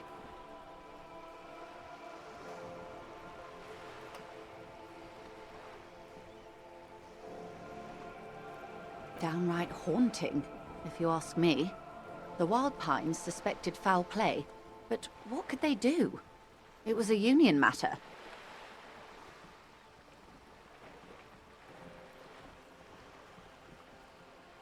The point of the presentation is, these kinds of things happen around the Clares.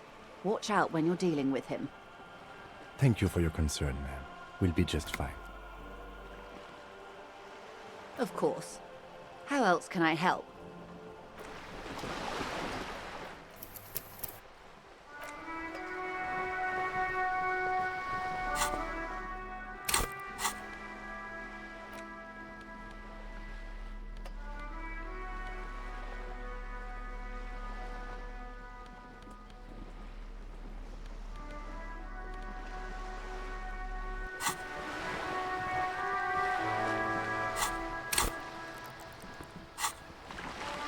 You're back. Good.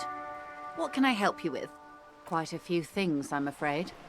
The information I'm to share with you includes sensitive trade secrets. For the sake of my employer, I have to ask for your names and badge numbers.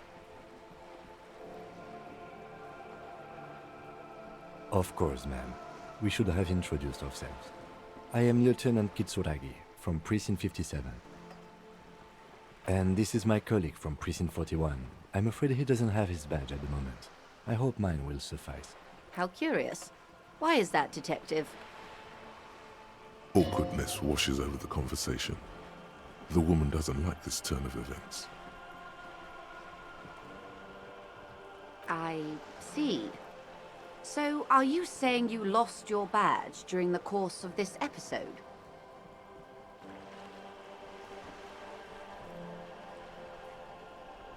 I can't hear you, darling. Speak up, please.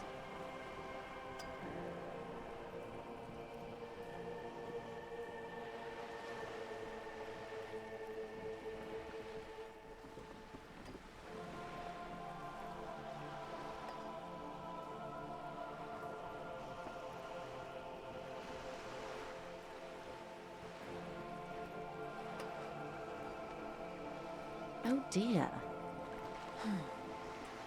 As I said, ma'am, his technique may be very unconventional, but he is... Of course, I sympathize. But I'm afraid I simply can't share anything more until I've seen that badge. Hang on. She's a professional negotiator. She should be open to some sort of mutually beneficial arrangement.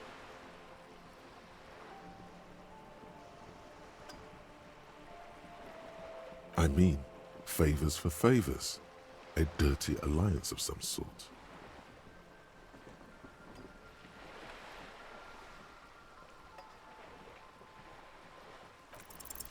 Feelings will guide the way.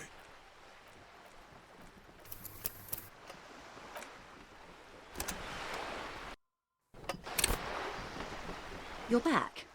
Quite a few things. The information I'm... Of course, and this is... How curious. Awkwardness was... I see. Oh dear. As I said... Of course, I sympathize. Hang on. She's a professional. I mean, favors for favors. A dirty alliance. Easy. Just offer her a favor. Like I said, nice and dirty. I will be frank with you. If I'm going to break protocol, I need to be able to justify it to my superiors. They're going to want to see some... You're in, but expect her to drive a hard bargain. Reports from inside Terminal B suggest it's a hub for the local drug trade. This is an open secret in Martinez. The Union controls the terminal, so it goes to reason.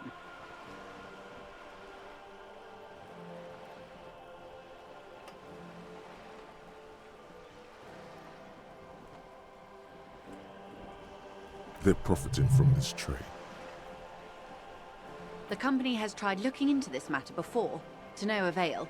Perhaps someone with your authority and resources might turn over the right stones. Or you can recover your badge. Though if I may be blunt with you, it sounds like that may be a lost cause. Detective, a word in private before we continue.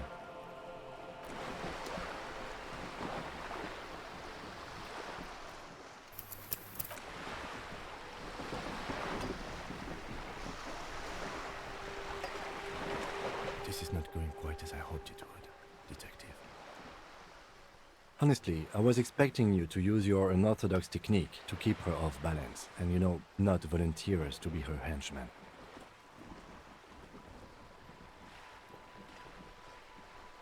This woman is running circles around us. She might have known about your misplaced badge all along, or she's simply an adept improviser. Either way, we've played straight into her hands. He doesn't let it show, but there is a limit to how much the consequences of your unprofessional behavior can cost the investigation.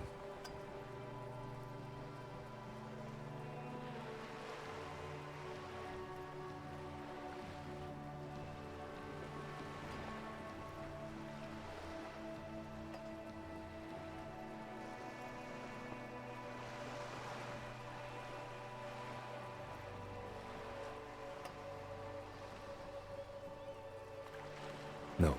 If there is reasonable suspicion, we must investigate. Otherwise, she could claim we are siding with the Union, or that we are on their take. We'd never hear the end of it. What I propose is, we ask her, then we investigate, briefly. But do not share the outcome of this investigation with her. We tell her it's done, and demand for her information on the lynching.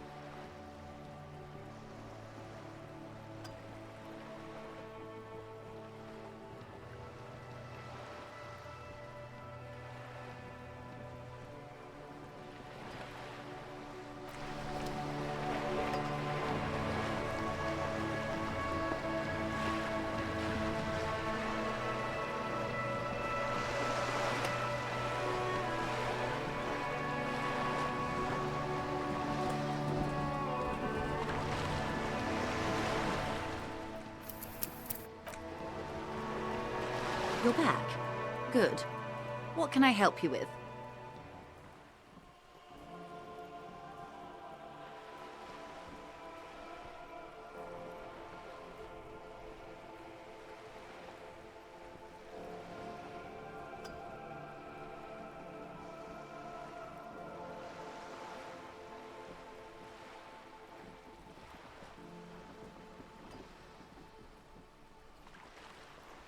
It's quite straightforward.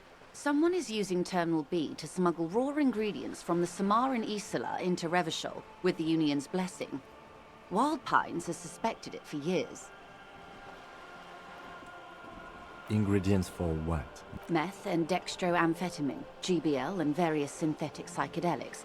Honestly, it might be quicker to say what you can't make from the stuff.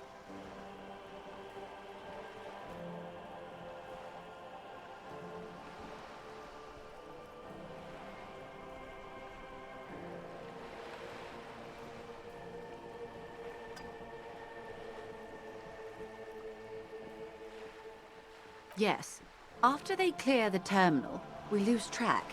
The actual production is taking place at various sites in and around Jamrock Quarter, north of here. Wild Pine seems to be well apprised of the local drug trade, ma'am.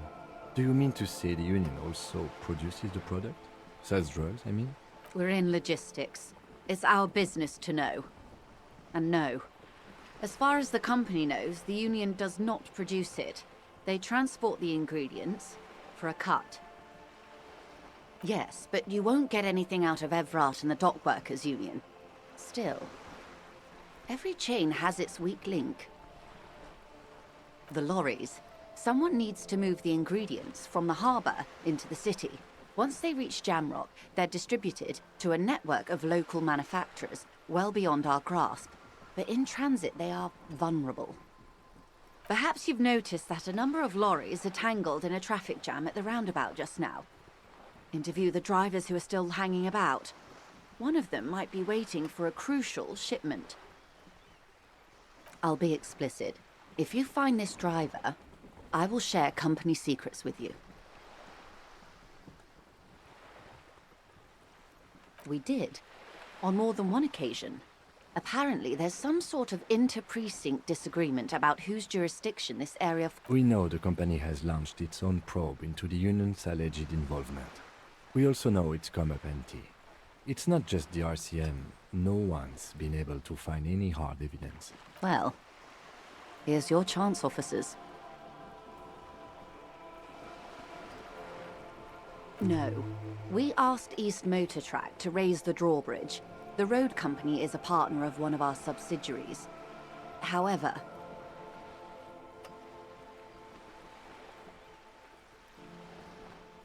this is a limited time opportunity.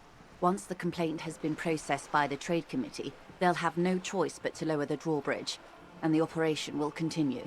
Thousands of litres of raw ingredients will pour onto the streets of Revachol. Not the east across the river, but the west. The vulnerable, the weary. Well, at least this solves one mystery. What is that, Lieutenant? Why I had to call East Motor Track and beg them to open a drawbridge for me. I'd wondered since I first drove in, on my motor carriage. I am sorry for the inconvenience, Lieutenant Kisaragi, but we need them trapped here. This is a unique opportunity. I'm sure you understand. How do you think they're financing this strike? There are thousands of unpaid dock workers going strong for the 4th month straight. There was a shakedown of local businesses preceding the strike. Many were squeezed to bankruptcy to fund it. With all due respect to these desert cacti, the contents of a few cash registers cannot provide for 2,000 men. The local businesses can scarcely provide for themselves. Precisely. Smuggled out of that very gate at night, most likely, then loaded onto lorries and driven to Jamrock. You simply need to find one driver who will open up to you. It sounds like she tried looking into it herself, though she's clearly not the type your typical lorryman would confide in.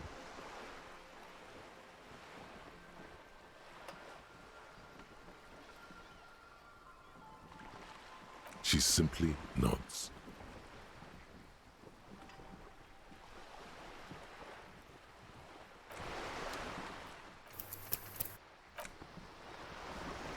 You're back.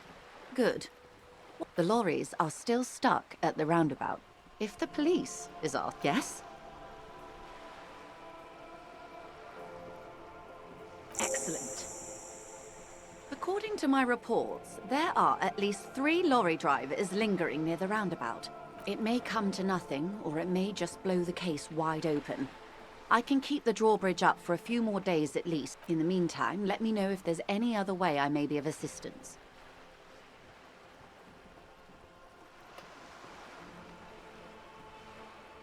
This reality.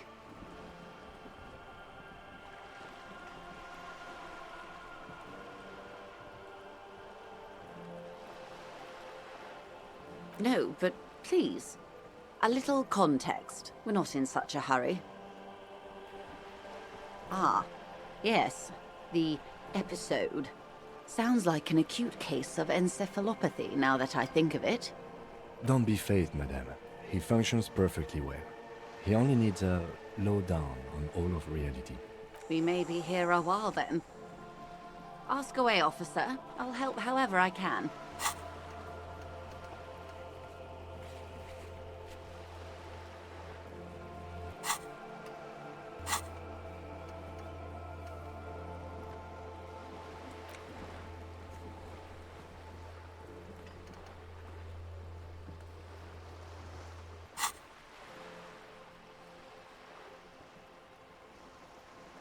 All right, we're in. I know these all look good, but begin with the first, okay? We're in Martinez, baby. A casual term of endearment popular among the 50-plus crowd. It's a disco holdover, pay it no heed.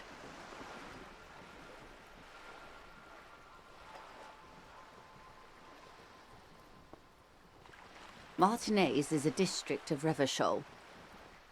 A very small district tucked away near the industrial harbour, north of the 881 and Jamrock. You would be excused for not knowing about it. Unimportant, they say. Forgotten, even. Shelled to smithereens during the Revolution. It has its charms, just not this time of year.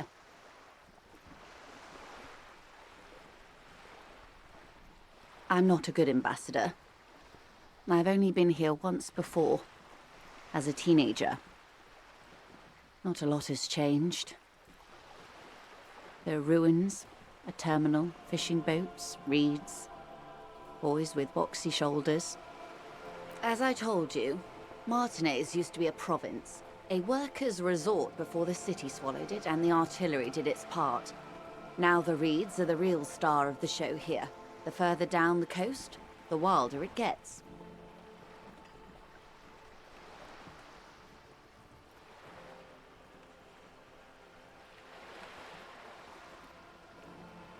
It's not really a sea, it's the Bay of Revachol. And the bay feeds into the ocean. Yes, we're on an island in an ocean, the world's largest body of water, the Insulindic. Vast, lukewarm and unknowable, flowing in and out of sight. Caillou, as you already know. Imagine a pebble. A smoothed-over pebble amidst a great blue sea, misshapen, cracked. The cracks are the River Esperance. We're in the delta of this river, on the 6th branch, the Martinez distributary. It is clear this pebble is of enormous value to her.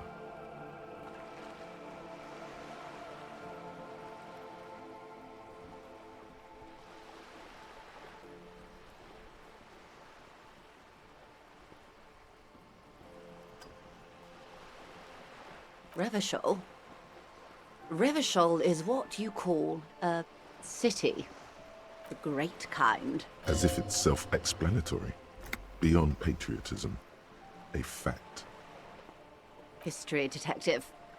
They built this city to resolve history. Our part in it, at least. Our centuries. The nations of the Occident, or migrant workers from Seminine and Ile Marat, depending on your creed.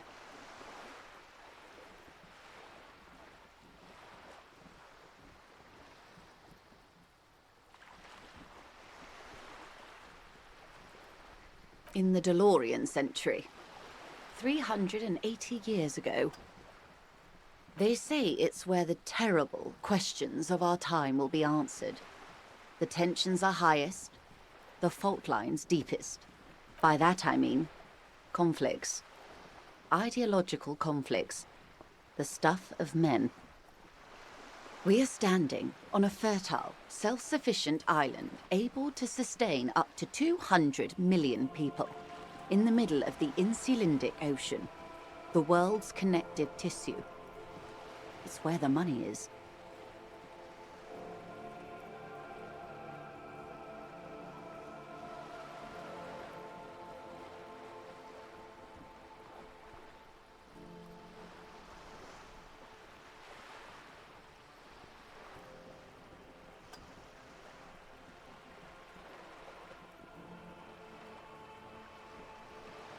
I think it's fair to say so. Martinez is about 22 kilometers from the center of the world. That soldering iron is the bank of the world building. The bottom floors are Insiacom. Coalition government, Insulindian Mission Command. Silence. She lowers her hand. The water, the light. It's as though you're seeing it for the first time. There is no recognition, only the immensity of the sea and the cold radiating from it.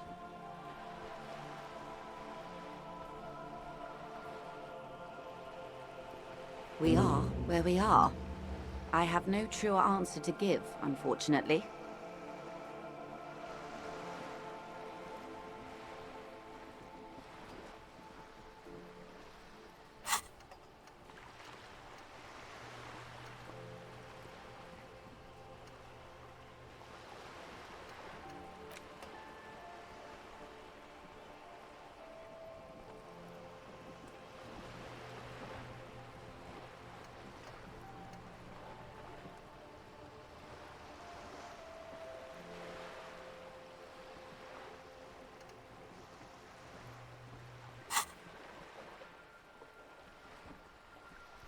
this is one thought you need to complete. Where are you? Was there something else you wanted to know? I remember something about a lowdown. This has been informative. Thank you, ma'am. I'm sure my memory-impaired partner has many more questions to ask, about even more fundamental. Might I suggest not asking them all right now? Messier will be here later too, and tomorrow. Absolutely. My commitment here is long-term.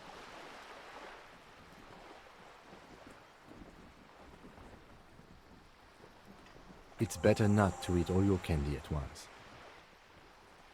Indeed. I'm always at your service.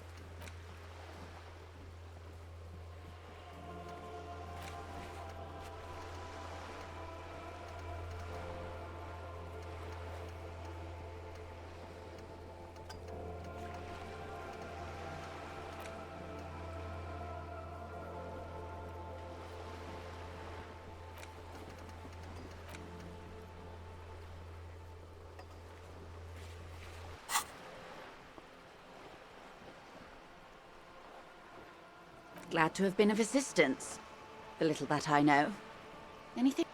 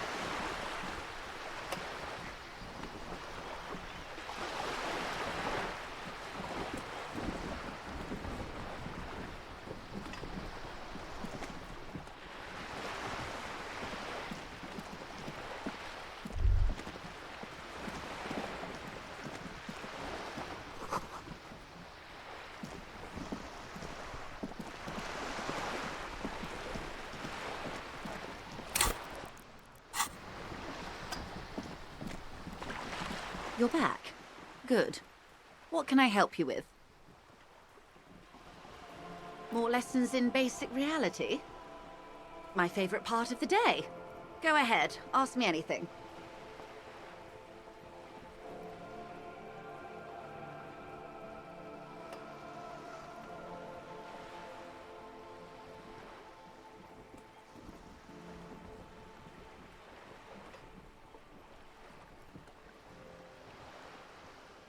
Glad to have been of assistance.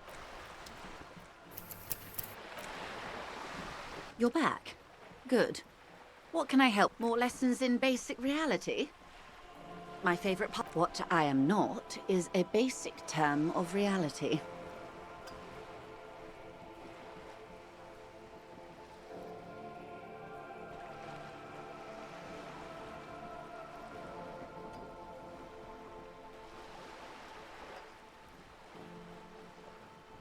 Everyone wants to talk about themselves. She will, in time.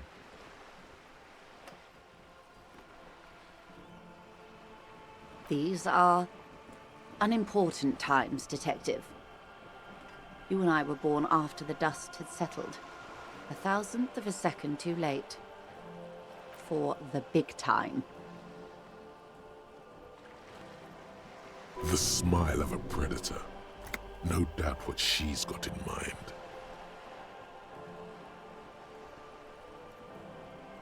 The revolution.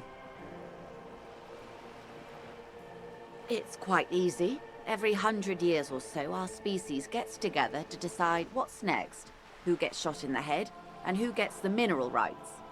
It's a real kerfuffle.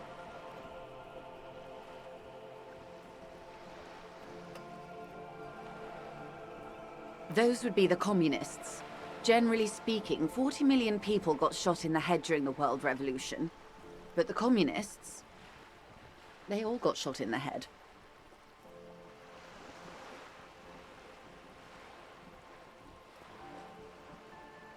She's not gloating. It's a relieved celebration. Oh, and the anarchists too. They shot them well. So well, one forgets they even existed. Did they ever? Before they got shot themselves, they shot 2 million people.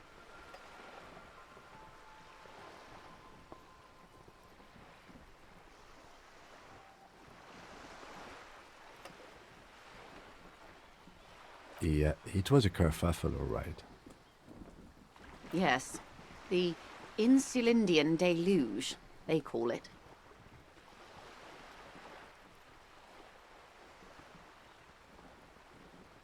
Oh, lots of people.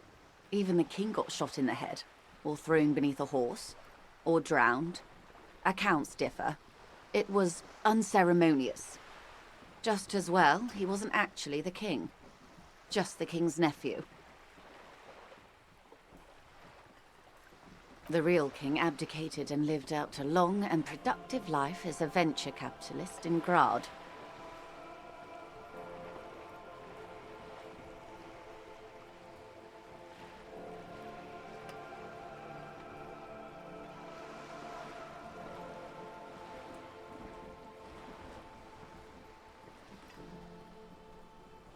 Yes, King Guillaume had a nose for bad PR. He ran before it. What is the expression? Went down? Anyway, Gil got out alive and his nephew Fricelle got shot in his place. Him and tens of thousands of his wonderfully fascist kingsmen. It was a wild time.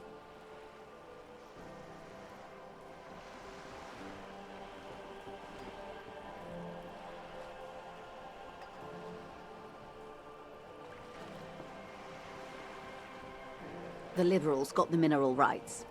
And by mineral rights, I mean everything. Liberals are usually middle-class people, Detective. Or the remaining gentry. The beneficiaries of the pre-revolutionary arrangement. Some were rich enough to stay with the Constitution, with monarchy. Big mistake. Others bet on the revolution. They were called the ultras, or ultra-liberals. They fared well.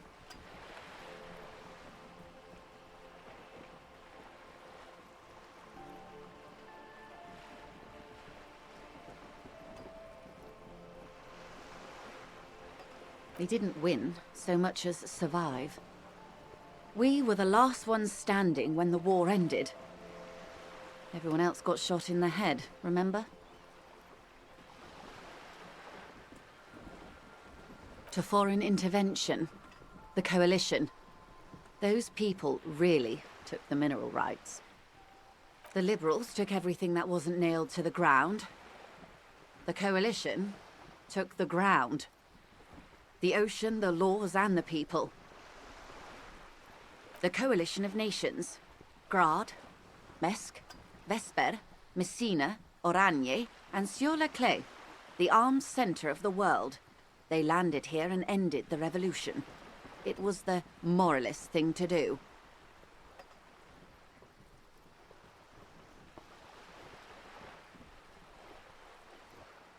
There is bitterness in her voice, tempered with understanding. She is critical, but ultimately understands the cause. The moralists believe in keeping everything exactly the way it is. They believe in mineral rights, and not shooting people in the head. At least not in the same manner and volume as the others do. They are the long-standing provisional rulers of Revachol now, the coalition government. The rulers of Revachol, and also the world. These guys are strong. This is their zone of control. They embolden the RCM with crumbs of the same law they took. Technically speaking, you are a moralist.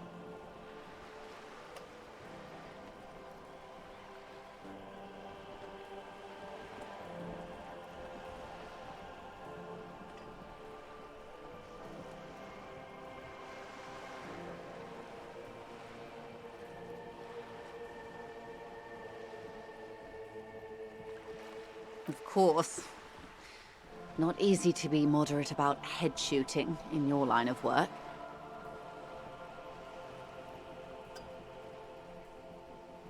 The turn of the century revolution? Don't answer it.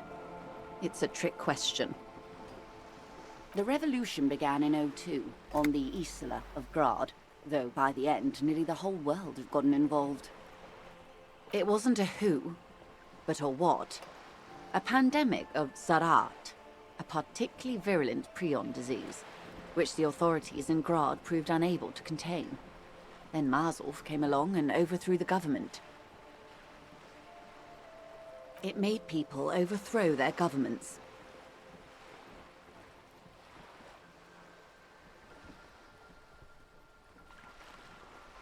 Of course not.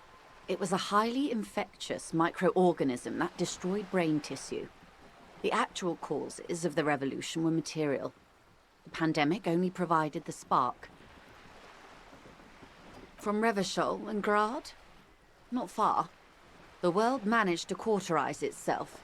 Mazov's government was overthrown in '08, and the coalition crushed the Revachol commune 2 years later.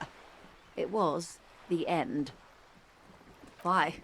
You and I, officer. Our lives in the zone of control. Something tells you her life and yours are not that similar. Maybe it's because she has a boat and you have that necktie? A pair of pants? No doubt. But we share the same time and position on the planet's crust. That counts for more than you think. A city-state divided into free market zones under the everlasting interregnum of the Coalition of Nations. And you, of course, the citizens' militia.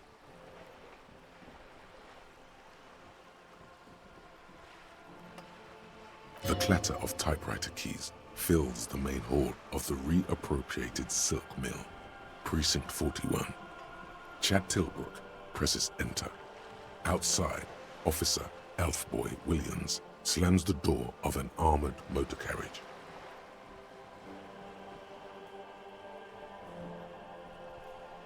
The Zone of Control is the third incarnation of Revachol, after the failure of the Suzerain and the Commune.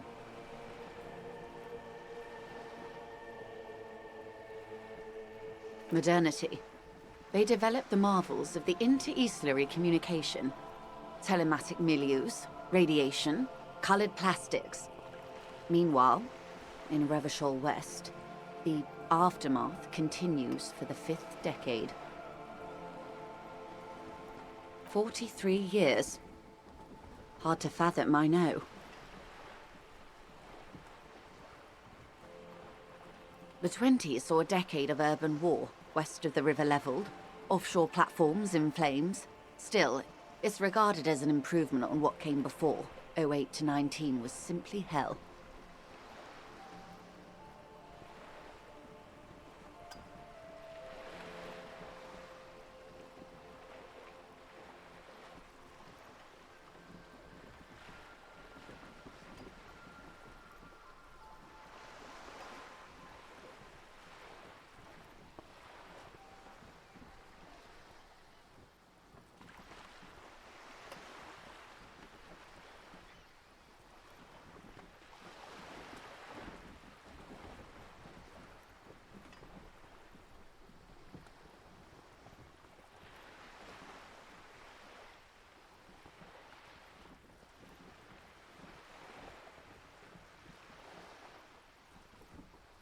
The 30s? Things settled down in the 30s. Revachol East transformed itself into the world's largest tax haven, with the international community's blessing. For the first time, in a long time, it seemed like things were going somewhere. No. It was a market mirage fueled by cocaine and quantitative easing. The 40s dispelled it like a cold splash, an Isla-wide hangover, you might say. And here we are. Welcome to reality, baby. From the looks of it, the 50s haven't been much better for the zone of control. You can see it in her eyes. Days slipping away. I've no right to be dissatisfied. This shirt is Barbara Muscova, this raincoat is impervious to rain and is guaranteed for 100 years. My daughters will wear it. No, it's just... we could have had so much more. Every one of us. If only we'd played it right. Good question. What would you have done differently? No, her first.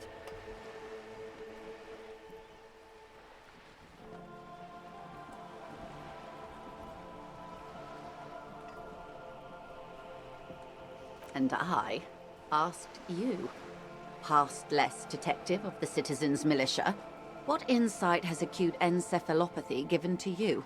Here's some wisdom, lady. Say the death thing.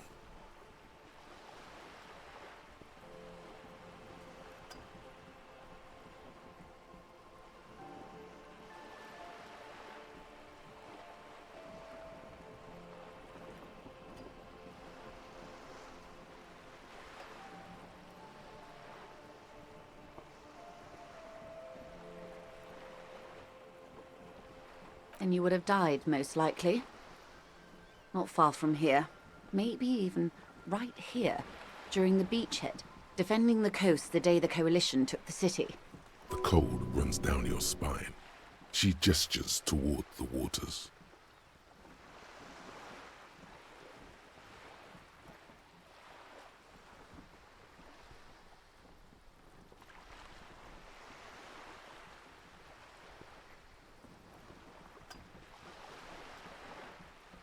The wind stops. There is silence on the dark water of the Martinaise in... No, almost certainly. The Commune would have forced you. Such was the fate of the undecided. They are what they are. Who knows? An afterbloom may yet come. Anyway, enough sentimentality. Is there anything else you want to know? Glad to have been of assistance.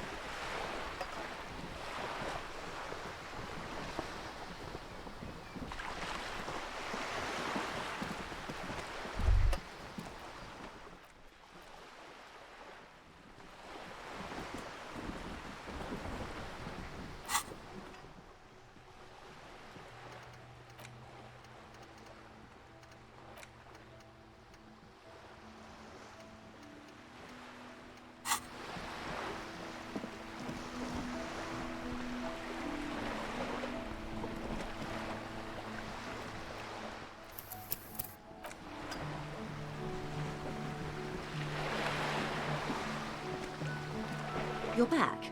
Good. What can I help you with? More lessons in basic reality? My favorite part of the day. It's a neurological disorder caused by a lack of vitamin B in the brain. Symptoms include a retrograde amnesia. It's quite serious. You should get yourself checked out. She conveys it in short, cold bursts, trying not to invest too deeply in the condition of this doomed detective, in case he goes down later, souring the entire portfolio.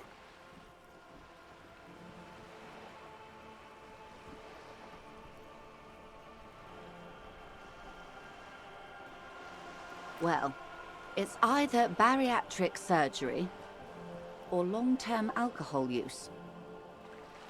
She nods slowly. What this boils down to is this reality thing. Yes, and perform autoerotic asphyxiation on yourself with your... Wait. This reality thing is the only game in town. It's probably in your interest not to blow it.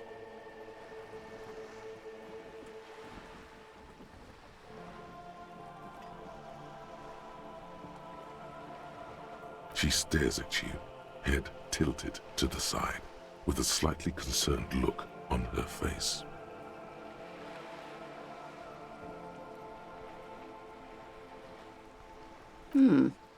She won't maneuver her way out of this one. I am the vilest of the vile. A traitor, a devourer of nations and infants. I am an ultra. It's sharp. An ultra-liberal. It's a type of liberal. From the revolution. It's, not the moderate kind.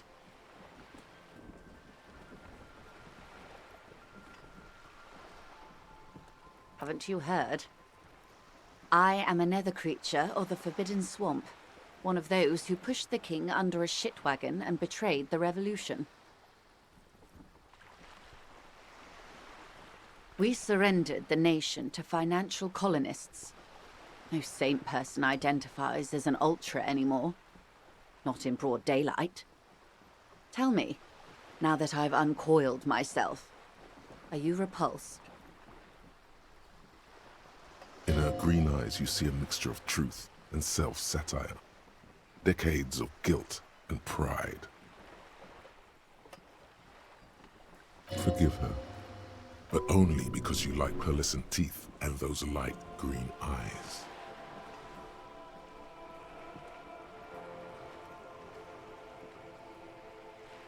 A fitting punishment, to be forgotten, if not forgiven. Save a prayer for us in our chateaus on Ozon and in Stella Maris. When the dust settled, the liberals were the only ones left to clean up the mess. By virtue of their survival, they were handed enormous power to shape the future. This was all our last generation managed. With due respect to our overlords, the eternal caretaker government that keeps Martinez a monument to the efficacy of its artillery.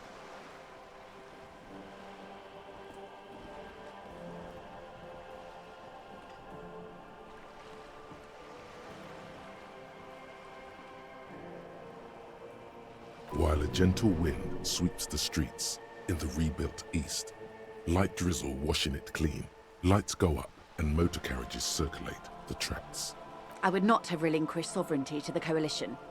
Not here in Martinez, and not in the Stella Maris or Delta Beachheads either. If not for my own sake, then for my daughters. We had an obligation to defend our sovereignty. We should have burned the whole Isola down rather than let them have it. Dark orange flames reflect in her green eyes. An oil fire on the ocean.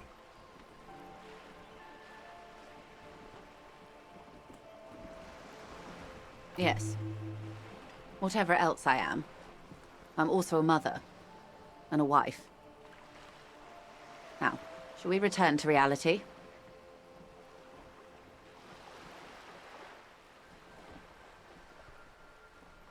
Glad to have been of assistance.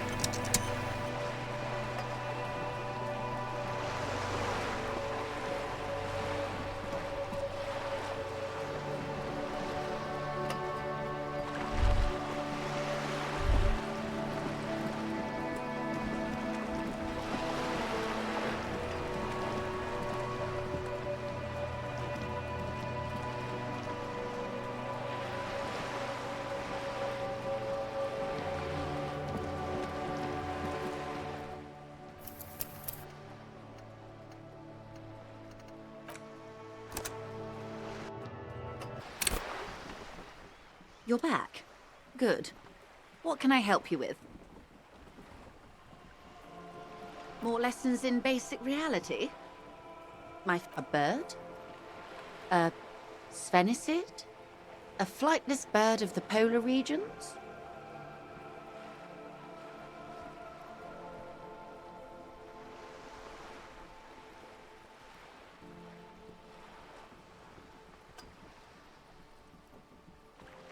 Some sort of krill hunter? No, wait. You're an ancient ruin. A symbol of hubris and decay. Half submerged in some salty sea.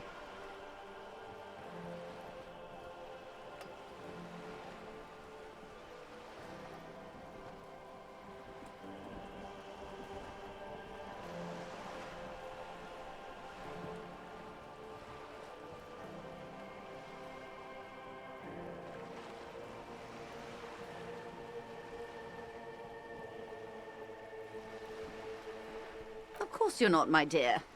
I'm just terrible at guessing games. Ah! This is the pier of Rue de Saint-Ghislain, 33A, where the tenants have been kind enough to rent me a slot. Or two. A pre-revolutionary tenement. Old buildings are called tenements, you see. And new buildings, bâtiments. After les bâtiments nouveaux. But 33A and 33B are not nouveaux. They're old.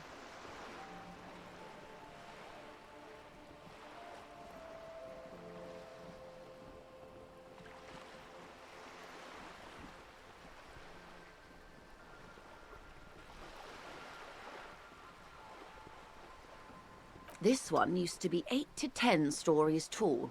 A real high-rise by the standards of the last century. Built to mirror the skyscrapers across the bay in the Delta. That was before the war, of course. Mostly the urban middle class, I believe. This was once primo real estate, before the cannons lopped 4 or 5 stories off. Splat, splat.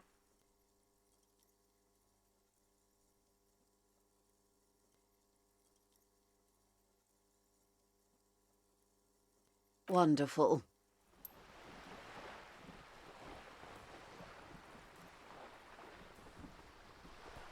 Glad to have been of assistance.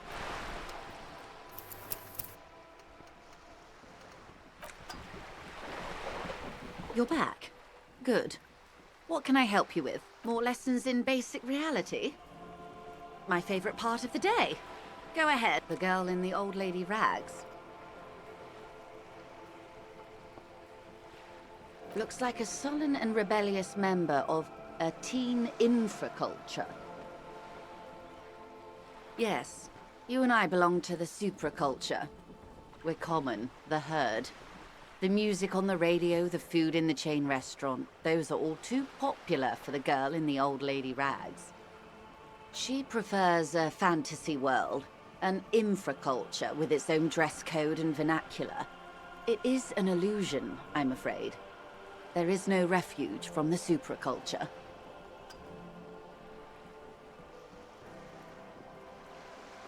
Young people who dye their hair funny colors and wear old people's clothes are stupid, and their little rebellion is self-defeating.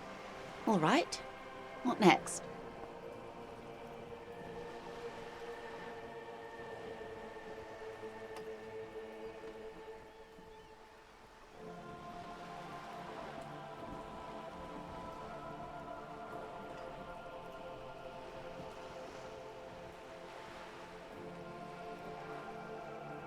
Glad to have been of assistance. The little that I know.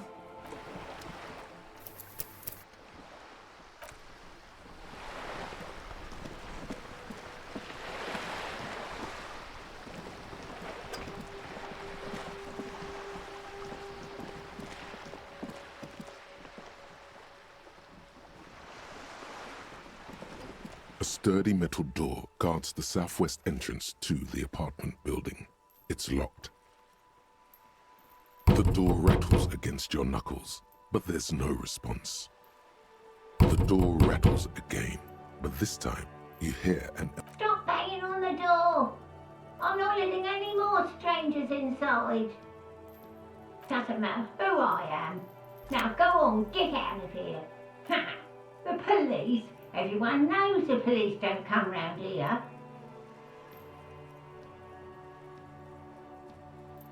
No, I already... Go check the backyard door. Maybe someone there will. Madame, I assure you, we are real police officers. There is no reply.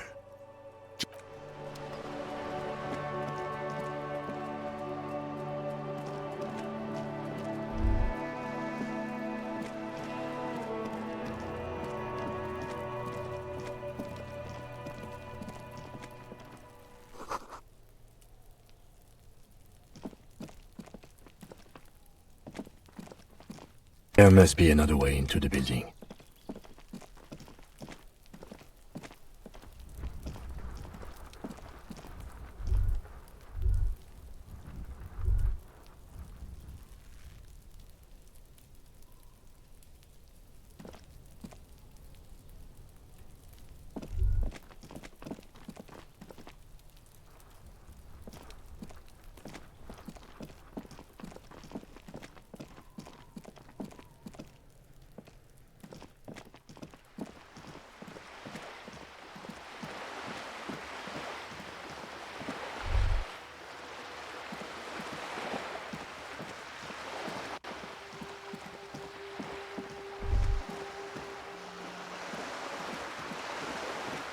This coin-operated viewer is facing south.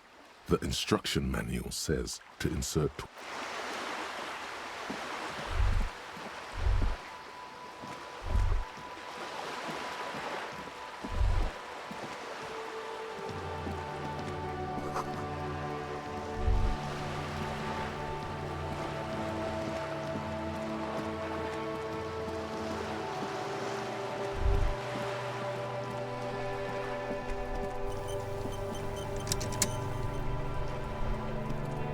Have you no shame? Whining about your back every time you bring out the measuring tape. René, you're a man with a fork in a world of soup. Please, let's just try to enjoy the game, alright? I'm trying to, but you keep breaking my concentration. You're old. I can see that. We're both old. Now stop grabbing your ass like it's a girl. These manly men are playing balls. This is a ball game. Grab a ball and play it. Don't ask questions. Shoot first. Ask questions never. No, you got this. There's the ball. You're the game. See? Your munching and complaining have ruined my concentration. Ah, mon Dieu. The pain in my back is unbearable. I can't even say if it's in my back or hip anymore. Feels like it's in both. I hope you pass out from it, you goddamn jellyfish. Men like you are the reason this nation is sinking. Shush. Ignore them. They don't know what they're doing. They're old. You are letting down yourself and the team. Get in the damn game already. Doesn't matter what team. Pick a team. Any team. The blue team. Eyes on the ball, Dinky Winky.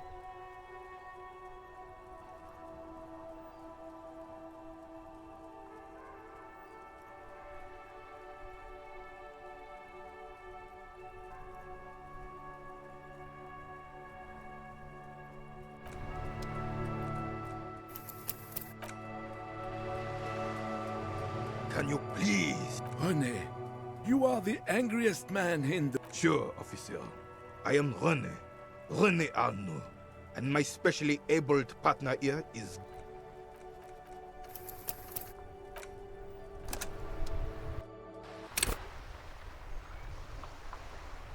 Can you please? René, you are the angriest man in the world.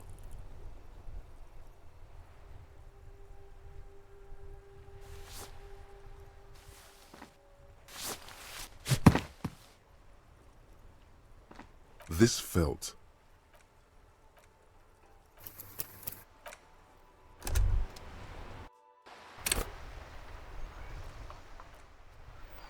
Can you please? René, you are the angriest man in the world.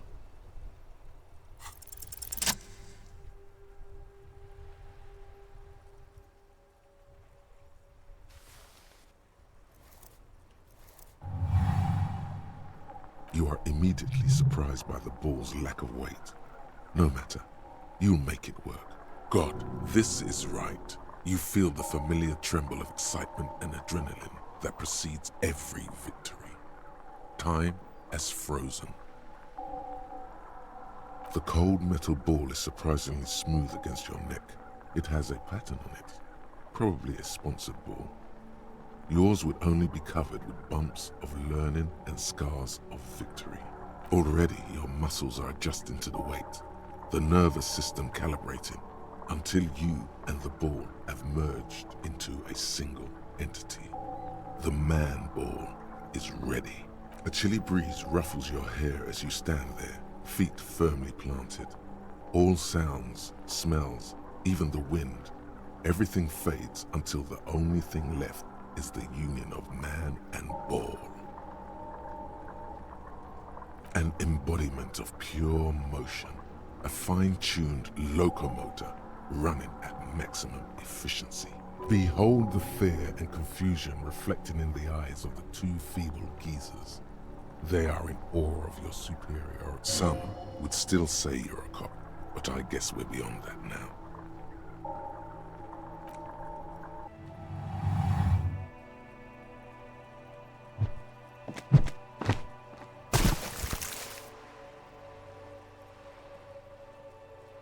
Merde!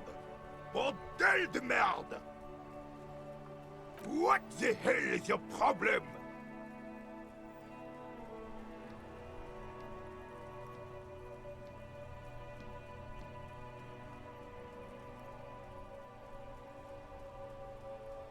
You vandalized our game, son! We can't play pétanque with 5 bull!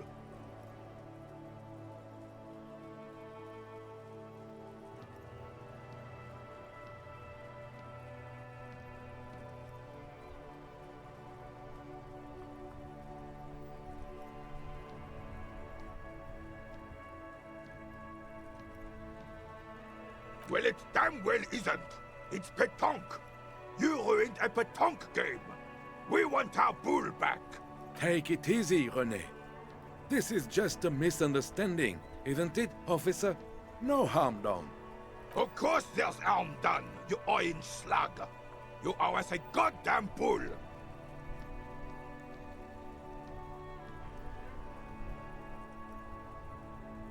Good. Mistakes are forgiven, when men at least try to right their wrongs. Just talk. It'll smooth things over. Old people like attention.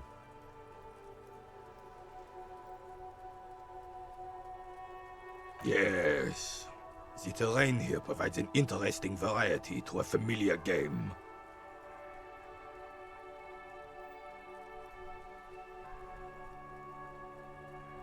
Yes. It was left by heavy artillery fire. Why what? Because that's what happens when communards hijack your country, execute your supreme leadership, and turn your capital into a slaughterhouse. You use heavy ordnance to clean up your home.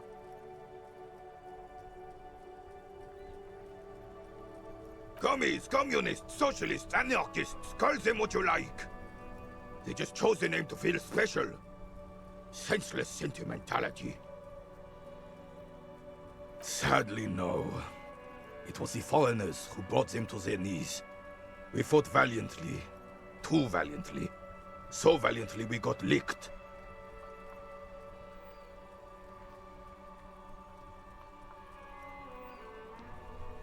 Should have fought dirty, like they did with their suicide sex cult propaganda. and mad anarchist women strapped to shrapnel bombs. We didn't though, and we lacked caliber. God bless him, but the suzerain's cannons simply weren't big enough.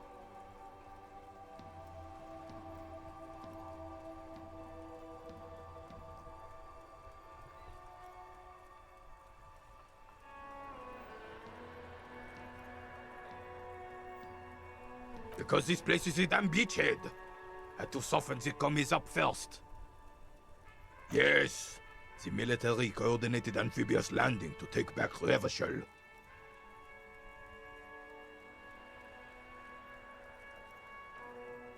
He finds your lack of historic knowledge troubling, a sign of mental deterioration in the preceding generations. Martinez was used as one of the 3 footholds in Revachol during Operation Deathblow in 08.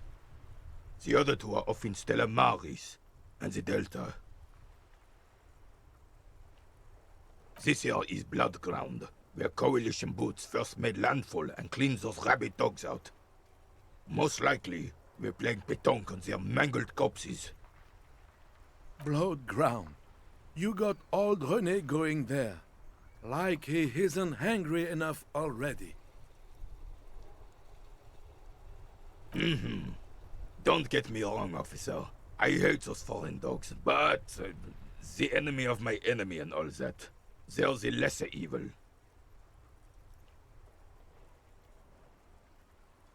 Damn right, son. They laid the fire of hell on the city before they stormed it. And it worked, too. He approves of this radical approach, knows it was necessary. The rest of the city got cleaned up, but Martinez they keep as a monument. And now the Union Socialists are practically running the place. Well, it's your own damn fault. You, we, the Coalition, Revachol, whoever you want to blame, never finished the job. Officially, the party never surrendered. Of course they still all influence. You don't even begin to truly understand the players on the table, let alone the specific circumstances surrounding the... What do you think?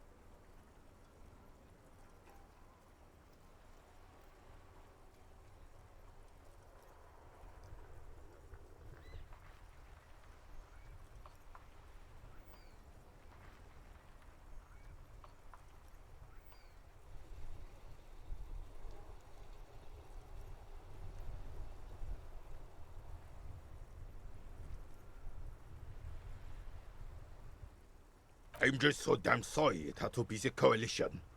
After 8 years of fighting those hyenas, boiling cats for food and drinking piss in the mountains, I would have preferred if the Right Honorable King Guillaume returned through Revachol, or even if that damn clan Frissel had risen from the grave and led us. Sadly, that was not the case.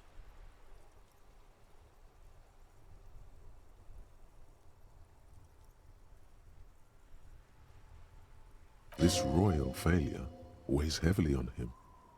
Instead, all that is just, holy, and beautiful in the world was wiped away, and now it's neon signs with toothpaste ads everywhere. Foreign influence peddling garbage and stupid music on the radio. This is just what the commies wanted. This was their plan all along. This is what they wanted to replace the role of the suzerain with.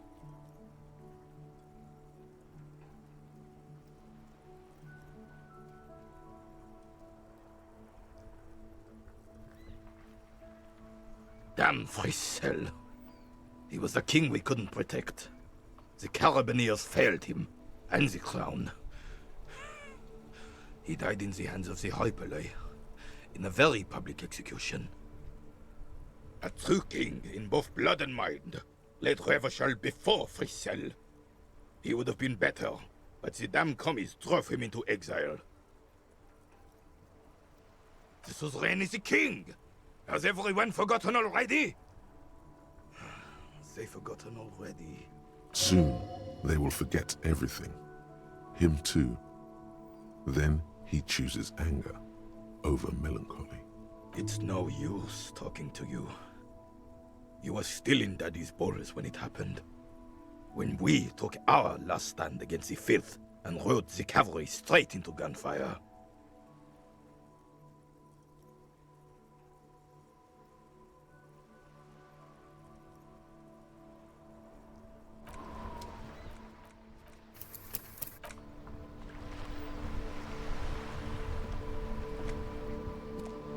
We are still waiting for a replacement for the bull you sent sinking.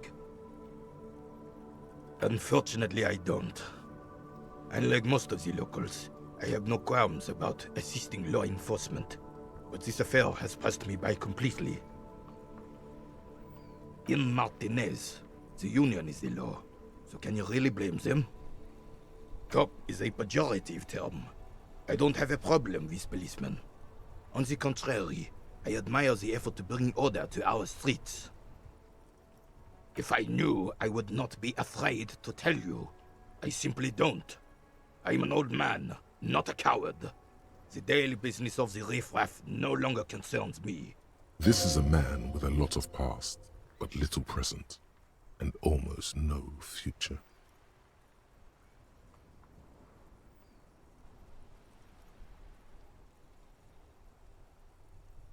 Ah, yes! King Philip III, on his steed. A reminder of what Revachol once was. Oh, absolutely.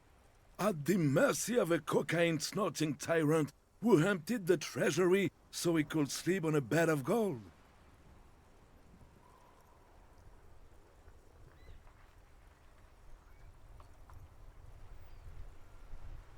Cocaine? Cocainum? A superpower, feared and respected. A testament to what this country can be under the leadership of a true king. Someone who knows how to rule.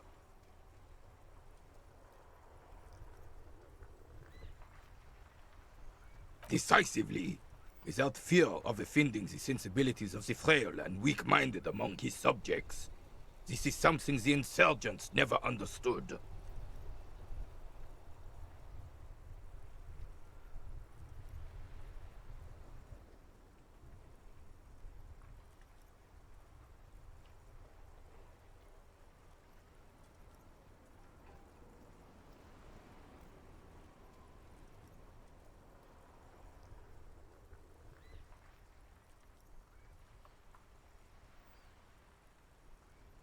A nation is only as strong as its leader. That's why it was such madness to try to... Don't get started on that again. What happened, happened. The carabiner doesn't reply. But no one and nothing can change this man's mind. He is as rigid as they come, still in that antique uniform. It's a symbol for him. Oh, old Philip was a big fan of the purple nose candy the nobility loved so much. A cocaine connoisseur of sorts. His egocentricity is borderline legendary. You can't even take responsibility for yourself. How could you fathom the responsibility weighing on the shoulders of a ruler? That's why the Philippian kings use cocaine, for clarity of vision, to aid in their work. Regnum cocainum, Revachol's finest years.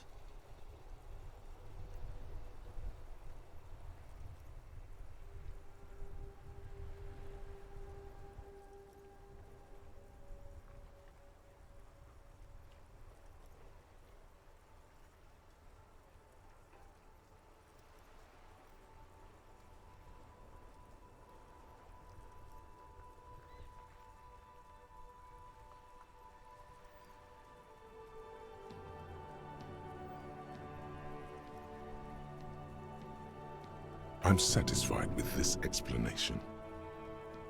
Of course. Clarity of vision. Awareness. Philip III was even brought into this world with the help of cocaine.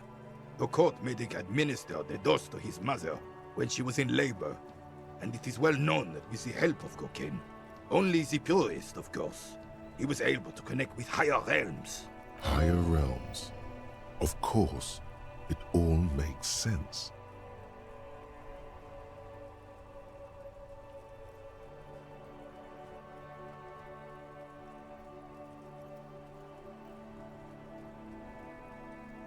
It's really not. Please, do spare us the cocaine. Yes, indeed. We're not here to investigate the drug trade of centuries past. Right.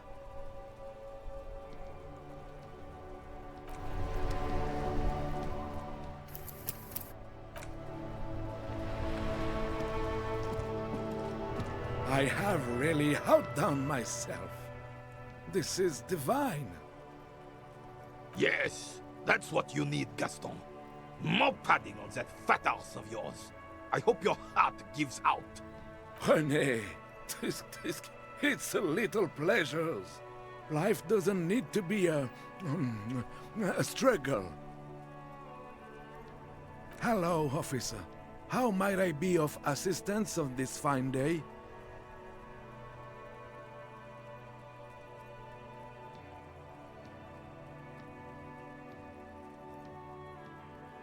Let me think. I heard someone was hanged and left on a tree for a week. But that's all I know, really.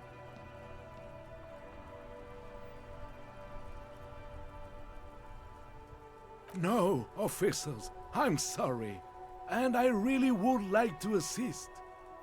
You are both good guys. I can see that. Then help them, you wimp. You have plenty of shoulder with your gauche caviar in the Union. Someone must know something. I wish I could, but I just don't know anything. I always keep my nose Respect! I'm not even any... Of course he's holding back. His mouth is so full of Union prick he can't even speak. Can I at least finish my fucking sentence before you piss on it? Is that okay, René? I'm not anyone important in the Union. I just know Evrard. Everyone in Martinez knows the Clare brothers. I taught these boys human studies and history in the gymnasium.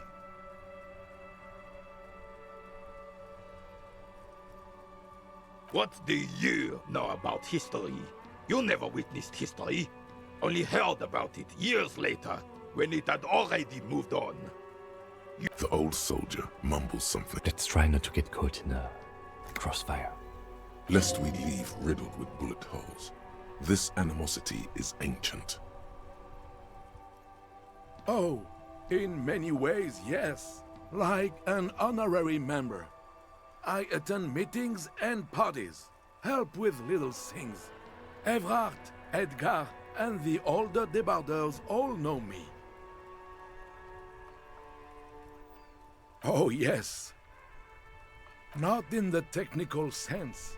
I don't have a vote or a membership card, but Evrard keeps me on the payroll, just for the little things. Of course he's not a member. He's not a member of anything. I knew that. He's a Weservein. Turns to where he will. I hate this socialist rabble, but even siding with them is better than living your entire life on the... Writing work mostly. Occasionally, he needs something written, and I happen to have a way with words. Oh, nothing official, I assure you. Just essays for the newspapers. About Martinez and how things are and how they could be. Evrard and I have these long talks where... Well, he tells his little penman exactly what to say. It's commie propaganda, plain and simple. You should be ashamed of yourself. No, thank you. For being consummate professionals. You'll have this case wrapped up in no time.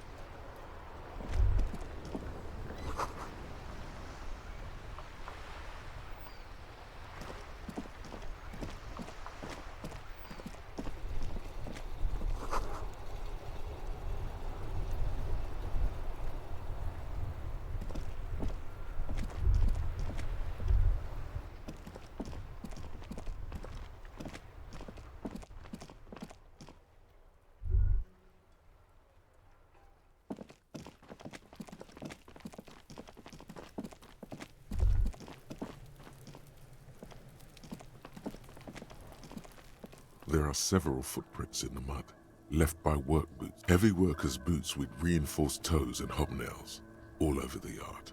Heavy workers' boots with reinforced toes and hobnails, all over the yard.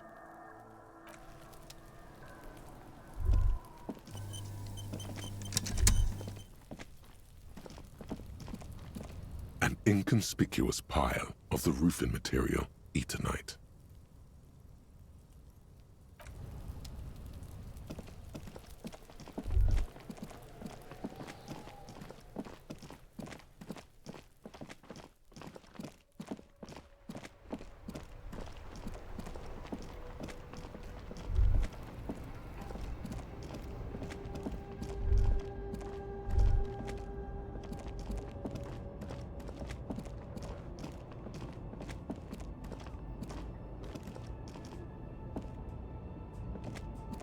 An old monument stands in the middle of the traffic island, pointing toward the sea. It looks as if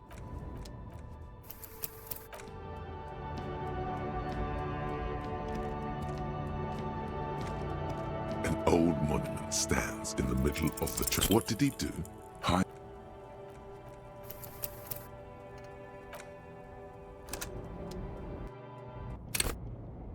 An old monument stands in the... What did he do? High above.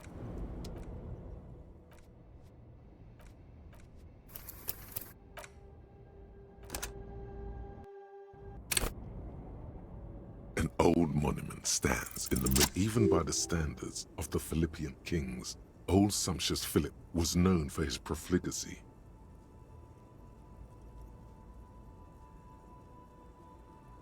Well, he blew through the whole national treasury, starting the decline of one of the penultimate century's greatest superpowers, the suzerain of Revachol.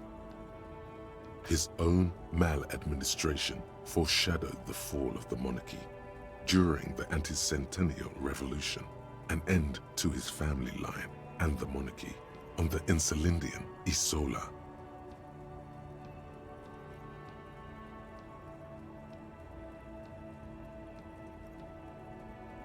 Stories have it that he had his bedroom converted into a treasure chamber, where he stored unfathomable wealth.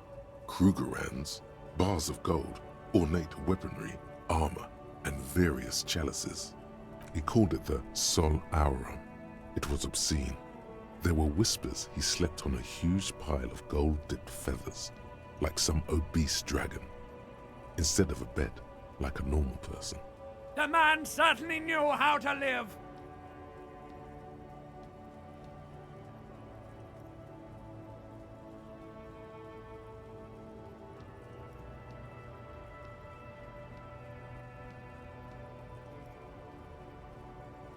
But wait, you haven't even heard about his fabled cocaine addiction. You see, old Philippe wasn't just good at squandering the national treasury on gold and ceremonial weaponry. He was also a prodigious snorter of nose candy. Not just any nose candy, though. We're talking Royal Philippian Blow, allegedly twice as potent as the stuff you find nowadays, and purple. Philippian cocaine was purple. Cocaine.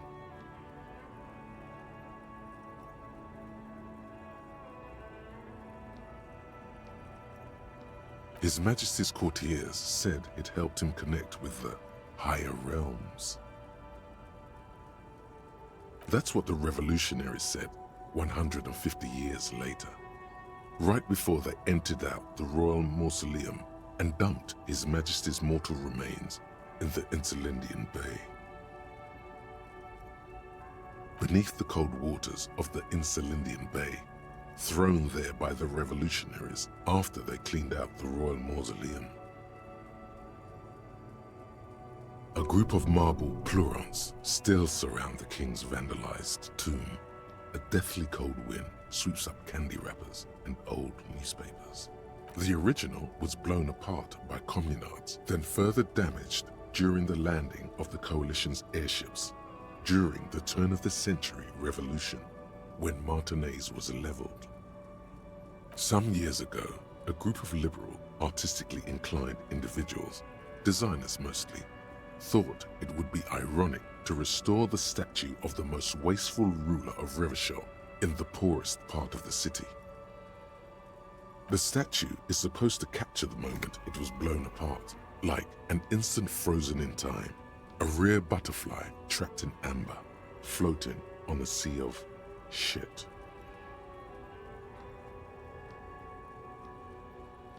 People in Martinaise tend to disagree, as do many prominent art critics and thought leaders with more nuanced social awareness than the young ironists. Philip III, the squanderer, however, with his bronze face up in the air, doesn't seem concerned about what the hoi polloi think of him in death.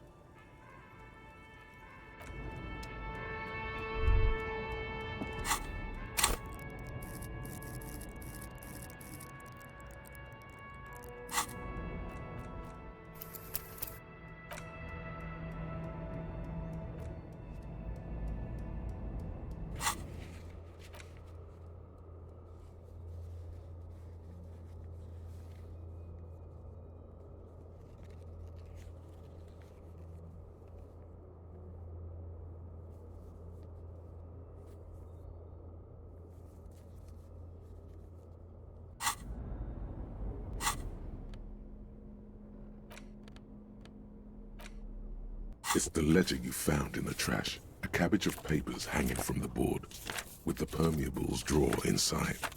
It's barely held together.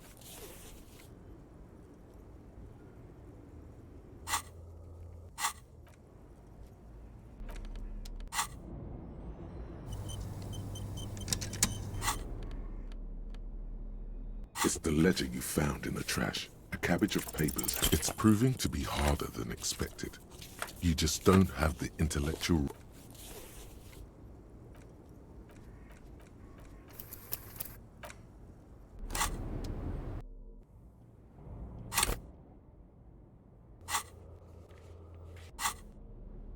It's the ledger you found in the trash, a cabbage of papers hanging. It's proving to be...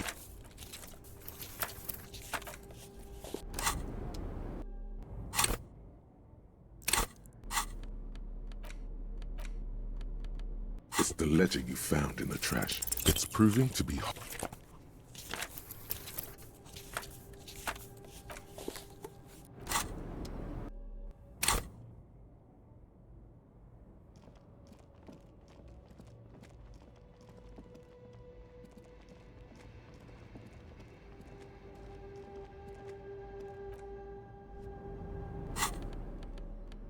It's the ledger you found in the trash. A cabbage of... Yes, you can piece them together using the alphanumeric code on the margin. It always begins with HDB 41, then date of initialization and time of arrival on the scene, followed by the title. For example, HDB 41120111700, the next world mural.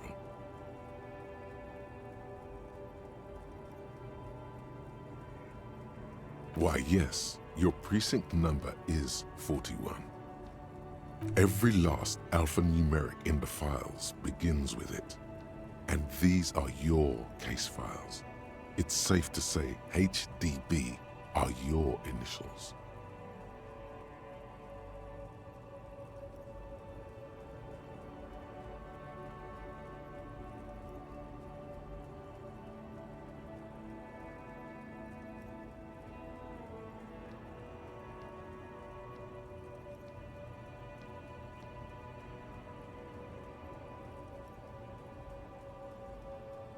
I got nothing here either.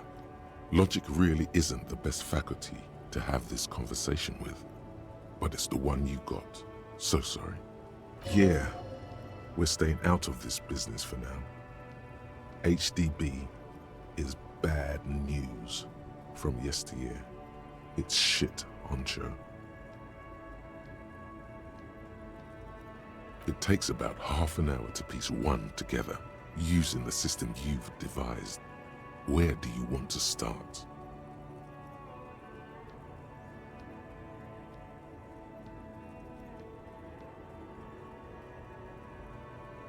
Not much has changed in the meanwhile. A bunch of sodden papers still sags from the clipboard.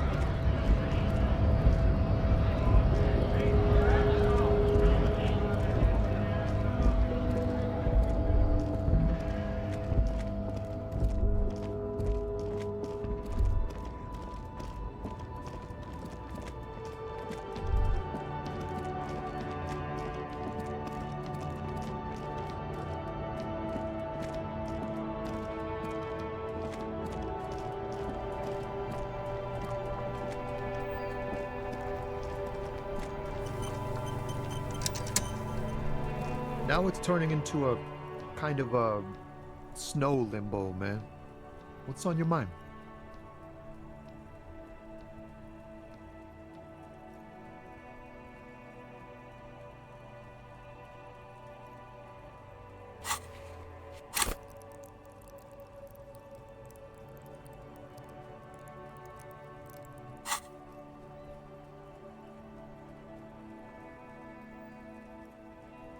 Ah, man. Me and narcotics go way back. Had some good times surfing the psychic waves of my own consciousness, you know? But those days are behind me. There are other addictions in my life now. Why the inquiry, my man?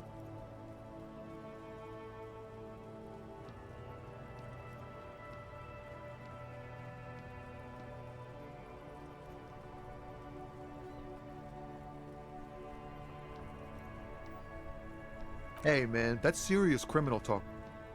Are you trying to pull some sort of an entrapment thing on me?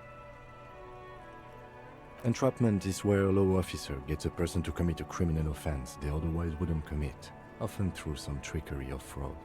Yes. It's like trying to trick a person into doing something criminal that they'd never do.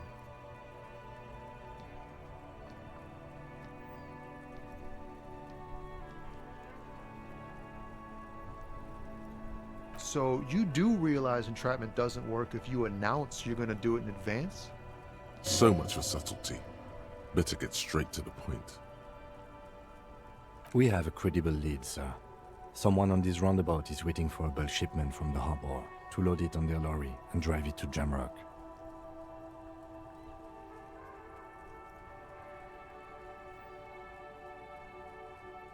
Not me, man. No way. I don't need any trouble. Shit's bad enough anyway. This jam's got folks up in arms, and I'm afraid it's headed toward a conflagration.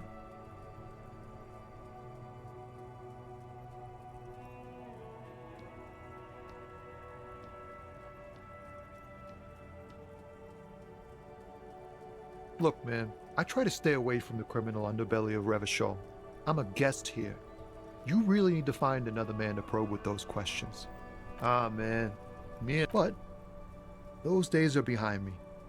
We have a credible... Not me, man. No way. Gotta guard the stuff. Bosses don't look kindly on missing cargo. Look, man, I try to stay away from the criminal underbelly of Revachol. I'm a guest here. You really need to find another man to probe with those questions.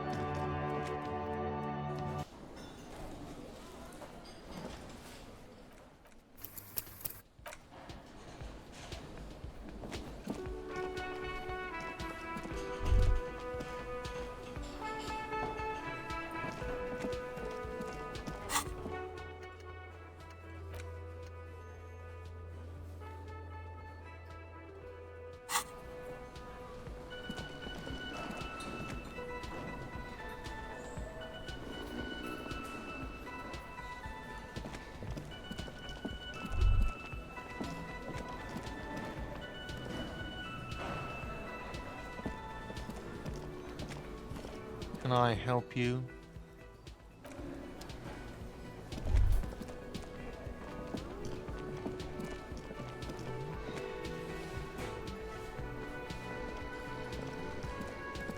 The worker is in a deep slumber.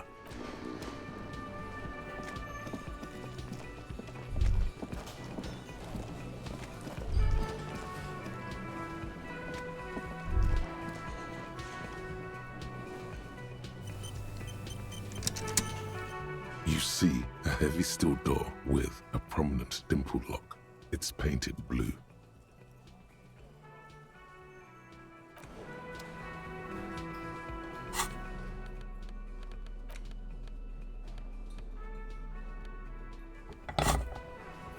You see a head.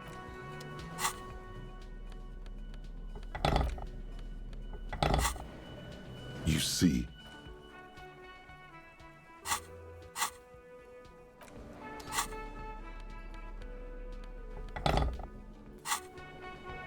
You see a heavy. The door does not.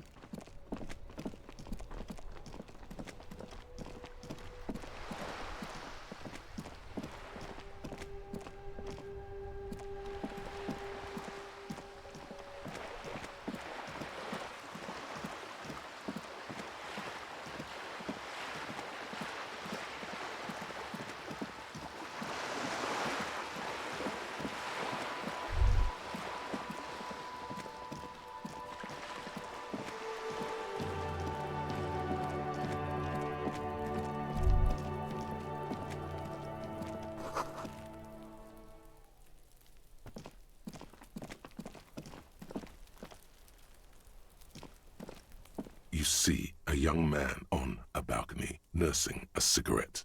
His eyes have been following you for a while. Not looking for any trouble, officer.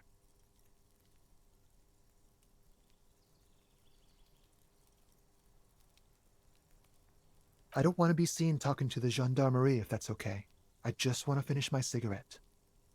It's the god of cigarettes and youth. Ask him if he's got anything to spare. Apologies, but this is my last one. The god himself has denied you absolution. I'm not sure that's a good idea. I'm not throwing anything. There's no way you'd catch that cigarette anyway. Yes, really.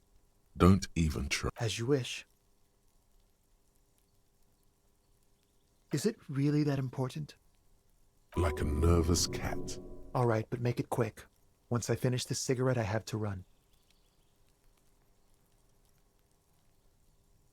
I'd even go so far as to say that the view is a little too good, my dear gendarme.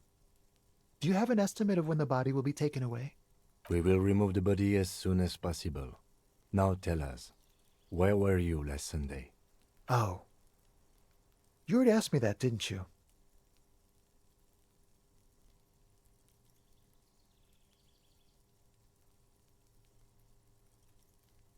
No, not you.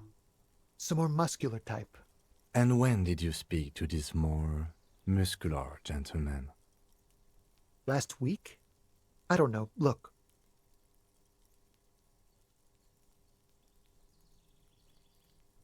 You didn't answer the question. What were you doing last Sunday? I had a friend over. He was my Sunday friend. A Sunday friend? Makes sense. Friends are nice on Sunday. You don't have to work. You can just spend time with pals, watching rugby and drinking beer. He doesn't reply, gesturing no with his cigarette. Under the dull and darkening sky, the neighboring windows stand silent. Someone hides behind a curtain. Those windows have eyes, and those eyes are watching, spying on you three. My name? My name is Martin Martinez. Martin Martinez? Good local name. Let's go with that. No. We won't. Now, if you'll excuse me, I really need to get going.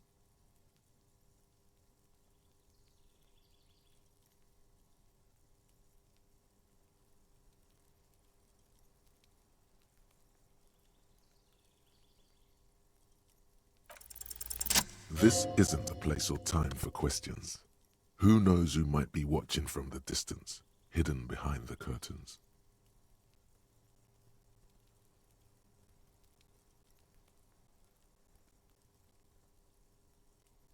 For a moment, the man on the balcony seems almost vulnerable. Something moves in the depths of his feline eyes. Compassion and a hint of understanding. There's snow gathering on his hair and on his shoulders. A speckle of white against the purple that hangs loose on his slender frame. I am sorry, but I really don't have the information you're looking for. But hold on. What's that?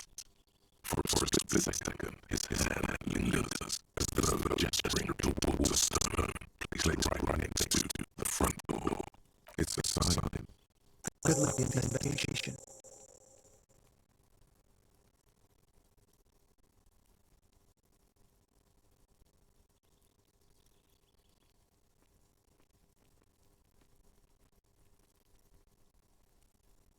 He's gone. No point in running. Tenements like these often have multiple exits. If he doesn't want to talk to us, then he'll know how to hide himself. He could be a witness.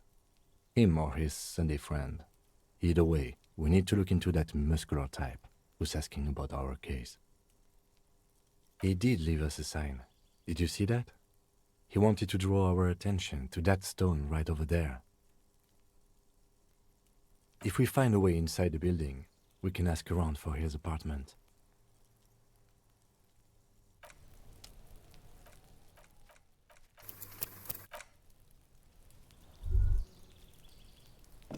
A stone, like any other, lying in a whirl of sleet and mud. Maybe there's something under it.